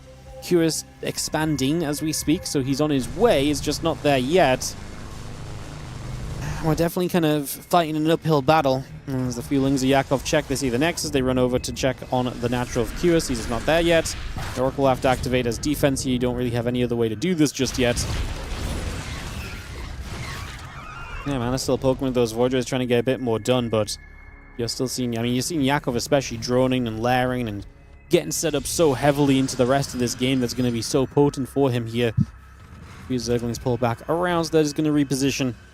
Yeah, the Stargates, the Phoenix, and the Probes continue to come about. Batteries on the way as well. Stim the +1. Continue through. Queens will shoot. Oracles take some damage. You're going to activate in for a couple of drones straight away. Cyclone will activate onto the Oracle here. One Oracle goes down already, so that's going to be picked off. A couple more tank shots coming through.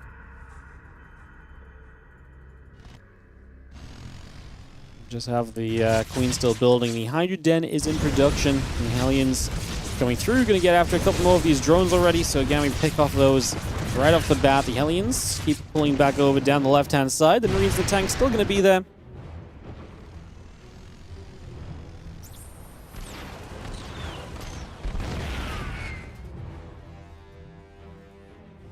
Spire building from Yakov. I love it. If you're behind, Spire is one of the absolute best ways to kind of get back into the game, right? So I love that we're seeing that. That just makes a whole lot of sense. It's going to be awesome. Again, Stim in the +1 still building through as well. Spire and the drones coming up. Creep Tuners and the Extractor coming about. Things get over, picking off a Hellion. The other Hellion's going to fight for a few moments as well. Just going to continue through with that for the moment. Phoenix, Tank and the Infernal Pre-Igniter all coming around. Bringing a lot of that up into play. A couple of Void Rays pulling back across as well. Spire still building. Again, Overlords, Infestation Pit, all these bits and pieces coming through for the moment. Hellions will be there. Just going to try and set up a little while. Again, +1 in the combat shield coming about. Marines tank the medevacs building over as well at the moment too. So we just get a lot of that on the way. Bring that over and let's just see where else we can take things.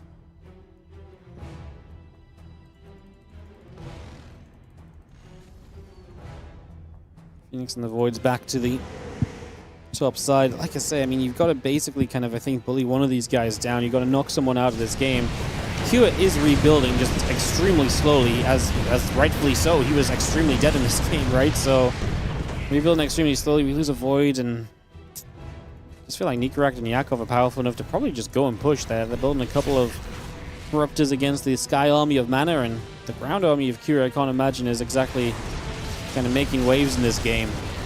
Phoenix will do what they can to try and get a couple of bits of chip damage in, but again, the reality is that this game is very much so going the wrong way at the moment. Does not feel great right now as the Hellion and the tanks continue through. Command Center and the SCVs coming up. The Phoenix is still building by. Hopefully, Corruptor's still coming about. Corruptor's going to try and dive in over here. Marine Cyclones gathering up. Just going to see the Corruptors coming through.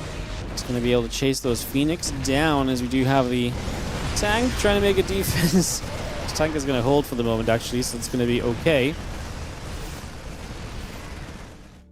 It's going to be seeing the Corruptors going to dive in toward the Phoenix, so again, just going to jump onto this for a couple of moments. And, I mean, this game is unfortunately done, guys. Now, Mana and Cure are similar supplies. Kind of suggests that the last couple of trades have not exactly done well just yet.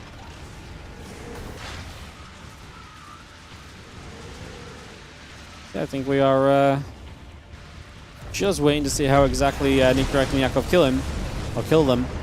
But, yeah, I mean, there's a drop in the main base of mana. The natural's already gone. So you can kind of pick and choose at this point. It is looking pretty dismal.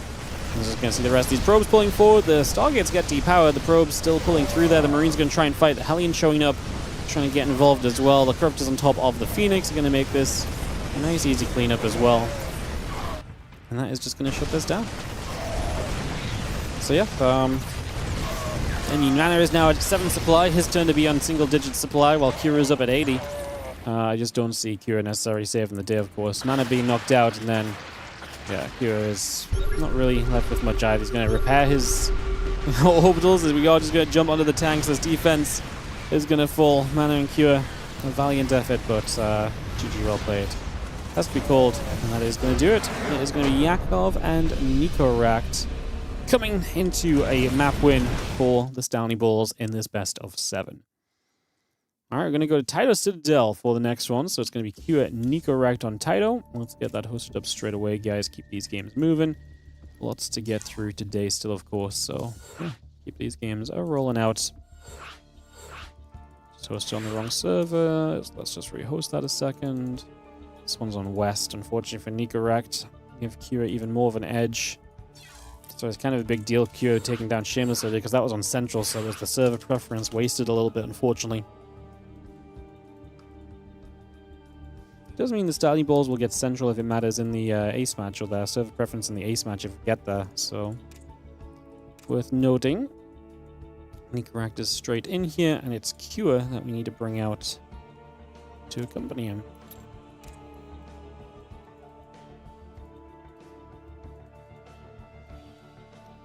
Alright, if players are ready, TVT, 20 minutes on the ads, I think we'll be fine.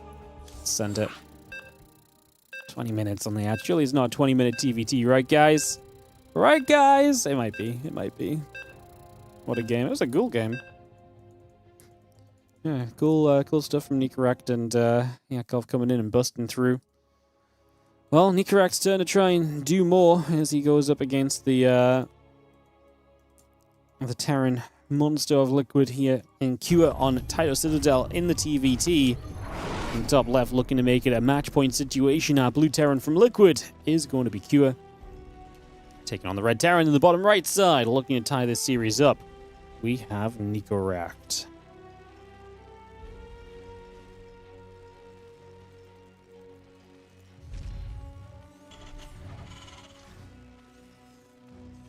Game 4 of the best of 7. Away we go.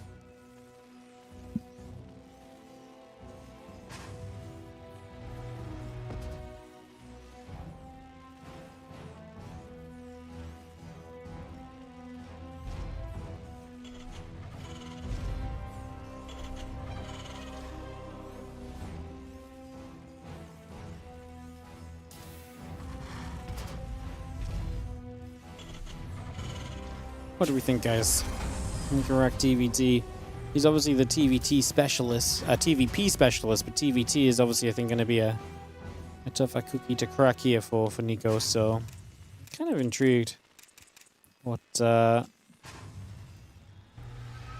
this goes, see what Nicorect has planned, maybe something aggressive early, maybe he just tries to play the long game. I think playing the long game against Kira is tough, though. Kira is so freaking good at TVT, like this man is absolutely one of the very best in the business at this matchup, so I don't envy Nicorect having to figure that out, basically.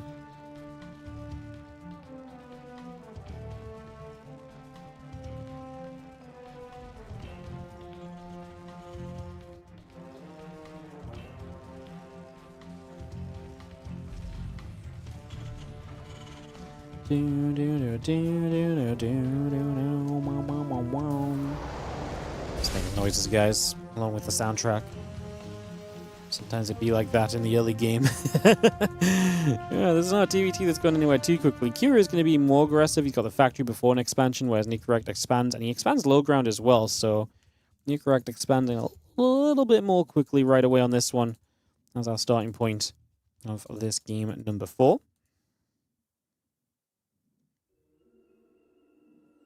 Yeah, not doing too bad on schedule, by the way. We're officially right now is the official start time of the Basilisk Liquid match, so the fact we're, what, like 3 maps behind schedule is, I don't think, bad. It's a very kind of forward-paced schedule. Like, it's paced as though we're going to have pretty fast games, so many times that we're only a little bit behind schedule is pretty much a win.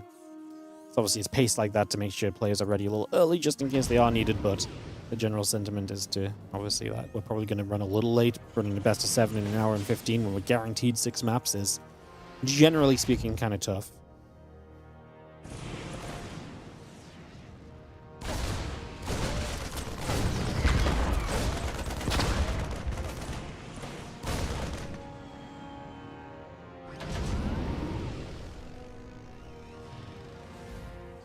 Troopers and Hellion coming back around. Just going to settle for a couple of moments here so we get into place. A couple of moments and just going to see the Starport and the Tech Lab coming about. The Command Center coming through as well.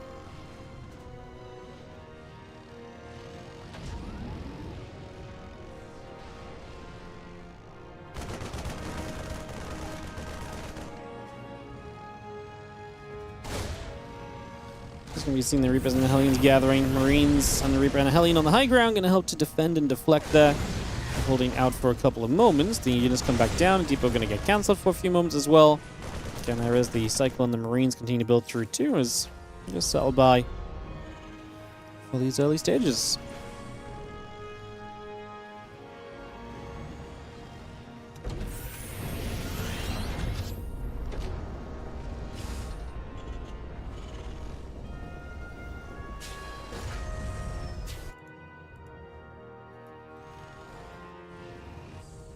So you take a couple of seconds here, just going to see the Ravens coming by.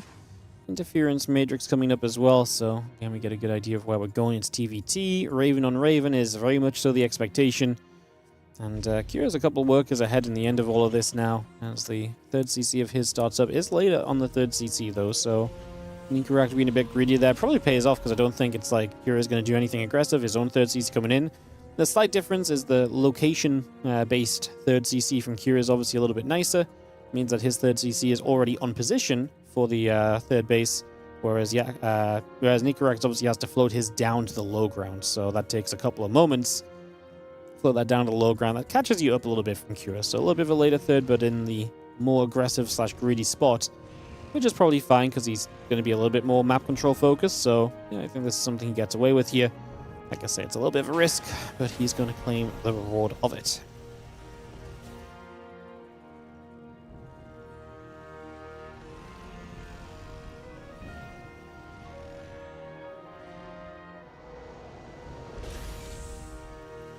One on Stim, continue to come about, so just take a couple moments there.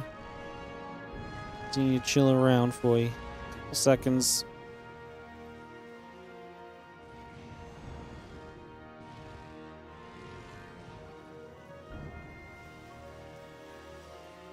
I mean, yeah, both players are just kind of heading into that bio. Much faster bio setup here from Nicorect. So he's going to be ahead on the kind of the Stim. He's going to be ahead on the 1-1. That means he can also be ahead on Combat Shield, which is quite significant a lot of the time. So kind of imagining that that might be something of a factor as well.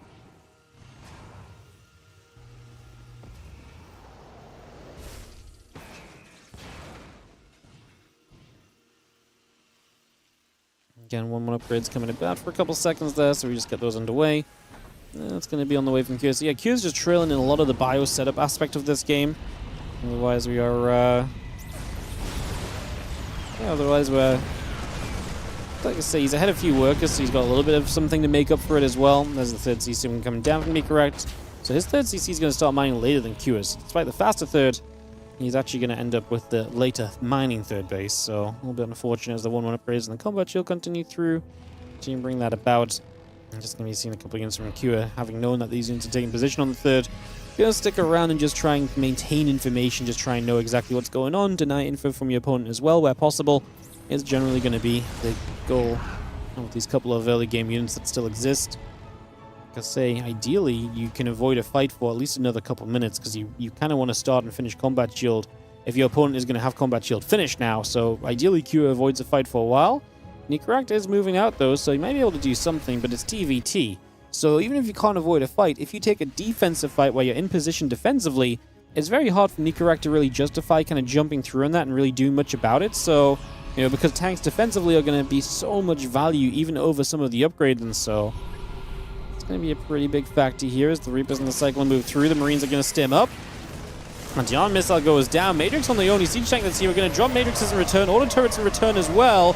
Those Raven spellcasts are massive, and oh, Kua is going to have enough at the end of it. Wow, what a fight for Kua. It's funny because I feel like his Raven spellcast coming down later a little bit actually helped him in the end, and yeah, double Matrix, knocked the tanks down, never put an anti-armor missile down, but did take the fight in with auto turrets, and those auto turrets actually made a big difference. And that was actually massive from Kua, because then at the end of it, Nicorect ran back, and he obviously gave up his tanks that were there. Kua preserved his tanks and could probably start sieging them right now to get aggressive. This is not a great fight for Kua, because he doesn't have combat shield just yet, so Marine on Marine, not so ideal, but realistically, what's stopping us from sieging up a tank? We killed the Ravens, no? So if there's no Ravens out, these tanks should be able to siege. I mean, I guess the only reason we're not sieging is because Kua wants to go more aggressively up this ramp as combat shield completes. Sieges one tank now. The SCVs are pre-pulling in. I can't believe Kua is not sieging his other tanks so soon. Gets the Matrix off from the Ravens on the top side. Hits that tank. That's massive. Q is going to win that fight convincingly. Plus the SCVs were pulled, so it's really a disaster to lose it. GG. And we are going to see ourselves with a 3-1 lead here for Liquid. As we are going to see Nicorette come out back-to-back. He's going to play Mana in map 5 over on the European server. So we're going to hop on over to Europe and get ready for Nicorette versus Mana, guys.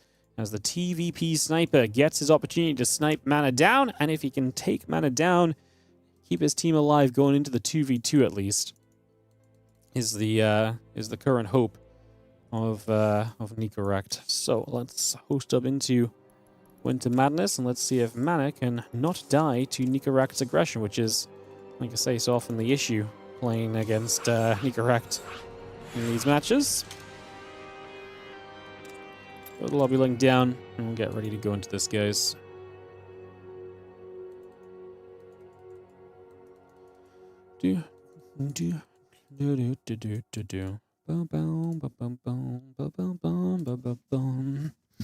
Alright, Nicorette and Mana are here. We're just missing casters, always good, because then we can just start whenever I want to. Screw the dies that don't show up soon enough. Server hopping slowly. Ay. Not allowed. Not in my history. Not in my tourney. Who am I missing? Crank was here as well, I think, still. I think we're still missing Crank. I believe.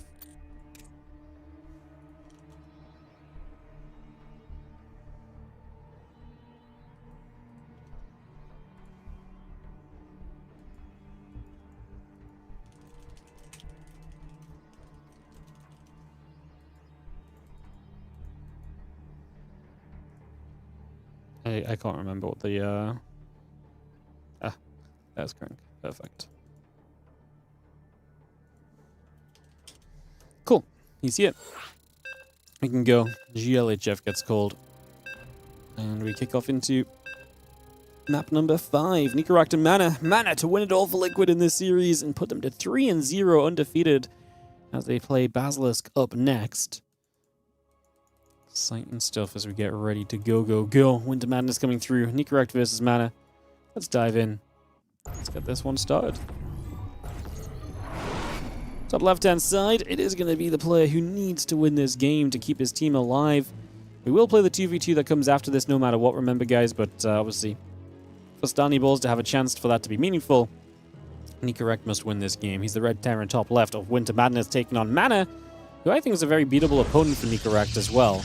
So let's see what goes down. It's always fun to see Mana. I always think Mana is quite the dark horse, you know, where we don't quite know what to really expect of him. Some days he looks amazing still. Other days you're like, oh yeah, Mana.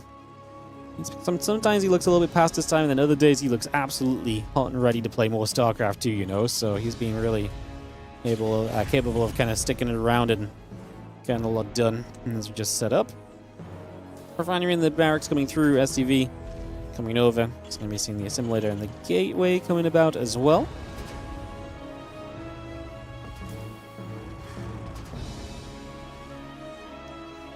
Boom, boom, boom, boom.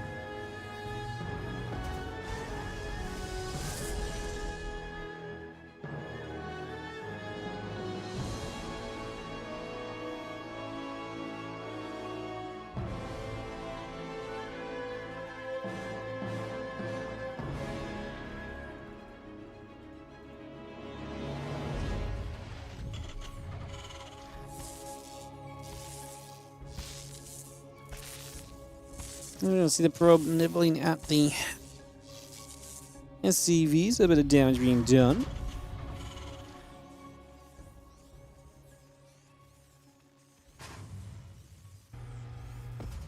A little bit of work here early. Again, definitely expecting Nicorette to kind of come in firing on all cylinders with his aggression in this one.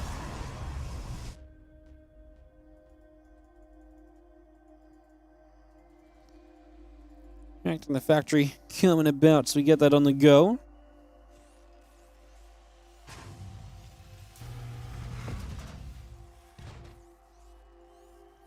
Again, it's going to be seeing the CC dropping into place, the factory and the reactor coming up. We take a couple moments.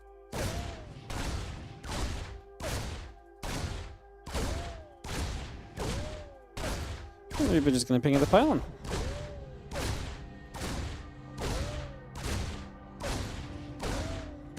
So pylon will take some damage. The Stalker coming over. Reaper will take a few more shots already. And yeah, the Twilight Council coming about here just for a few moments. Getting that up and into play.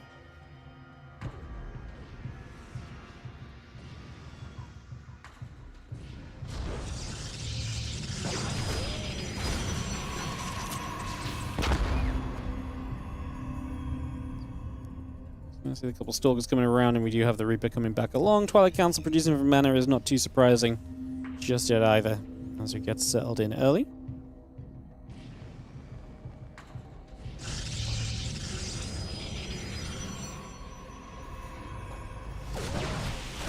A couple of Stalkers going to jump onto the Reaper then. We actually get rid of this, so Nicorach loses that bit of vision. 2 more gates for mana. Going to give him 3 gates to accompany these Stalkers right now as that blink gets started. So we get that underway. We get that ready to play. Again, Marines in the Cyclone continue to come through for a couple moments. We get that on the way up. Gates in the Robo Facility coming about right now.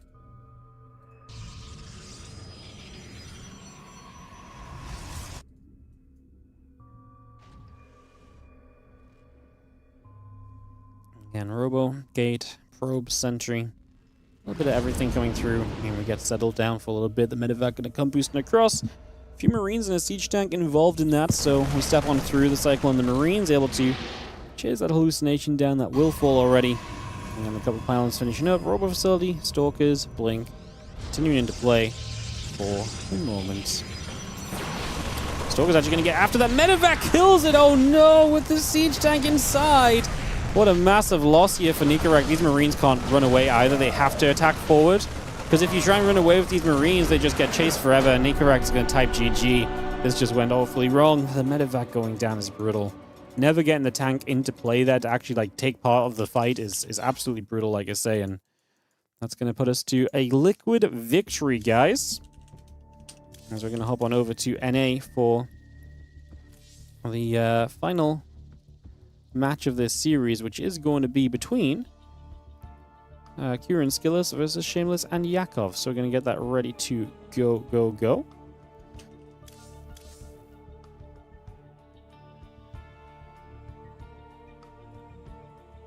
So yeah, we hop on over to NA and we get this last 2v2 done, and then we get into the fresh best of 7, guys. So that's what's coming up here. As yeah, we'll get this 2v2 hosted. Sorry, keep closing things before I double check. Rohana to round out this one. All right, let's get this hosted.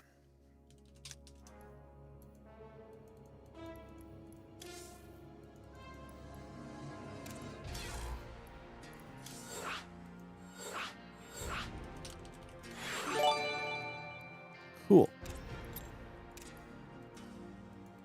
Hey, what's up, Dominator? How you doing, mate? Thank you so much for the 59-month resub on the Prime. Appreciate you. Thank you so much for priming us up and supporting the channel. Thank you very much indeed.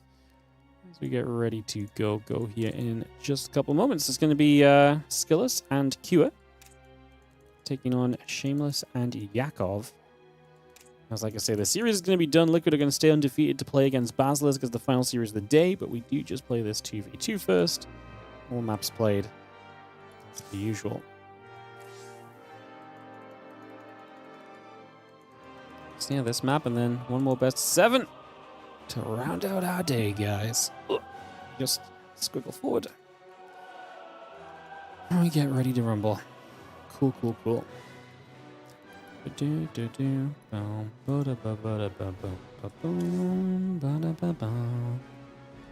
Yeah, Basilisk against Liquid. The matchups are Trigger versus Mana, so that's after this 2v2, but Trigger versus Mana. And we're also going to have Serral versus Skillis, Serral and Trigger versus Kura and Skillis. And then Trigger versus Kua, Raynor versus Skillis, and Goblin Serral versus Kua Mana. Love how they send Serral out in both the 2v2s. It's a fun one. Alright, who are we missing? Caster Rise. We are missing Glide, maybe?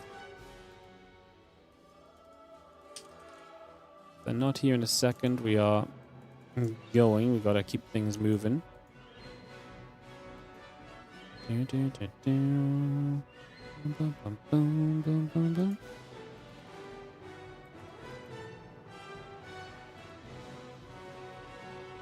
Just waiting for Shameless and Yakov to ready up, guys. Like I said, just a map score point on the line on this one. For the Stanley Balls, it's very sad. They're going to finish 3-3, but they played such a great season. I feel like 3-3 is very unlikely to make playoffs. It's not impossible. It's definitely kind of unlikely, though, I think. So, it'll be tough, because Liquid are going to very likely end up on more than 3. Seagentus and Basilisk. Yeah, 3-3 is going to be tough. Man! So sad for the Stanley Balls. They played such a great season. They were so close at knocking Basilisk down as well. They just closed at many different points as we kick off into this one. We get this 2v2 played, guys, like I say. So we play this 2v2, then after this 2v2, we go into the final best of 7 of the day, my friends. So that's what's going on. That's what's happening. And we are kicking off into Rohana here in just a few moments' time. Let's jump into this as we have... I didn't get them to set the colors. My bad, guys. Sorry. All right, Skillers and Kira in the bottom right will be representing Liquid. Yakov and Shameless in the upper left will represent the Stanley Balls. For one last time, this is the last time we'll see them unless they do somehow make it to playoffs. This will be their final hurrah in the team league. It's been great having them. They've been a very organized team. Shout out to them. They've been on point. One of the easiest teams in the entire league to work with. So shout out to the Stanley Balls for having their shit together. That goes a long way in this league. And yeah, I mean, we can hope that maybe they scrounge their way into playoffs through a tiebreaker situation or something somewhere. In that case, winning the map here would actually be very important, right? You know, getting a map win here now to kind of help your map score a bit may actually have some impact. So that's what you've got to play for right now and just kind of hope on. Like I say, it's not ideal, but that's the best we can try and do. All right, we have got a Proby across the map from both players as we get settled in for the start of this game number 6, final game of this series. Then we move into the Basilisk versus Liquid matchup, guys. Get that ready to go as well.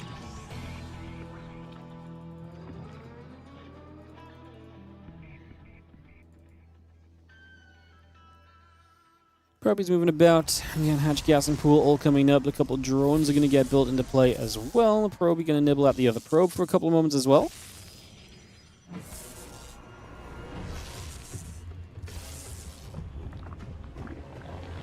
Again, Cybercore coming through. Nexus on the way. Orbital and the Reaper. Keep on building.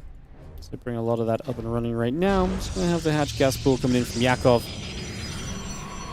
I was wondering if they're going to get aggressive, because obviously it's a map where the main bases are split, so aggression is kind of a possibility, but doesn't seem to be the plan for now. There is going to be flat ground into the naturals, though, so you can still maybe be aggressive just a bit further down the line. That is a possibility.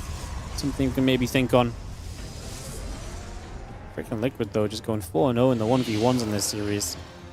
It's kind of wild. Liquid are playing... Liquid are, like, performing as though Clem's been playing, and then Clem's just obviously not being used a single time, not even put into the roster, so... Interesting to see how Liquid do against Basilisk. Obviously, that's coming up. See if they can keep their winning streak alive or not. Stalker's going to fire a shot there, bit of damage being done. Reaper is going to end up pulling away for just a moment or two. Let's get out of there for a couple seconds. Get out of here. Reset a little bit. See what that reset is going to give us as the link speed comes up. Overload and a couple drones coming through as well. Get that on the way as well right now. The Adept is going to keep on shading. It's going to have our Twilight Council next, and the rest continue to come on by for the moment.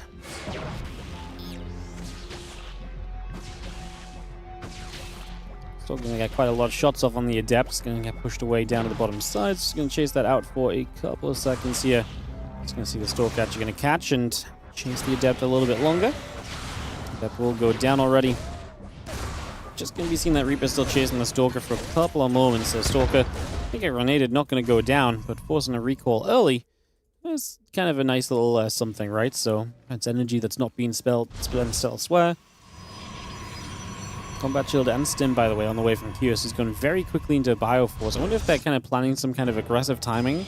I just don't think anything Skills is doing really lines up with it. Like, the Twilight Council will finish, but it'll be probably like partway to an upgrade by the time Stim and Combat's ready to go, so I'm not sure what the plan exactly would be here for the Liquid guys, if there's a timing in the works. To me, I can't quite make out what that looks like just yet.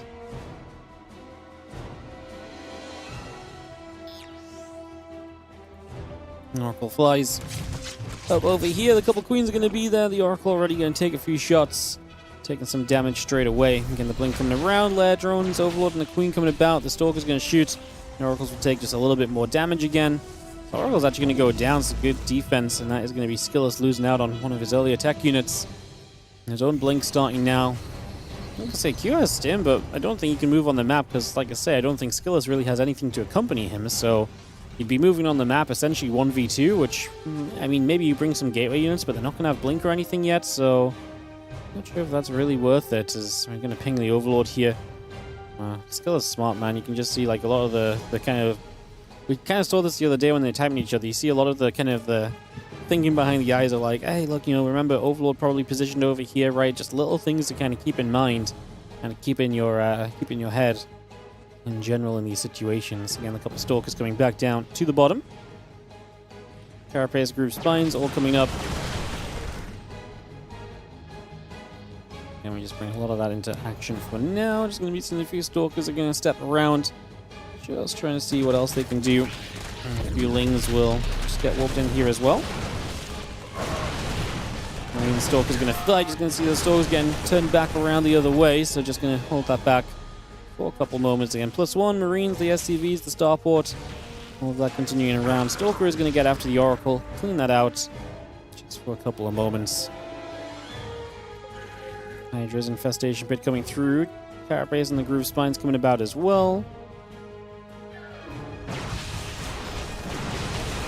Stalker's going to fight. A couple Marines going down. Pile on the Nexus still gathering up. We see a few more Stalkers warping in. That Forge is about to finish, by the way, so Forge will be done shortly. A few additional probes coming back over. And again, the attack upgrade, the probes coming by. Marine Command Center and the armor upgrade continue to produce as well. Stalker's sitting out the front here. Couple of moments. Dark Shrine coming into play. Again, Gateway and the Forge continue to build through. Just going to have ourselves these Stalkers pushing in with the Marines. So this is the time we're kind of hitting. Marines are going to stim. I tell you what, these Hydras feel very flimsy in this moment. That's a massive fungal hitting the Marines, though, but that's the only fungal we're going to have. Stasis doesn't do too much.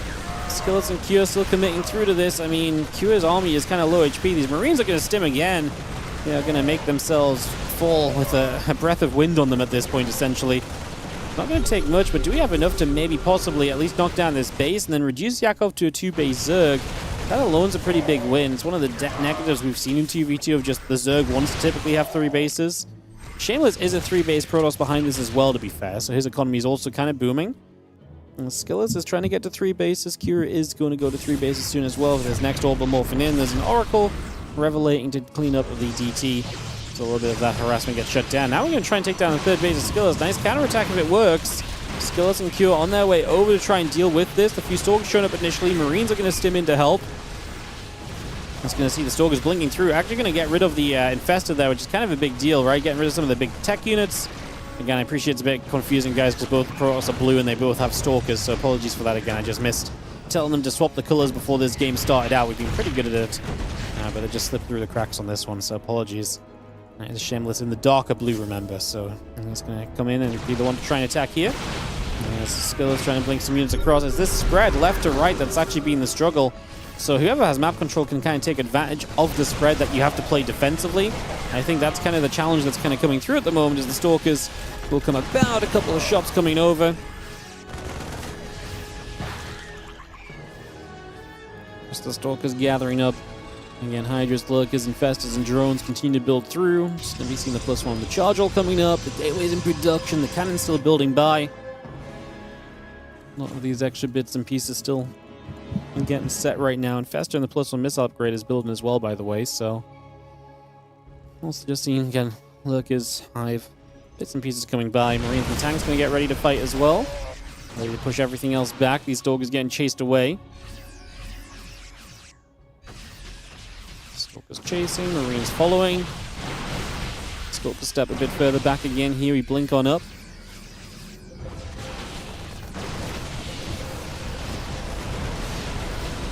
Big movement from Skillous up over in this position with Cure accompanying him. Now has a tank or two to help back this up as well.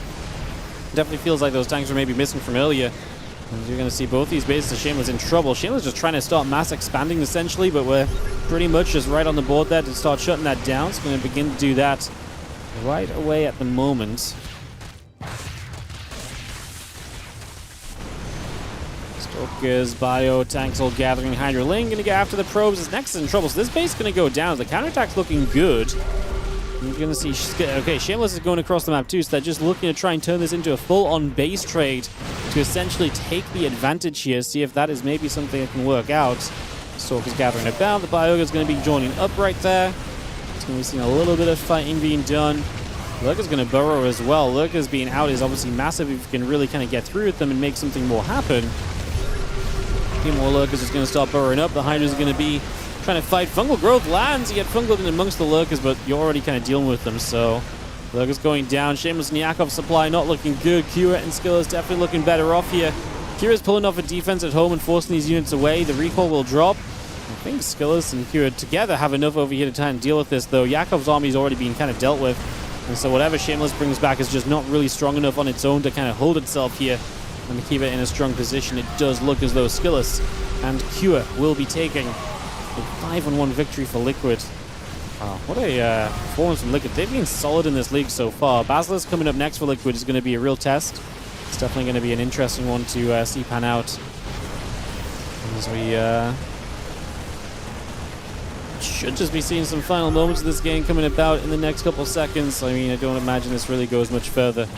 Not does much else. Just going to see that scan coming down again. Kira and Skillus are going to take it down 5-1 for Team Liquid. So there you go. Team Liquid going to get the 5-1 victory. And like I say, up next is going to be the Basilisk versus Liquid matchup, coming up in just a few moments' time. So we do need a coin flip on this one.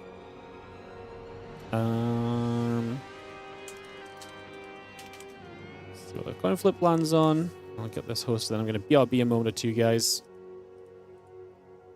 Coin flip goes to Basilisk, so they're going to get West to start off on Taito. Alright, guys, I will BRB in a couple of moments. We'll be back with more SC2, and we'll come in with more StarCraft in just a couple. BRB.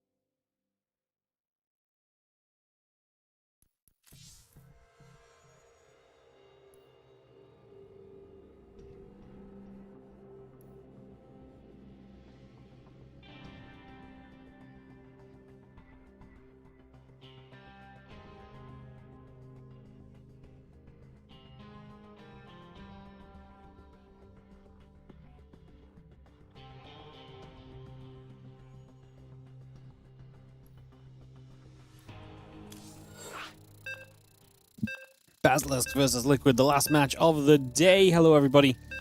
Welcome back to the WardiTV Team League. We appreciate you guys tuning in and hanging out with us.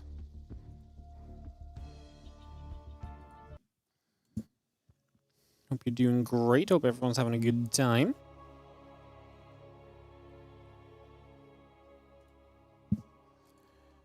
Loading in a second here.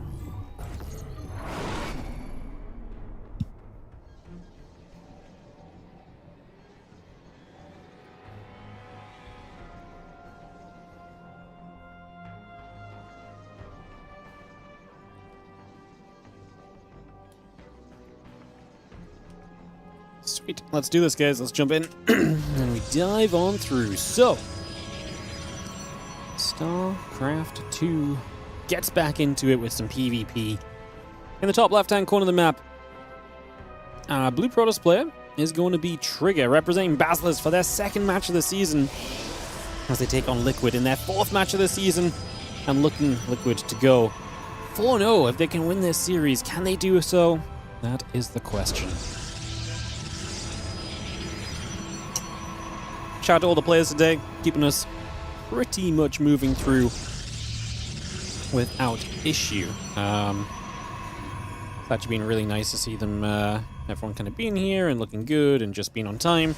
We're about 30 minutes behind schedule, which, like I say, it's a pretty aggressive schedule in terms of, you know, we really expect this schedule to not kind of play on time. We expect it to be a bit behind, so a big part of this, though, is just because the players have been absolutely kind of keeping us moving along and everything else, basically. So, yeah, big win there. As we get this up and ready to rumble. So, having a look to see where we go, where we take things in these early stages. Cybercore's coming up, and Gate's coming down. Me, seeing ourselves. He probably coming across the map from Mana as this first game of PvP gets ready to roll out.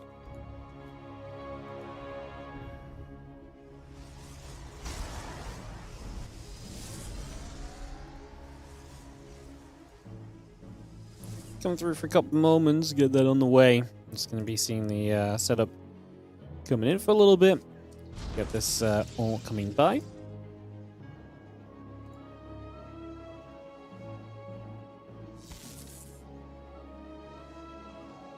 Gonna be seeing our probes coming about. Just gonna see the Stalkers coming through. Stalker Sender on the way from Mana. Gonna get that on the way by. And just look to see what'll happen.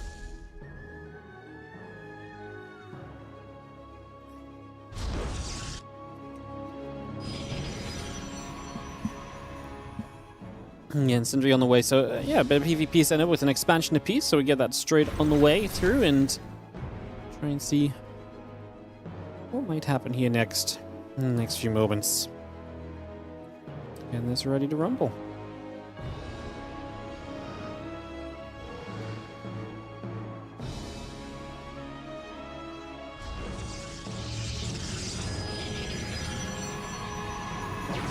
So move around a little. It's going to be seeing the couple of Stalkers. They're going to step forward for a moment or so. The sentry is going to be there to try and push things back a little bit as well, so we just move that by for a little while. And again, trying to see where things go. Just going to be seeing the Twilight Council coming about, everything getting set up for a couple of moments now. Bringing this in at the moment here and seeing where things are going to go for the moment.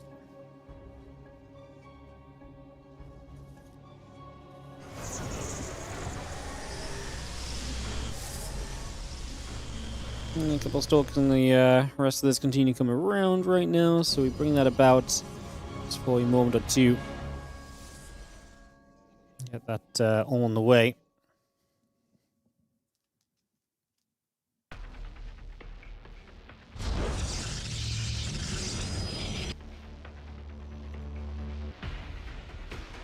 Also, we see the Stalkers and the Sentry still gathering about then, so again, we take a moment or so.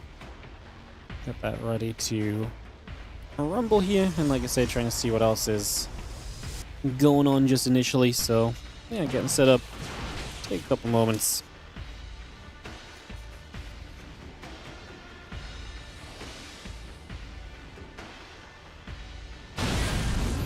We're seeing the Stalker's actually going to get through here, and Trigger is going to get a few shots off, so able to get some damage done right away. A bit of activity right there.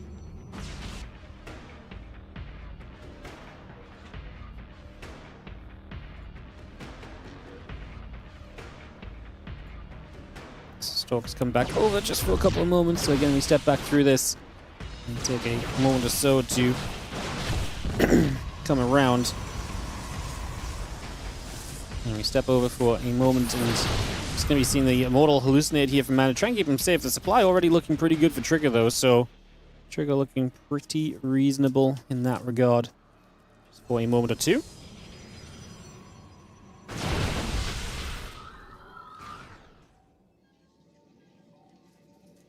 Stalkers, sentries gathering by at the moment, so again we get that joined up here for the moment. Get that ready to rumble. See what else is going to happen.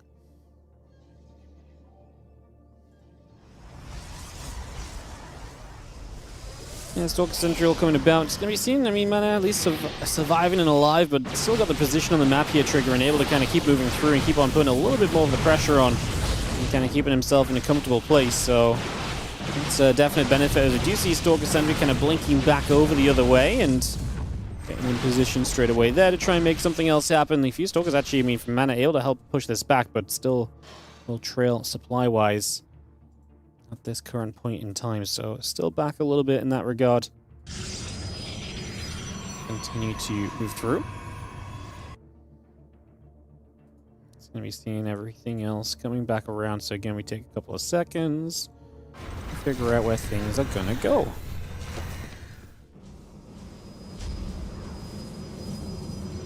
Extra warpins already coming straight by, it's just going to bring those through the prism set up overhead.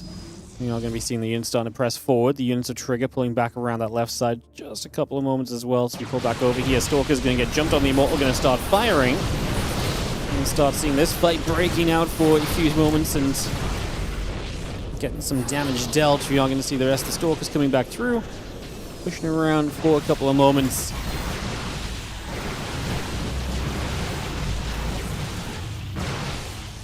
Seeing our Stalkers and the Sentries jumping up to the high ground, so they're going to get in here. The Prism is going to warp in a few more Stalkers as well. Just going to bring those about. Just going to be seeing this fight continuing. Trigger is cleaning up. I mean, Mana making an effort of this. He's now going to have to recall. He's going to lose a lot in the process. A couple of those Stalkers left behind from the recall as well, unfortunately, are not going to be loving that. And, yeah, there should be coming to a little bit of a brutal closing, I think, for Mana. He's just been kind of trailing behind the entire time. We've kind of known this, to be fair. I guess it's not really coming in as much of a surprise, so yeah, we're not really surprised by this at all at the moment.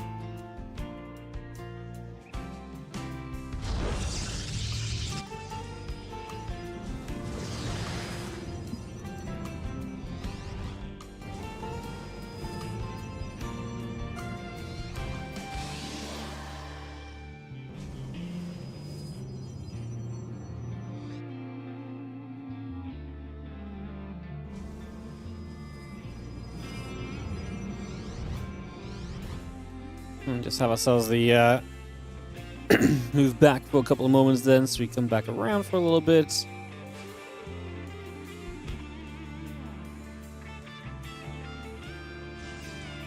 A couple of devs are going to go shading by. The Stalker's going to see that. Mana's obviously the one that's done these to try and make things happen, and hence he's the one that's pulling back around on the map again to see just what else is going on. So we'll pull back over there and step through for a couple of moments.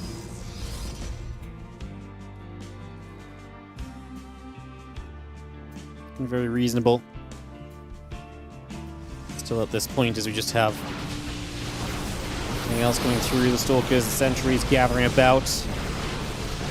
Join in for a couple of moments. Get this in position. Just going to see this fight breaking straight on through. Does feel as though this one is probably going to be a little bit too much, and Trigger is going to take the first game of this series. So Trigger gets the 1-0 lead for Basilisk on the back of this PvP. And that will be Basilisk striking first in this series. Now we are going to move to Europe for Serral versus Skillus. This could definitely start going very quickly wrong. for Liquid, because that was obviously going to be a favorite here. I think there's a good chance Liquid can absolutely stand up and fight in this series, but Mana Trigger is one of the swing matches for me. Like, that's the one I could see going Liquid's way more conceivably than some of the other matches. It's going to be on Celestial Enclave. It's going to be a massive map for this game number 2, which we'll get into. We'll see what the style of play is going to be from the guys. See what they want to try and go for. Let's get this ready to rumble.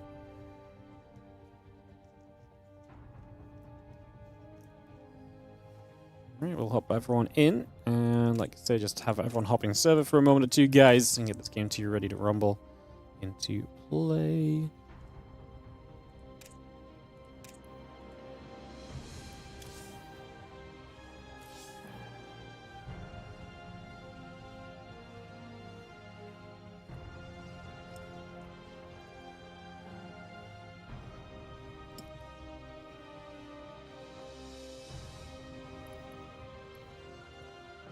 Alright, let's invite in. Get this one ready to go. See what'll happen. Hopefully in a moment. Still getting a couple of people invited through here.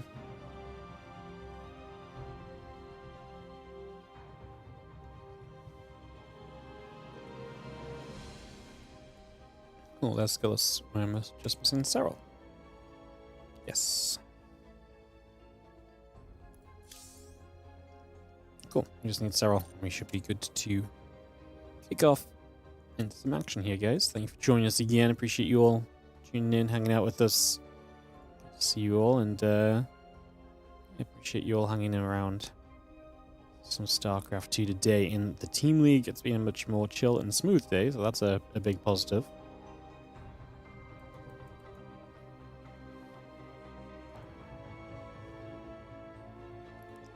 A major plus for sure. Alright.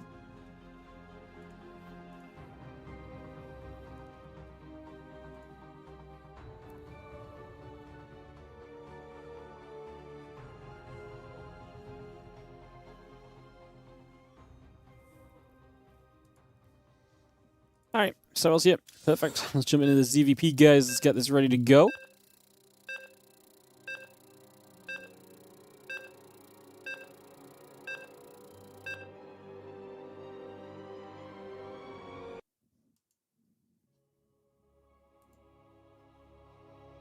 Let's jump into Celestial Enclave. Let's send it. Boom, boom, boom.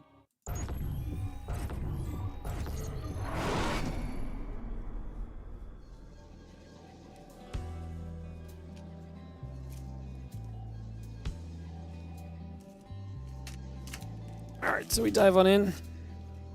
Ready to rumble.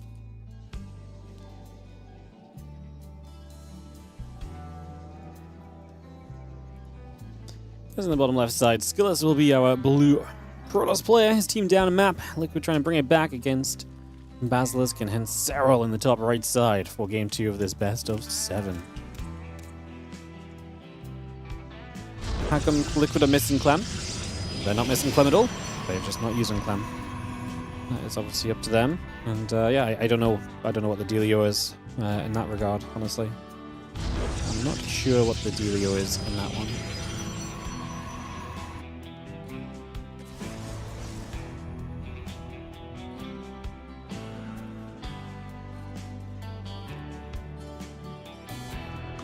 Yeah, I'm not too sure about that.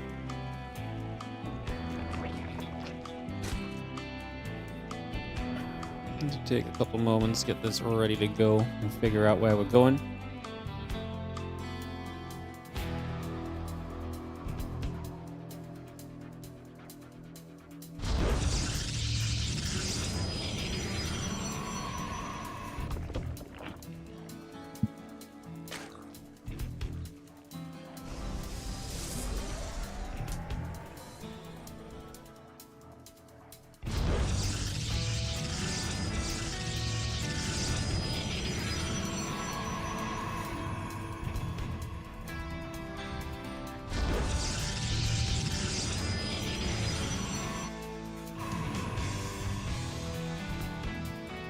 It's going back for a couple seconds here, moving through. taking a couple of moments as well, but nothing too crazy just yet.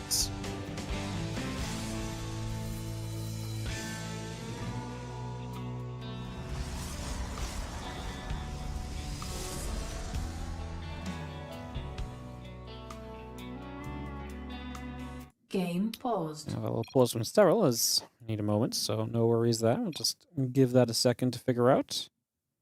Sound isn't working. No worries. Give him a moment to figure that out, like I say, and we can get back to it. No problem at all.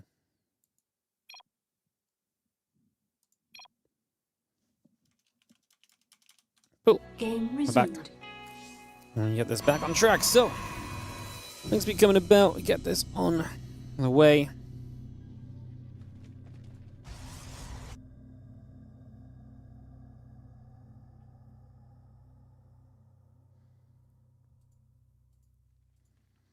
Just going to get that moving through. A couple things are going to come about, so just going to try and see what else is going on here.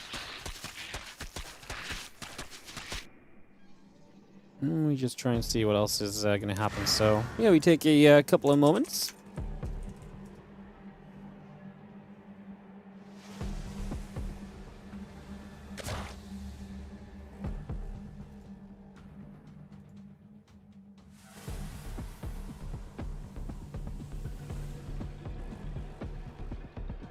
Just trying to see what else is going on, trying to see a little bit of what else is going to happen for a few moments. Just going to see a couple of lings are going to step about. So we take some moments and figure out what we are going to get up to.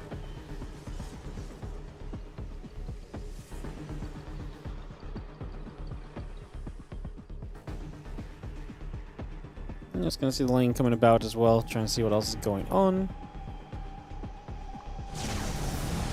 And yeah, just going to see the water actually going to activate and go onto this overlord. So it's going to go down. It's going to be a little denial on that straight away. So we pick that off, we take that down. Just for the moment.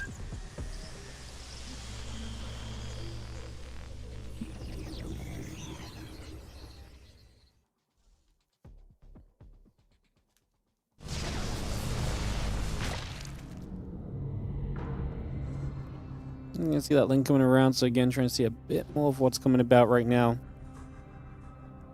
Take a couple of moments here. The Void Ray going to come back around the top.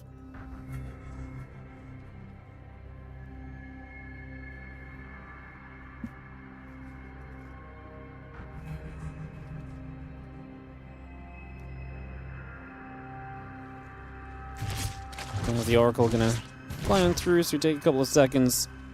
And again, move about over there for just a moment. Continue on by.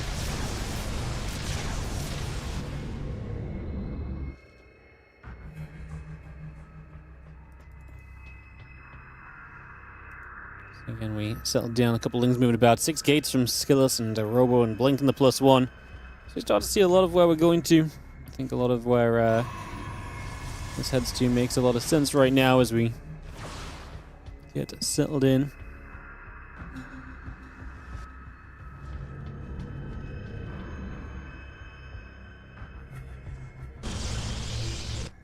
I'm just going to see that Overseer still kind of floating down and taking a couple of seconds to get over here for a moment or two. So step down in this direction. Make a little bit of a move for the moment.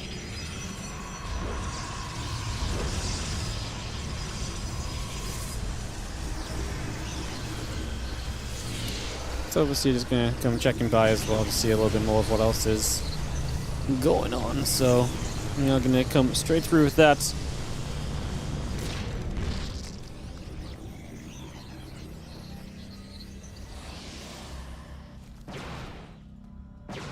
We've seen the Stalker still gathering up the Prism, flying about as well. So we are gonna see Skillers kind of pushing onto the map and trying to get a little bit more something going at the moment. So we start to settle down for a couple seconds. We get this on the way. Gonna have ourselves the Stalker and the Oracle. Gonna allow the blink over this right side.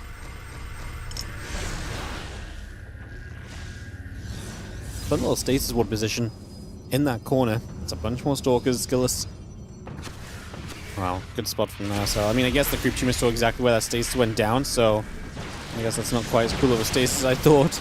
Cool position, but not so cool if the Zerg knows exactly where to corrosive bile to get rid of it, right? As I think Silas's issue is going to be how do you really push up here and do much quickly. Yeah, you can probably sit around here and over time kind of, put some pressure on and get some kills. He's going to keep growing his Stalker count as well. A couple of these Stalkers still getting pushed back the other way.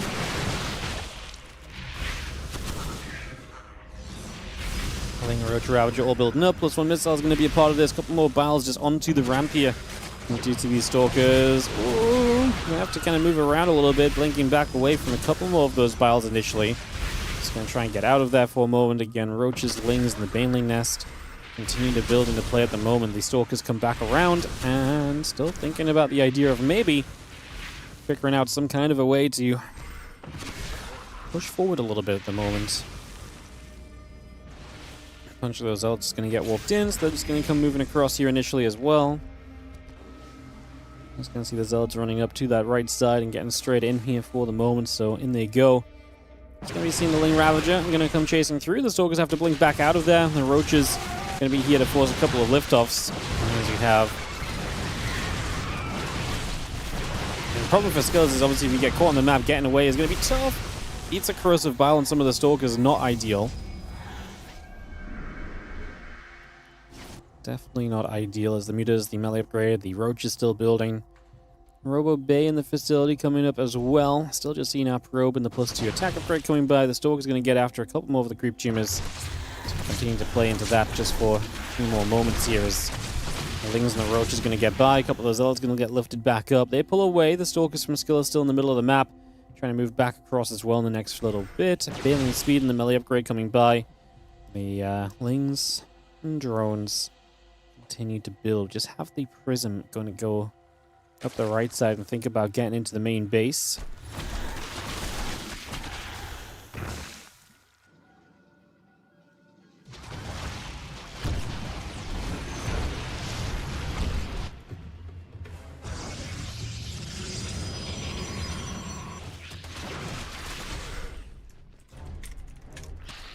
I'm just going to see this unit's going to chase down. Skillless has been on the map a long time. He's getting into Colossus, so he's getting a bit of a follow-up to this available right now as well. So, bring that through and continue to get that set up right now. I'm just going to see the Ling Roach going to continue to run across for the next couple of moments.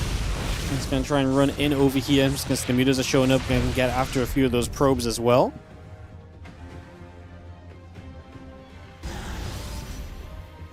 Yeah, just trying to find a little extra at the moment there as you just see the Mutalisks will take that chance to step away for a couple of moments there. So they back out of this for now. And yeah, just going to be seeing the Stalker Mole coming about. We're actually going to see the Mutas diving onto this next on the right side. Deny this fourth. Skills cancels it last second, but I think he's right to.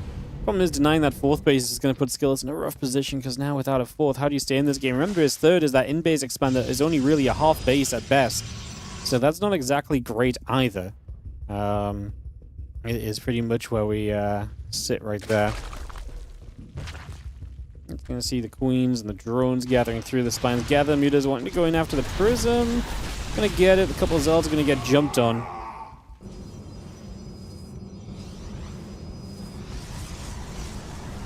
couple of Colossus continue to come by, so again we set up a couple moments. Just going to move through. Colossus and the Stalkers gather up together again.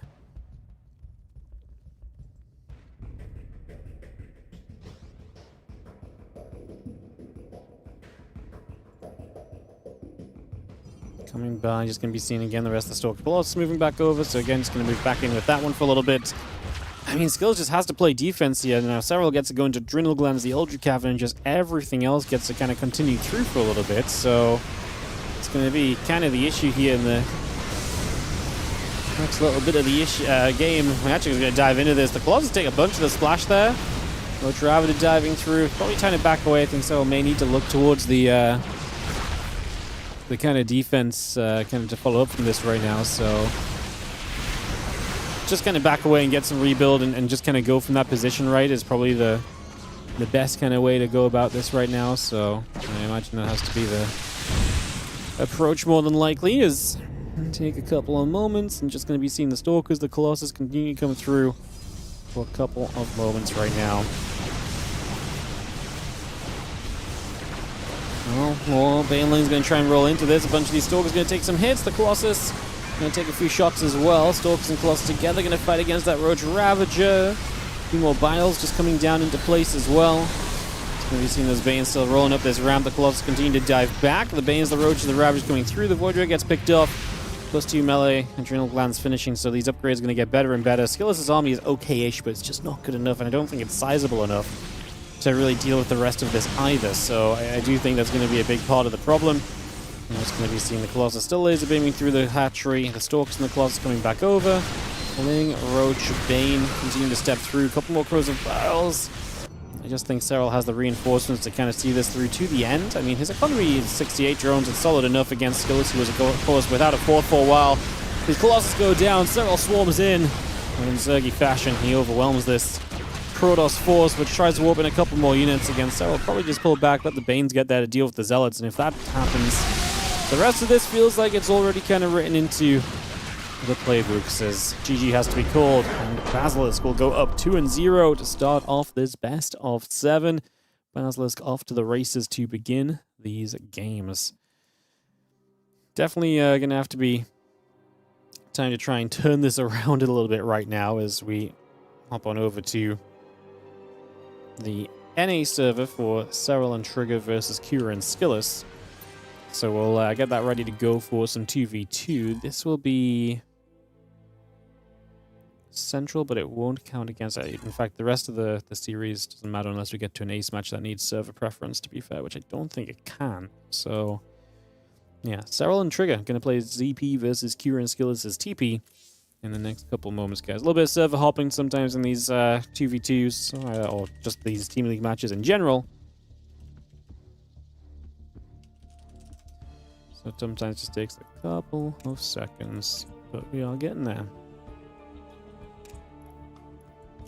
We are getting there.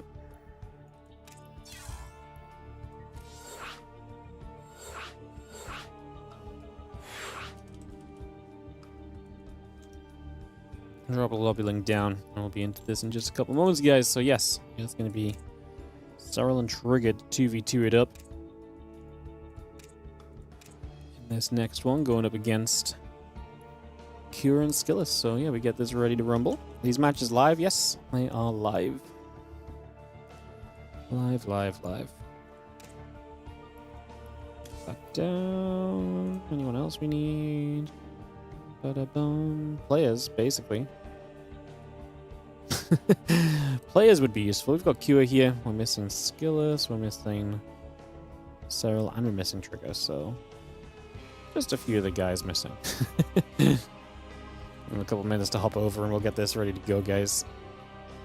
But yeah, everything is live today apart from a couple games got pre-played from replay, but like I'm talking about like a couple of maps in the overall best of 7. So it's been a pretty smooth day. And yeah, this one is all live. Everything in this one is live, so which is nice. And you tend to try and bring you guys live matches.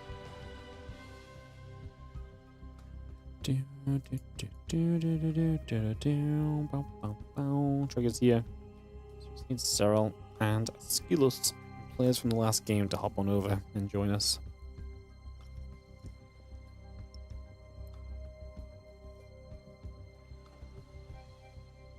Cool. Cool.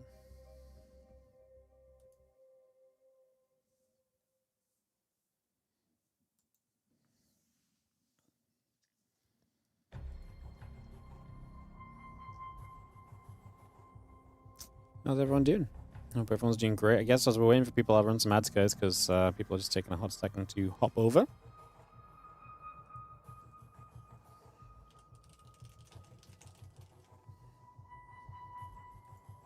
Yeah, orange. Trigger set to take the orange color.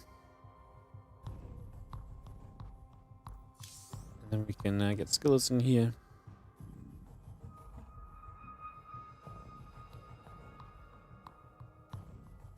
Okay, I'm ready to roll as soon as Skillless hops through to NA. I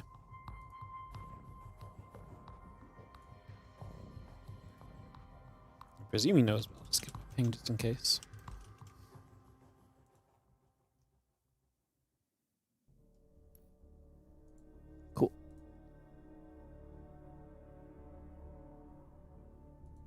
Cool. And we're just missing skillets, guys, so it'll just be a moment or two to get this back on track and get into game 3 of this best of 7. Get this fully set off. Few maps remaining today. Basilisk onto the leading position of a 2-0 lead at the moment. Don't know if skillets just checking out that last replay or so for a few moments, but we'll just wait in a second.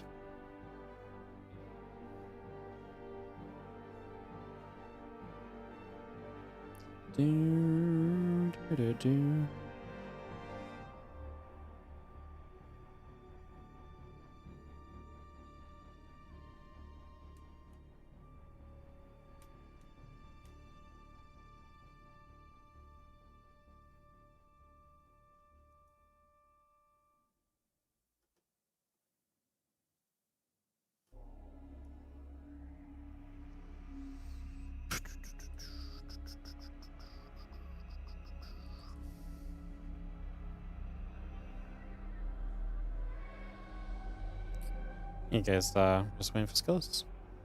Wherever he may be. Let me log on Europe. In case he's in game on Europe. Let me give him a poke.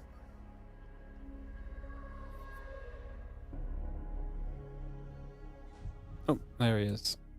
He just hopped over. Perfect. Invite him, and if everyone's ready, we'll be pretty much ready to go straight away. Bow, bow, bow.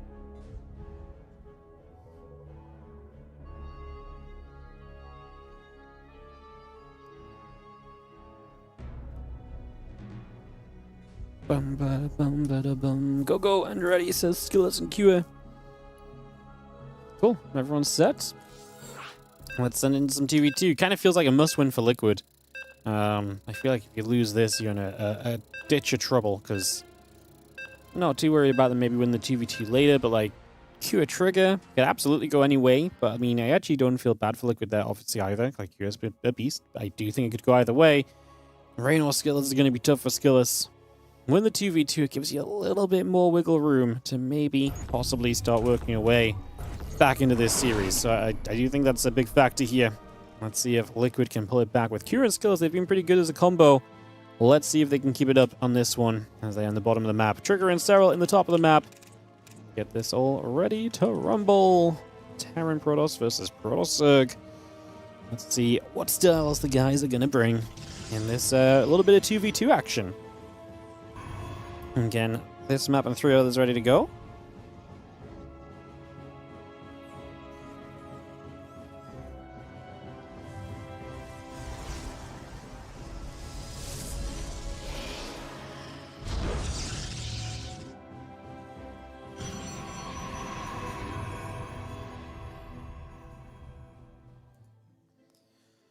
Ranks gas coming down, get the gates building as well, so just get set up for a couple of moments, get this on the way.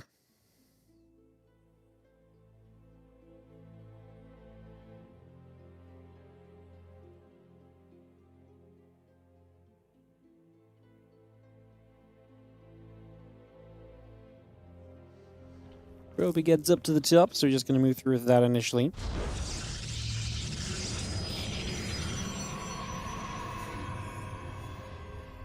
Again, Probe moving through, a couple of gates coming around, hatch gas and pool coming up.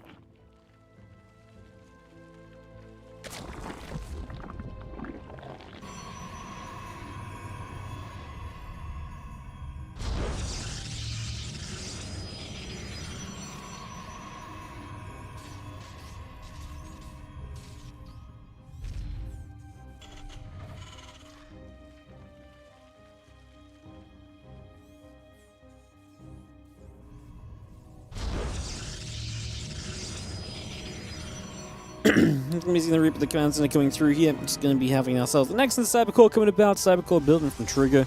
Warp Gate on the way. Had a couple of adepts into the mix, and that's where we go for the moment.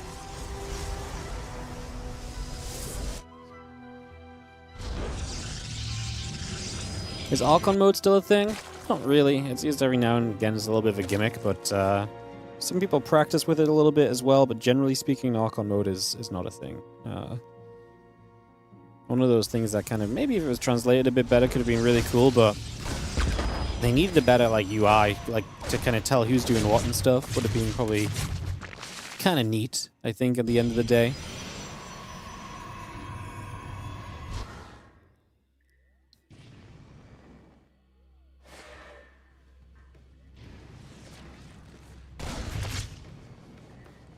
Let's have our Twilight Council choice from Trigger coming through. So working on the link speed, the Reaper on the map at the moment. Just going to ping the Overlord there. Keep an eye on things.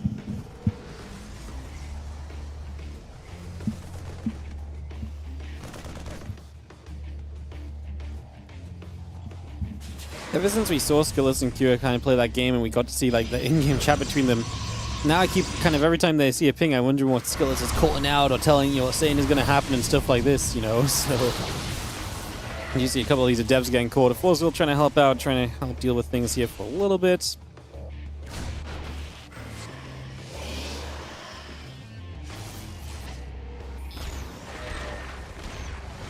I'm going to get a little grab there. The Ling pulling back over the left-hand side a little bit as well.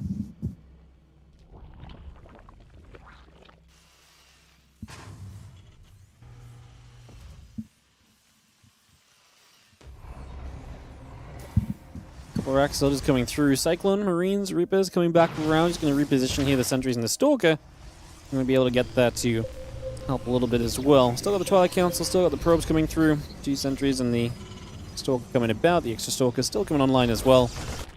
I'm just going to be seeing the Evo Chambers building as well. Hallucination taken down by the Cyclone lock-on. Able to grab that just to begin with.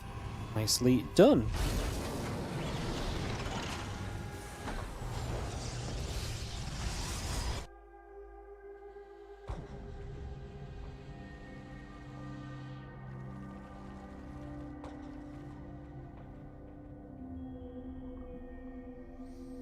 Well, the Ling's coming back over again. Blink building. Rover facility on the way. Melee upgrades coming through from Serral. You know, Ling Stalker. When have we seen this before?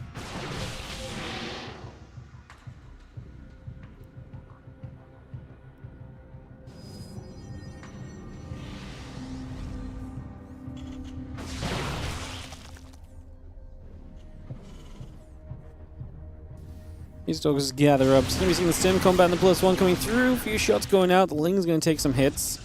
It's going to be having, again, the extra gates and the Blink coming through as well. The few Lings want to get in after this Reaper. Reaper taking some nibbles. Chased away. It goes down. And now just having ourselves the Twilight Council finishing up the Blink. In a moment or two. The extra gates all coming online. Across the board, those extra gates from Trigger coming up. And then the melee upgrades all coming through. Stim pack, combat shield, +1 attack. Building into play as we speak. Again, those extra Lings going to come across once more here, so just going to make a move. Melee and Carapace upgrades coming about, the Lair coming over, the Ling is building by, charging the Observer coming in right now, the Gates and the Forge continue to build, the Pylons in production for the moment.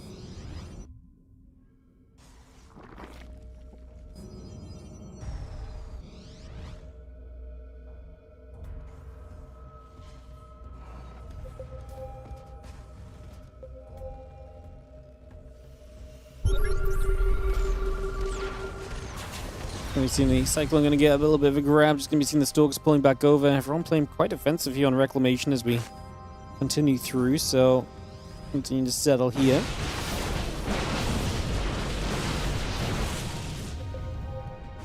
These few Stalkers actually going to get caught a little bit. Trigger is going to lose a couple as he tries to play getaway. So, Skillets and Kyo making a good little pincer move to get a grab on that initially. Got a few more units going about. The Ling's going to get a wrap around on this Nexus. Siege Tank, Marines, and Medevacs continue to build into play. Stalker warping in. Big chase from Skillers up through the middle of the map here. Trigger, Serral. Team set up. Nexus gets cancelled. The other Stalker still chasing through. Oh, they have a ping up ahead. The Medevacs going to try and bring the tanks further forward as well. Well, Serral is going to have 1-1 melee Lings, so that's going to be a big factor here. Because that'll the Trigger again in the front as well. Trigger's losing a lot of supply. Serral is basically only on Lings, which worries me if he's the only player that's kind of left with stuff at the end of this. And right now, Serral's running around with these Lings, but Trigger is still losing units while that's happening. Lings are going to go on the counterattack, maybe find the warp-in pile, and that could be massive. Tank's not sieged here. Trigger doesn't have a lot to help out, but these Lings are going huge, and the Lings, are they going to be enough to clean this up? It might just be. Trigger's supply is very low. Serral loses a good chunk of supply here as well. Pulling back into the corner, we can blink to the low ground. That should keep us going for a bit longer here. These Stalkers not going to get cleaned up yet. Stalkers are triggered in very low number. It's what, about 150 to 150 supply, I think, at a quick count. I think it's a bit higher than that, actually. Sorry, so it's about 166 to 155. So it's a little bit in favor of Skillers and Cura. As you see those Lings, I mean, they're going to be 2-2 soon. They're going to have Baneling speed soon to make Banelings with as well. You can see Skillers just keeping the aggression going. Problem is if these Lings dive back onto the Stalkers, it's going to be rough. We are going to see the Lings trying to find counterattacks. A couple Marines here just going to get saved. There goes the pylon, so Skillers does have a further forward pylon. They are all slow warpins that are happening, by the way. These few Marines have to do that work against these Zerglings. Otherwise, there's nothing really enough that's going to help here. Extra units from the backside. The Zealots are showing up as well. Serral taking the supply lead in this game, and I don't know if this was just a step too far in terms of aggression.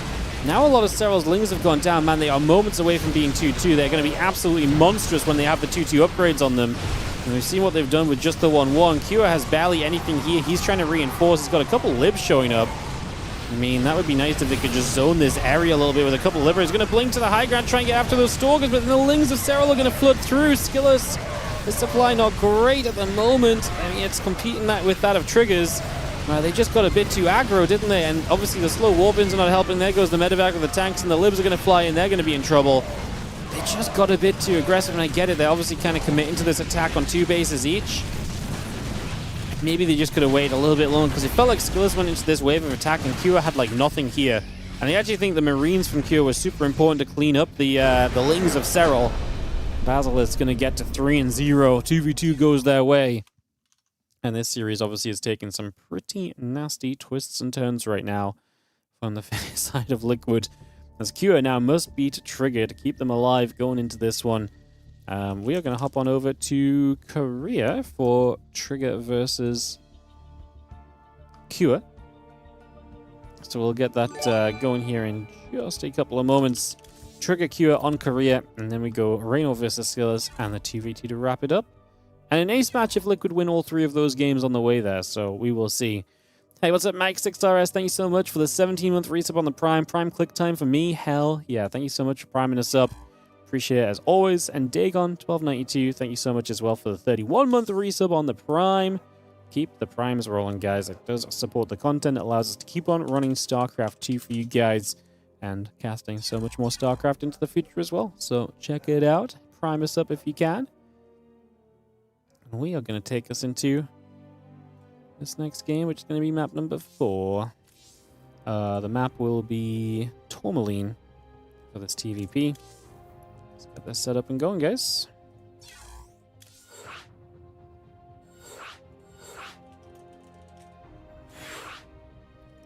Throw the lobby link down. I'll be into this in a moment, I'm sure.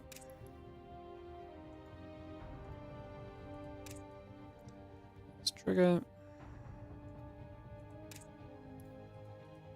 And Kua necessary here to get involved as well. And then we can go. Cool, cool, cool.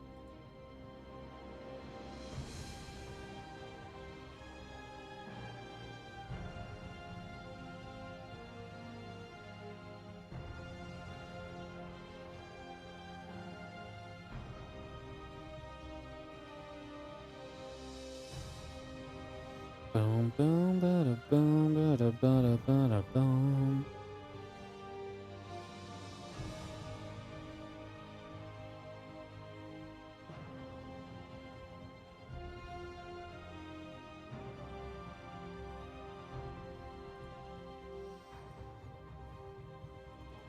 Alright, that's Kua just logged in. Again, I'm in this lobby, and we should be good to go into this, guys. Kua and Trigger for Game 4. Trigger win this, and you have won the series for Basilisk. They are looking for the sweep at the moment. See if they can get it. As the player's ready, we go straight in. Kua, Trigger, map 4 of this best of 7. Like I say, we play all 6 maps anyways. And after this, it will be Raynor taking on Skillus. So Skillus will be back out for another round of action.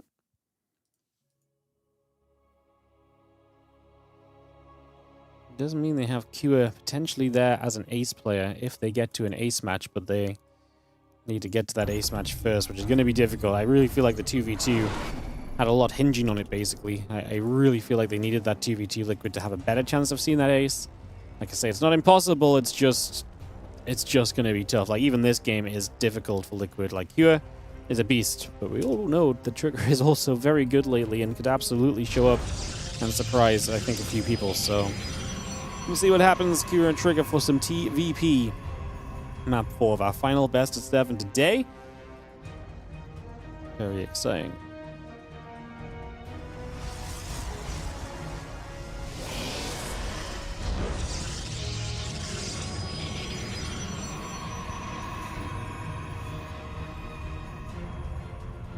Why isn't Clan playing for Team Liquid in this tournament?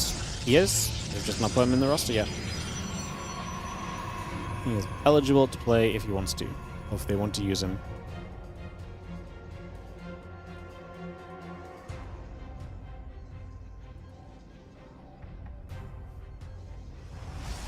Yeah, he's eligible to play if they want to use him. They just got to put his name down in the list. So yeah, I have no idea. There might be something going on. I kind of thought for like the first play day, I kind of presumed maybe that maybe he had something on the day or something, right? But yeah, they've just not put him in any of the rosters so far. So yeah, I'm not sure.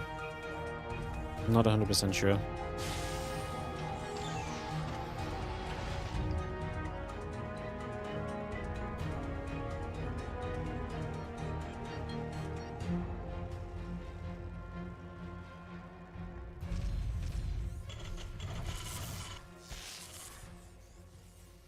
Going about.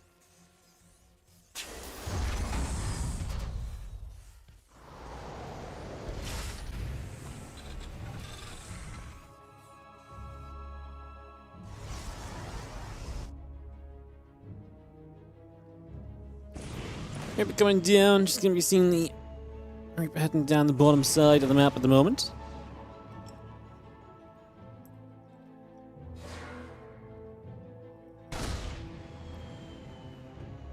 Factory about to finish.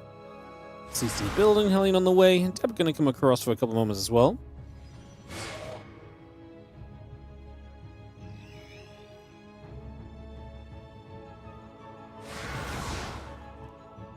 Deb will chase Reaper getting shot at for a couple of moments. So you have the Adept just going to chase the Reaper around.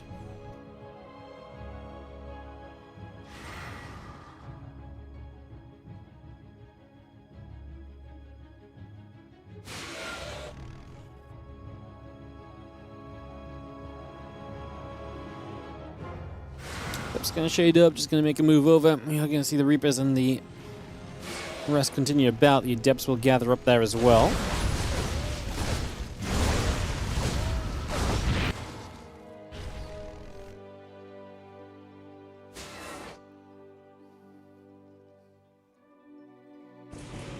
Just going to see the Reapers coming about. Just going to move over for a little bit as we have ourselves the setup here.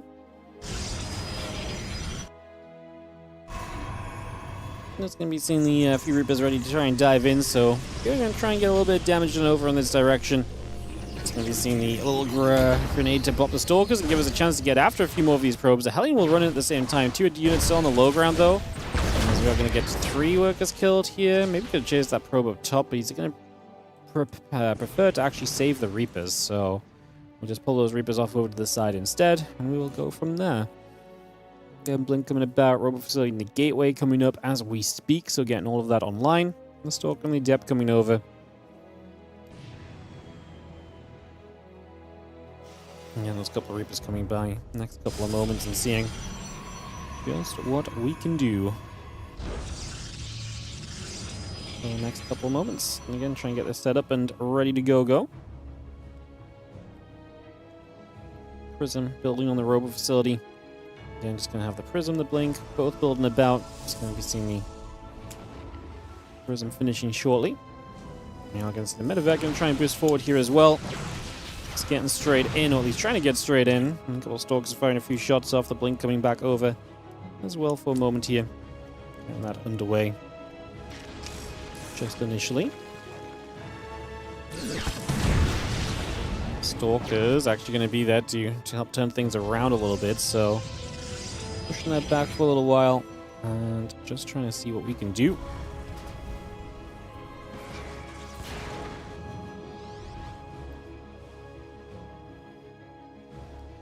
A couple probes down, but there's going to be the Stalkers attacking in, so the Reaper's still going to get at least one more probe, maybe two if we're lucky. Hits the Stalker, probably wouldn't get another probe anyway, I don't think, actually, so it's probably fine. Probably wouldn't have gone much better. Like I say, the few Stalkers prepped to come in on this other side then, as mentioned, and ready to bring those across and get those into play in the next couple of moments. So get that settled in. Just going to be seeing the Prism. Going to be there. The SCV is trying to save the tank. Not quite able to. That's not ideal, as Trigger already getting quite a bit of damage done here in these early stages. Medivac popping out from the starport. The Prism still flying over. And we do have the +1 on the charge coming through as well, so continue to bring that up and about. Just going to have ourselves the Raven coming through as well. There's that Raven taking a couple more shots. Marines in the stim pack continue to build into play. Yeah, a lot of the rest of this just continuing through for now. Seeing where we can get to. These few Stalkers pulling back down to the front once again. Do have a little bit of a blink back, so again, getting chased out of here just for a couple moments.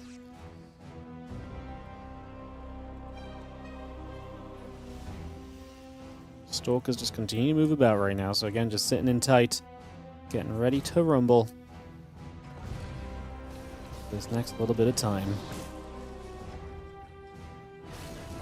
We're going to see what our next move shall be.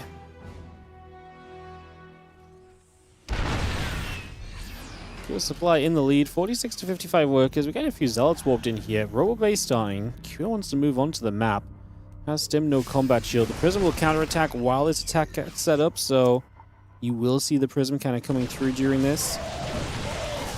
But, I mean, we're actually going to turn it around already, so it gets deflected, which is not ideal, because then you've got the rest of this army coming across the map toward you, so you kind of got to do something to slow the Terran down, because at the moment the Terran is about to run into your bases, and I'm not sure how prepared we really ought to fight this. There's the Prism now moving in. The SCVs are coming, though, so Kyo's just going to send this fully forced in the next couple of moments, guys. This is going to be a full commitment. Well, the SCVs are here. Zealots are going to go down pretty quickly. We've got a tank in the background. We killed one tank, so one tank down is obviously a big step in the right direction. Let's see what happens with the other tank here next few moments. We're taking a few more shots off damage. We're just going to be seeing the SCV still leading the way. Obviously, the Immortal can do a lot, but I really worry about the lack of static defense. We see another battery finishing, but where is that? Like, where? It's not going to be on this natural. You know, let's put that kind of nice and clearly. The Immortal gets blown up by a mine, and it's very easily followed up on. And a few Zealots at a time are not necessarily going to turn this Bioforce around. Not when they still have SCVs to protect them. And those SCVs are looking great at the moment as they continue to come through. Yeah, I mean, keeping those SCVs alive now. Probes pulling in. The Zealots is not doing enough. Love the target fire, but wouldn't mind back to the Stalkers.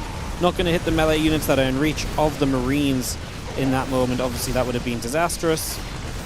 And now Prism showing back up is going to go down too. Extra Stalkers coming in here. I mean, Trigger might survive a little bit. I just don't see him surviving realistically long term. And that is kind of an issue because there's some time to spend in terms of surviving here. The bio unit's coming across. Those Stalkers getting chased down. Just going to see the bio continue to chase through. Stalkers getting hunted. Zealots taking damage. I think it's pretty fair to say this one is going to go the full distance. A couple more Zealots and the Stalkers gathering back in again.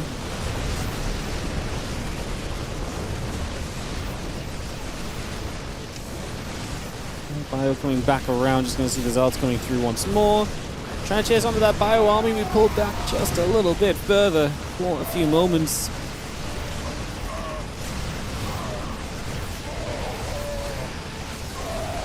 I mean, even if you survive this wave of it, surely there's reinforcements that are just raring to go in the very near future that's going to make your life very difficult to really pull through and be favored in. This still feels like a pretty doomed situation for Trigger. 45 to 10 army supply. He's hanging on there just about, but there's going to be a point where the Terran army moves through, and the Stalkers having to step back is not ideal. There's a Widow Mine we can kite to as well. Just let the Widow Mines actually hit a couple of units there. It's going to help a lot. Yeah, the Zealot goes down. The Stalkers on their own. There's not really enough economy to keep this going either at this point. This really is looking like a done deal. at the end of this this game. So we are going to have ourselves Liquid fighting back a little bit. We kind of expected the Liquid fight back. At least personally, I expected the Liquid fight back. Kind of expected him to, I expected Liquid to have a good chance of coming back through on this one.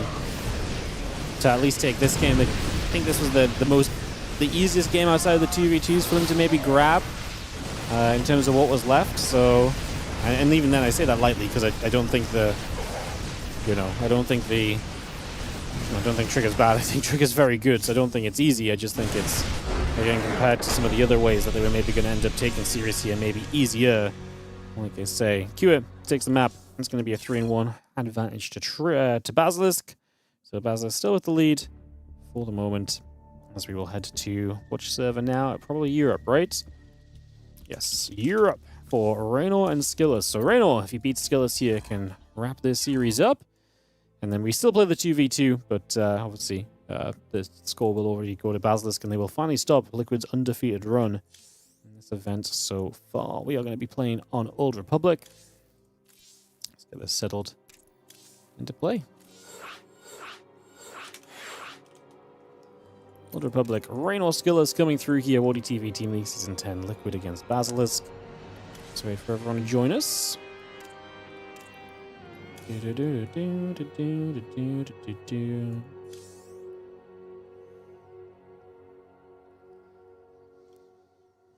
Beautiful. Alrighty, guys. Almost ready to go.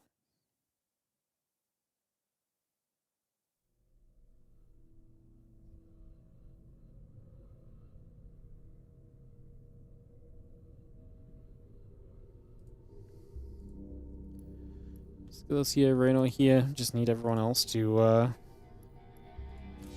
hop onto Europe to join us. Couple of moments, guys. Get that going.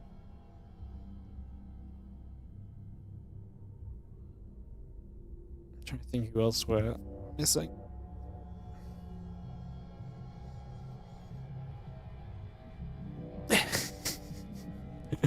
Skillus asking for a cheeky PvP.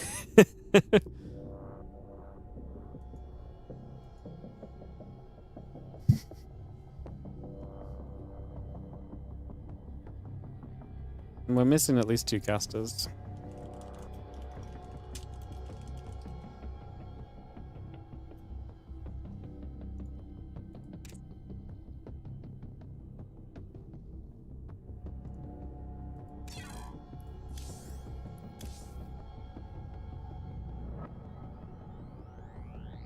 Cool. I think we got everyone. Perfect. Guys are ready. Let's go into the Skillus Raynor PVZ, my friends. They were discussing playing as EVT. But yeah, I think Skillus was right. All for the PvP. Raynor said no. Shock horror. Let's jump into Old Republic and see what happens as we go more games.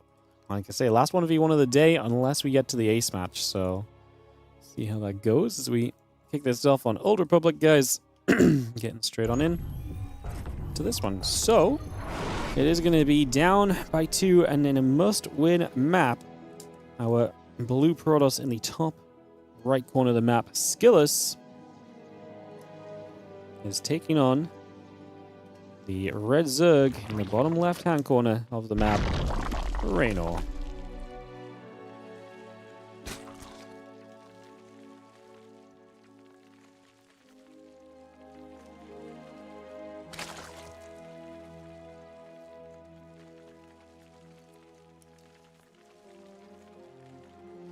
Get this underway, get this ready to party as we get set up and operational here.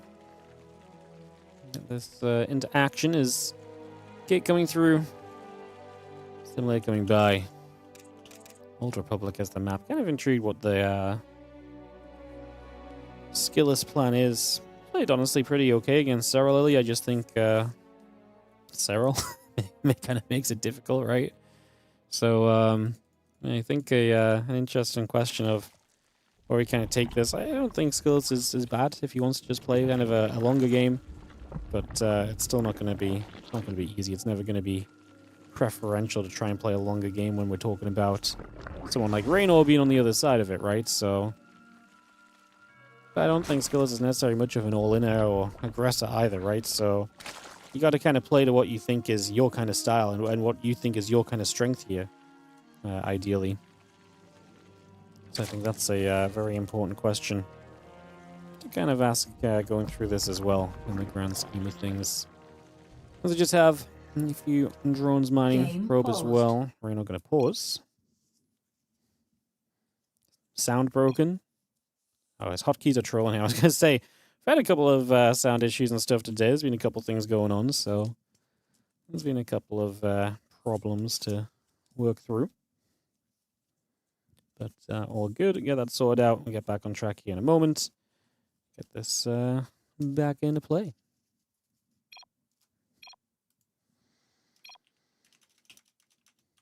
Game resumed. Back at it then as we have ourselves Reno on the bottom left, Skills in the upper right. Old Republic was just getting started. Nothing missed or so just yet. Need to get this into action and ready to go, go, go.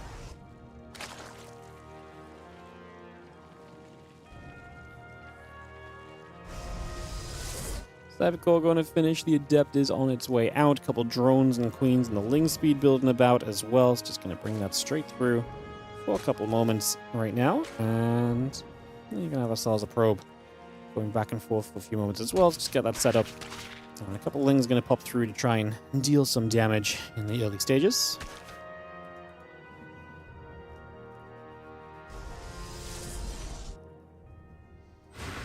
Stargate building, a couple probes, the Adept and the Warp Gate all coming by. So again, we got a lot of that coming up and running right now. The probe going to chrono boost on the Nexus. The Adept still producing in. Again, that Link speed building and hatchery coming through as well.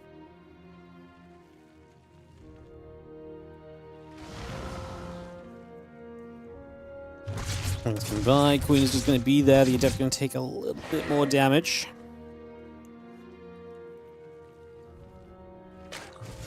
I'm just going to chase across. The Adept's going to hang about. I'm just going to see the Adept going in after the Creep Jimmer. Picking that off. And again, Link speed, drones, Queen, etc. all continue to come through already. And again, the Oracle and the Warp Gate continue to build straight by into play. And just going to have the Adept shading across and toward the natural. Lings and the Queens are going to gather in over there as well. So just get that all set up. Again, Oracle, Warp Gate building by. The couple Queens are coming through. Overlord and the drone building as well. So far, so good.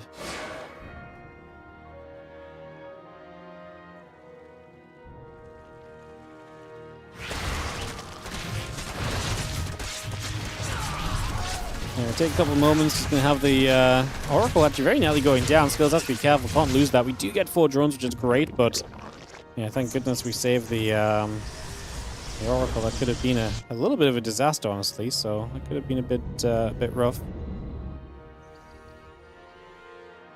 Continue back through. Trying to see what else is going on for a couple of moments. Just going to have ourselves a few Lings running across the map. Spore Crawler, drones, the Overlord all coming into play. The Nexus and a couple of probes are going to continue by. Lings get in there, get a bit of damage done, and just having ourselves the Nexus, the Pylon, and the probies continuing to produce. Well, Adepts just warp in. The Lings are going to take a chance to run forward at the Adept, but no fortune just yet. I think it's going to continue back down the bottom. Rotoron is going to get put into position. Again, Rotoron lair continuing through. Drones, Lings, and the Overlord building up as we speak. Continue to get that on the way in for a moment.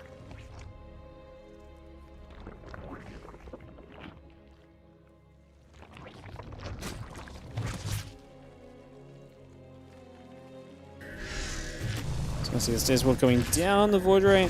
Gonna be coming across, just gonna be seeing the Oracle. Goes down. Stays as pops, but losing the Oracle's kind of rough. Second Stargate and the Fleet Beacon of Skills kind of shows us an idea of just wanting to race up towards some of the higher tech in this game, get towards that Sky Toss setup, and hopefully, maybe possibly give himself a good opportunity from there to make some things happen. The Adept's gonna be there to push the Lings back the other way. Gonna be chasing that around for a little bit. I'm just going to be seeing the rest of those Lings gathering back up together, so you join back through, get set up once more. There are the carriers building, Roaches and the Overlord speed. You can kind of see where this is maybe going from Reno, as he probably looks to kind of shut this down ASAP. The Adept's just going to be there, the Lings are going to get turned away. The Roach popping out. The Dropper Lord's coming through. And the Queen and the Overlord Speed still coming about as well. The Roaches still coming into play just for the moment. And we do have those Queens gathering. And a couple carriers and that air weapons going to be a big part of this. The Dropper Lord's already making their way forward here just initially. So we start to step forward onto the map here from Reno. There's the Overlord Speed kicking in. So it's going to be go time pretty much straight away. And this is going to be kind of be all and end all, right? Like if this works, it works great. If it doesn't work, it's going to be rough. As the Ling Roach continues across to the upper right-hand side. So the Ling Roach steps over, get into position here straight away, and see if we can break through. Skillis' preparation, no static defense. There's a battery in the game, so I fear that he's not really aware of what's up. The Queen's dropping on top of that Void Ray. It needs to cancel Prismatic, because otherwise it stays slow, and hence it doesn't retreat in time. Yeah, now we start the static defense, but that's not a good sign when you're really reacting to the attack as it's unloading on your front doorstep. There's the creep to give the Queens the transfusion to keep the first Queen alive. Damage already going on to the first carrier here. The Ling Roach looking to overwhelm. There's the Ravagers as well. They can cross with Bile for a bunch of damage. What are they going to Bile on? Yet to see a Bile option from them. As we just keep working our way through the Interceptors. 2 more carriers on the way. Spire behind this from Raynor. He's going to do a ton of damage before this gets cleaned up, though. If this gets cleaned up, and if it gets cleaned up, like I see, he'll have done a ton of damage and be ready to go into Corruptors or so to then deal with the carriers and keep Skillers in a very difficult place. It looks like Basilisk have got this series under wraps as Raynor pushes through and looks to make this a 4-1 victory for Basilisk. Like I say, we still play the final 2v2 for a little bit of extra funsies, but it is going to be, unfortunately, it would seem, over for Liquid before we get to that 2v2, and they can play for some map score, but that will be about it.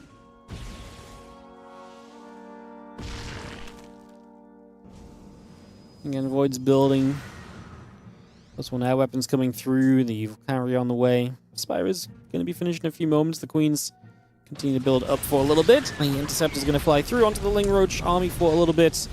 Going to bring that about and get that on the way. Get that settled.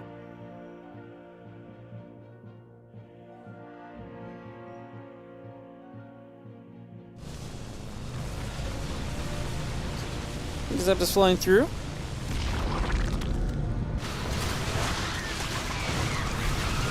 Going to be seeing the Void Ray activating Ravager.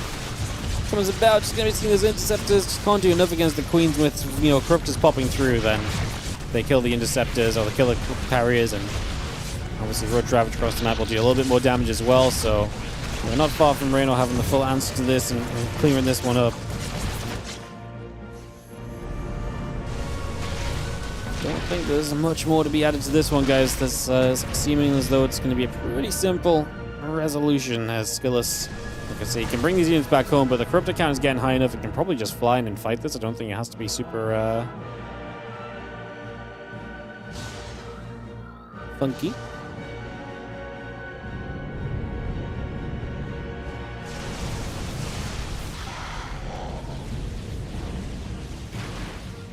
Actually step back with the Corruptors for a moment. We're still building more Corruptors, and like I say, with the 2-base setup, I don't think Skillus is necessarily going anywhere. He's ready to stay in it, you never know.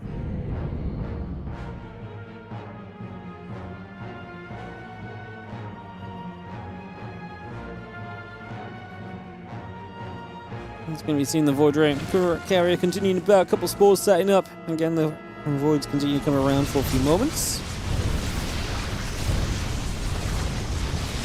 Just going to see GG called, and that's going to be Raynor. Wrapping it up for Basilisk, as mentioned.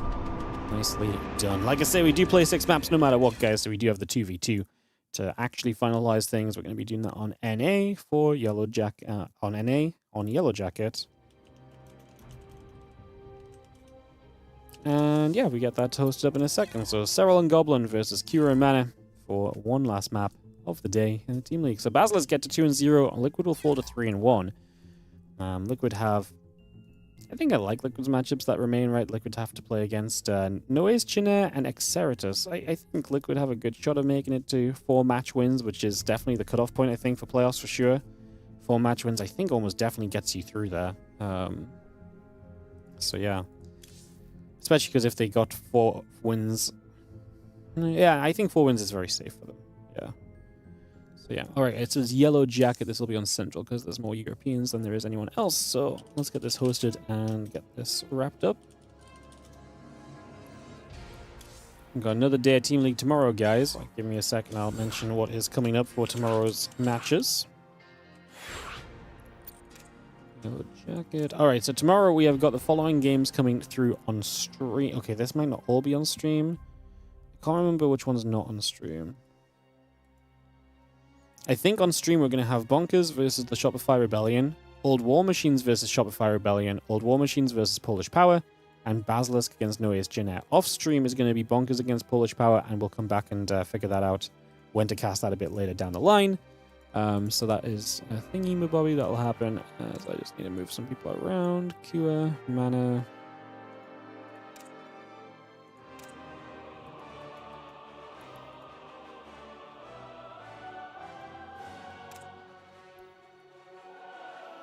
Cool.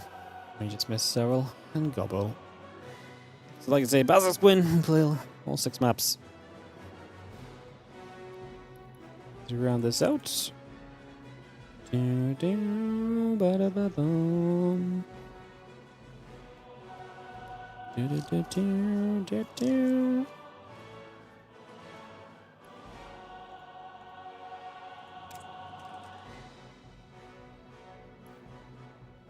Boom, boom, boom, boom, boom, boom, boom, boom, boom, boom, boom, boom, boom.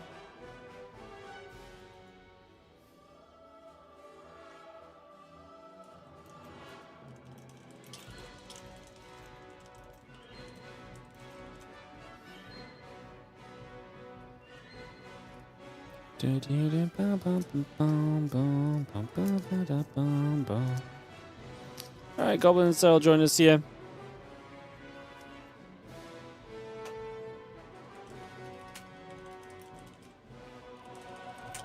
If everyone's ready, we can go into this. There's going to be Kira Mana versus Serral and Goblin for map score. Like I said, unfortunately, it's not going to mean much for the series, but we like to see all the maps anyway, so we get one more map today.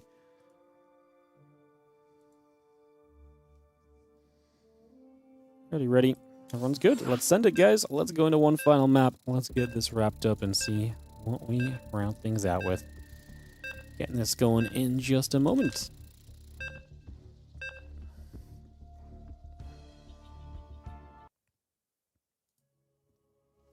Cool.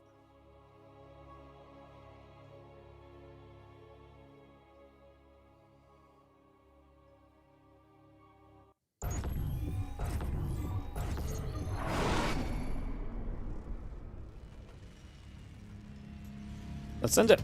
Alright, in we go as we have in the top right-hand side. The red Terran and orange Protoss will combine to be Liquid's team. Kira and Mana taking on Serral and Goblin in one final map of StarCraft 2 today, guys. Get this ready to go. Alright, let's sit back and enjoy one final map, some 2v2.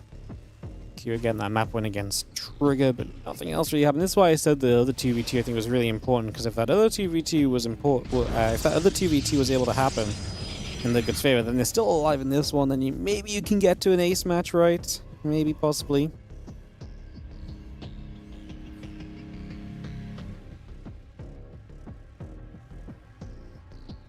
We're going about Rax and the Gas coming on the line.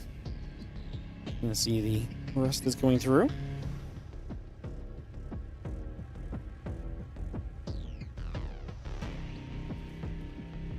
Catching the Gas coming about.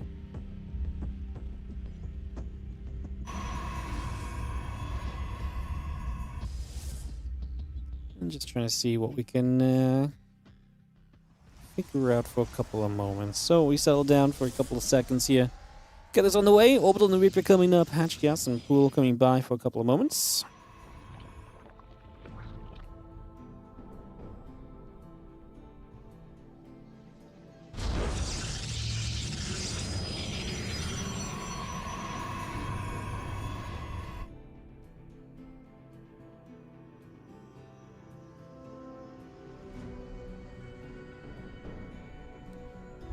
Yeah, Sebco the next coming about, just going to be seeing where we take this. Wonder if anyone gets super aggressive here and they just decide to send it. Or if we are going to maybe get into a bit more of a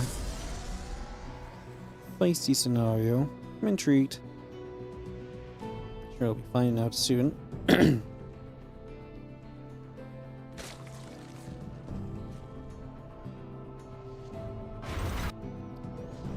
Couple of Lings chasing the probe for a moment.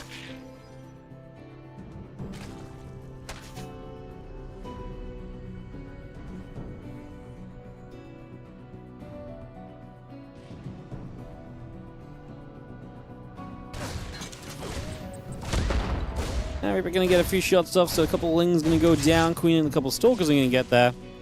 Able to push that back for a little bit, get some damage done.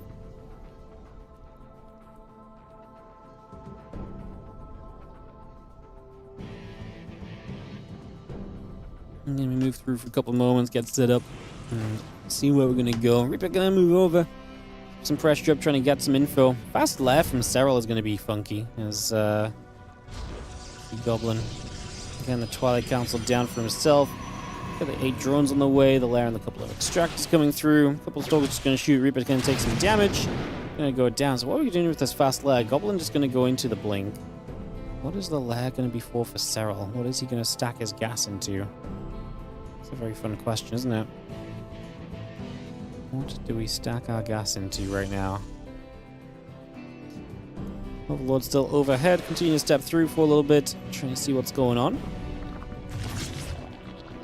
Going to be seeing the Adept going to shade back. Cancel that shade up. So we're just going to reset things for a little bit. And yeah, just going to be the Spire straight away here from Serral. So Blink and then Mutas. The Blink Muta timing is pretty deadly. We saw it a little bit earlier, right? And it was very close to working in that Jin game against CJ Entus. It's definitely a very powerful combination, and that's what we're going into right now. So heading straight into that, getting that ready to go. As you can see, the Stalker still chasing after the Oracle for a couple of moments, so we chase that down, push that about, and we run on through. The Oracle pulling back over to the sides here for a couple of moments as well, so we get that straight underway. Yeah, just have ourselves the Oracle and company gathering up right now, so we get all of that ready to rumble.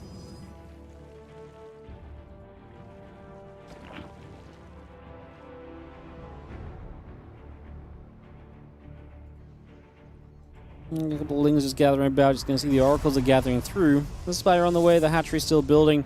Just bring a lot of that into place at the moment. Is just have the Oracles going to head down this left side and get into the mineral line. A couple of probes. Going to get blasted straight away. So Mana going to get some damage done onto Goblin's economy. Mana going to go 2 more Stargates behind this, by the way. So just getting that set up, as we do have the 8 Mutalisks on the way. And obviously 2 more Stargates going to mean you've got a bunch of Phoenix. Then Serral probably has to build Corruptors realistically here. Continuing by.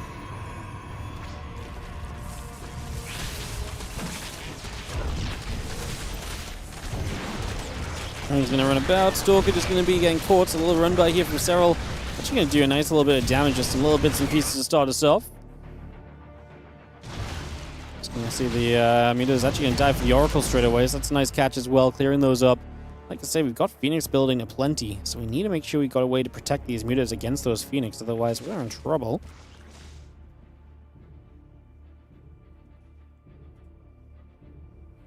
There's the Muta Stalker force, so we're going to start going across the map.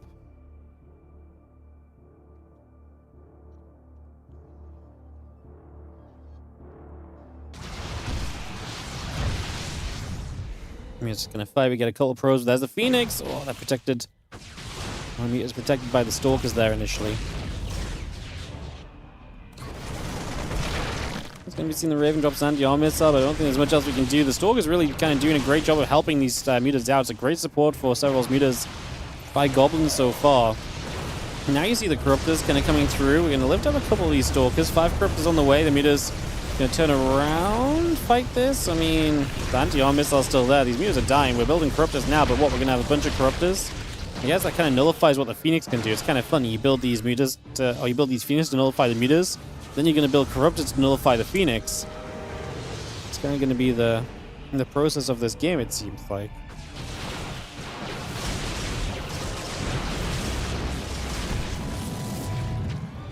Corruptors chasing, Phoenix coming to bounce. Just going to take a couple seconds to step over here. Going to be seeing the couple of lives going on, and this is where the Corruptors can maybe get a couple grabs. The Marines coming through to try and support this as well, pushing through that bio army on the ground, getting some work done already. Just coming straight through for this. The Phoenix going to get in after those Corruptors. And his Marines obviously can zone the Corruptors out. Q's supply is just booming. The problem is that Serral has good supply, but his supply is in the Corruptors, so if that's all they've really got to play with right now, that's going to be kind of scary. Pushing forward right now is going to be a pretty big issue. The Mutas are going to still try and dive in here, look for a little bit extra, look for some more value to be found. Just going to be seeing the Stalkers getting lifted off. The Phoenix going to stay busy onto those Stalkers. Marines stimming forward.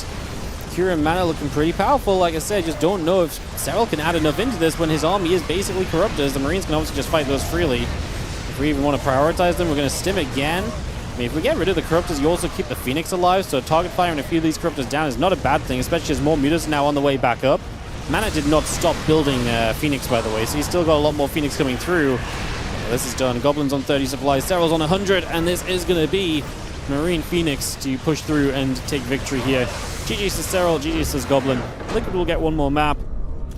Yeah, that other TV2 really had to go their way to get an ace here, and then maybe in the ace there could have been a chance, but alas, GG's, and well played. Basilisk take it down 4-2 in the end here.